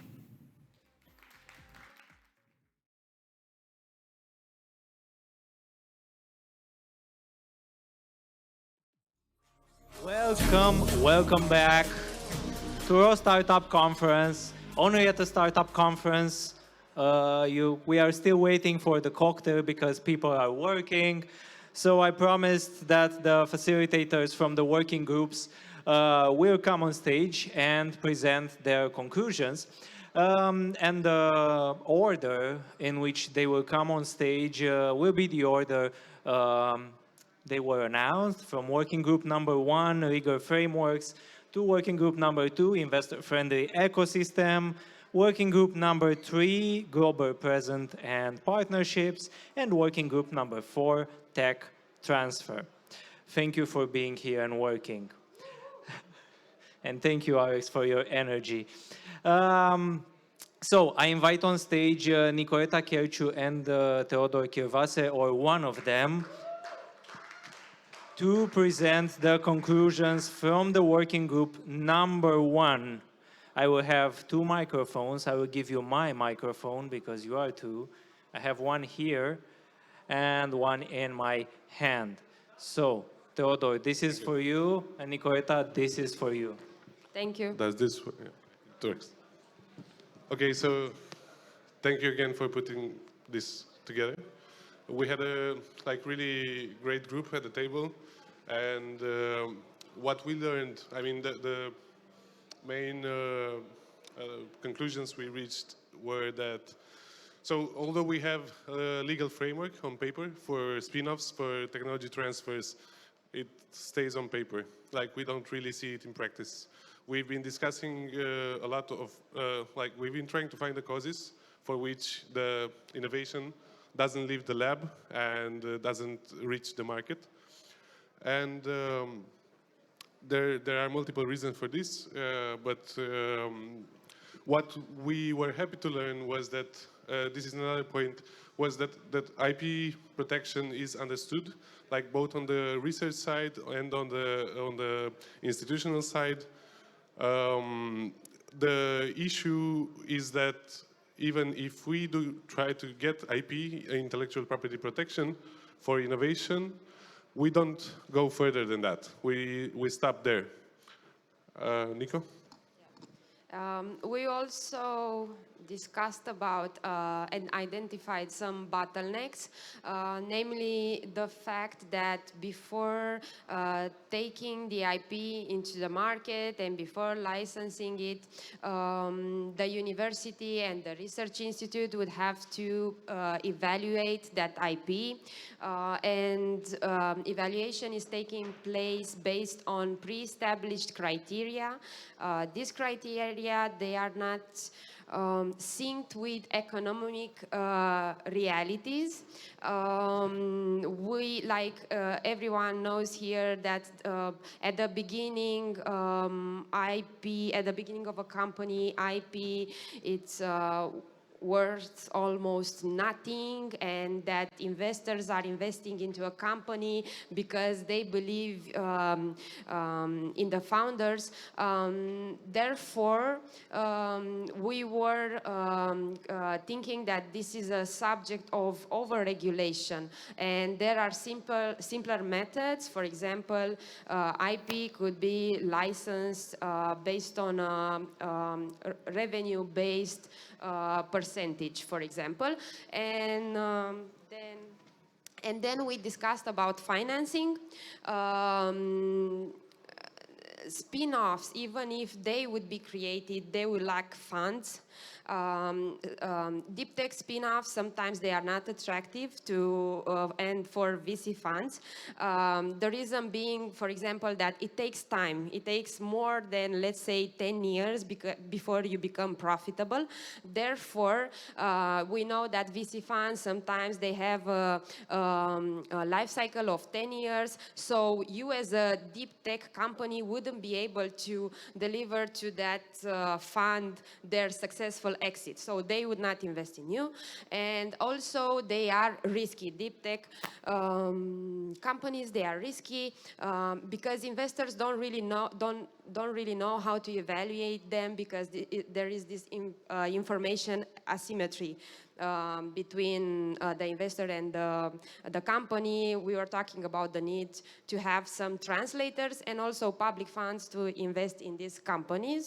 So yeah, these are our main 4 conclusions. Thank you very much, and thank you to our wonderful members. Thank you. Thank you. Please leave your microphones at the exit on the stairs. Please careful with the stairs, it's late. And give it to the next people presenting here on stage. Another ask for me, because we are not preaching to the choir here, we are preaching also online to the online audiences. We have 1 camera here, 1 camera there, and 1 camera here. Please look into the cameras, as weird as it may seem, because here there's only 1 camera, and here no camera. So please look into the cameras. Next on stage, from the working group number 2, investor-friendly ecosystem, I invite on stage Robert Cotuna and Sonia Fedorovic to present their conclusions. And please take your microphones and careful with the stairs. A round of applause for them. Thank you. Hi, everybody. Careful with the stairs, it's an understatement. So our working group number 2, it was about cultivating an investor-friendly ecosystem. And after much brainstorming, and thank you to all the participants, the key takeaway are tax incentives from our working group.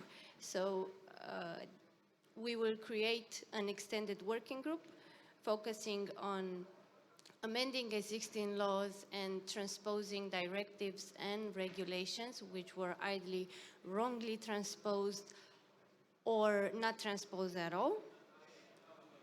And this is your part. Yeah, again, thank you so much for all the members that have been to our table. amazing people. Thank you for your time, and we will come back with more information later on. Now, thank you, Sonia, for being a co-moderator. Thank you, Robert. I really appreciate. What Sonia have said is somehow related to the benefits that we do see for both startups and investors, as well as for the government. So for startups, the benefits to have some more incentives would be to have more capital available, in a way to have more access to capital and to have more ideas in the market. Then for the investors, either angels or either VC funds would be tax deduction as well as capital gain deduction. For the government, because we are not able to do this without the government, we are looking to find the right counterparts with whom we can start building this working group and build upon what is actually available in the laws and try to, at least for the business angel law, try to identify the application or put in place, enforce the application norms. So basically, to summarize, the gains for the government would be the fact that they will have some political gain. As well, they will probably receive faster and better collection of the money, either from the angel investors or VC funds, as well as having more talent in the region, because we do see that the talent is going outside. So having more capital, having more ideas, having more funds available, in a way, we would be able to keep talent here in the country. Yeah, thank you so much to everybody that has been here, and yeah, stay in touch. Thank you to Robert and Sonia for your conclusions after the working group number 2. Anyone who doesn't look in the cameras will be obliged to present this from the pole over there. It's the only joke I had with the pole today. So, the working group number 3 is invited now on stage, global presence and strategic partnerships. I invite on stage, in your applauses, Valentin Țoc and Simona Popa from Rubik Hub. Yes. Thank you, Vlad. Thank you, Vlad. Hello, everyone from online and from the hall. So why are we here? And also thank you for everyone who was involved in the working group, together with which we created a strategy on how we can support startups in Romania to build a global presence and increase strategic partnerships globally. Yeah, so we had 20 ideas, 20 objectives, and we selected one, and we worked for one action plan and one solution to implement in the following 12 months. All in only 2 hours, wow. Yes. Cool. So the purpose is to centralize resources internationally and facilitate matchmaking between Romanian founders and gatekeepers or connectors or influencers that are in the markets that they want to target. In order to do that, we thought of 2 things. We thought of creating a task force that is able to connect, activate, and empower the connectors locally, as well as a platform where we can centralize the resources and the needs of the founders in order to matchmake. Yeah, so because we have only half a minute, so we have an action plan. So we want to build an MVP in the following 12 months. This MVP should be an event where we will activate, engage, and connect mentors and gatekeepers or connectors from outside and foreign markets and countries with founders from Romania. And we have some criteria for success. We want to have a high NPS score. We have some needs from the startup founder that we will be met by the connectors. And also we will track revenue after the connections made. Because cash is king in the startup world. And this is a really good KPI to see that this platform that we're building works. So anyone who wants to join this task group for the following 12 months is invited to join us and develop the MVP and make it a project. Thank you, everyone, for your contribution, and good luck.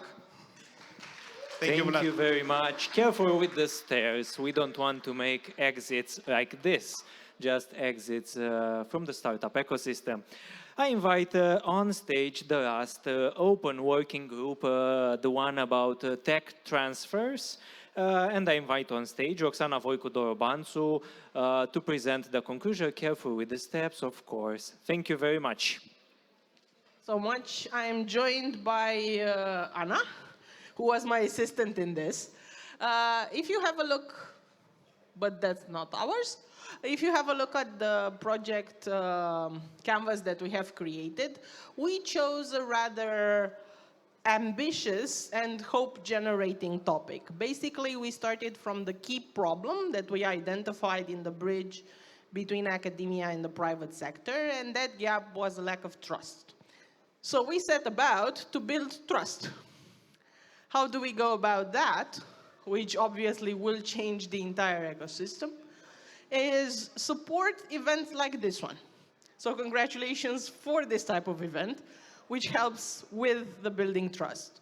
Have meetups, create agents of trust, and these agents of trust may be individuals, maybe hubs, such as this one, maybe universities that are trustworthy, maybe companies or NGOs. And how do we, again, build to this? We can add events, apart from meetups, events that support the creation of successful and impactful partnerships between academia and the private sector. Another element that we think would be needed is a functional brain map in which information really translates into partnerships. And as a key indicator of performance for this, we set about to have the amount of private money that's put on the table. Once companies will start trusting researchers, they will start to put their money where their mouths are. And as milestones, because when we thought about this solution, we thought about the fact that it is a long-term project, it is building one step at a time. We set milestones that are every 5 years, and the fact that we should have started this a long time ago. Now, what would be the constraints?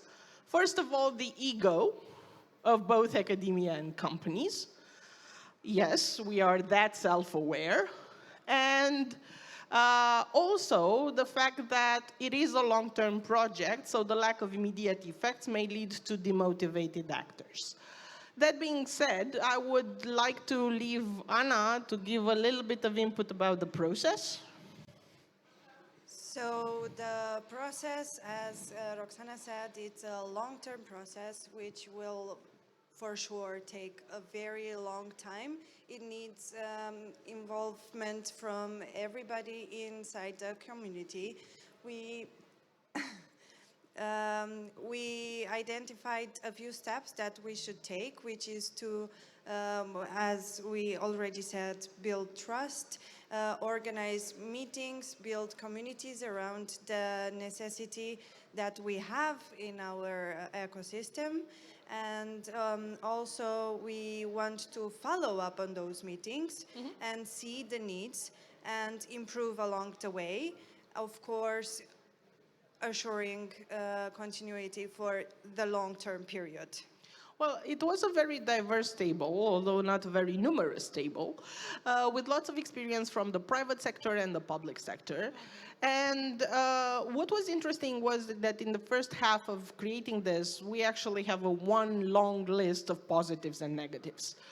But the key word was trust, so I would leave you all with that. We need to build more trust between all the actors of the ecosystem. Thank you. Thank you. Thank you very much for your conclusions. Thank you everyone for contributing. So, before networking, before cocktails, one last word from me. This is the second event in 2 days I've been part of, talking about startup founders and investors. But if I think to this week, there have been roughly around 5 or 6 events dedicated to the ecosystem. And after all these events, everybody goes home. But this is important. Don't just go home and bugger off. Talk with each other and find bridges. From this organized chaos we put together, we can build something good, something lasting. A different country maybe, one that is proud of its real innovation. So my message for you would be that in this world that transforms itself every day, where we see fake gurus, populism, where people want to build fences, let's teach each other to build bridges and move this country forward, not backwards.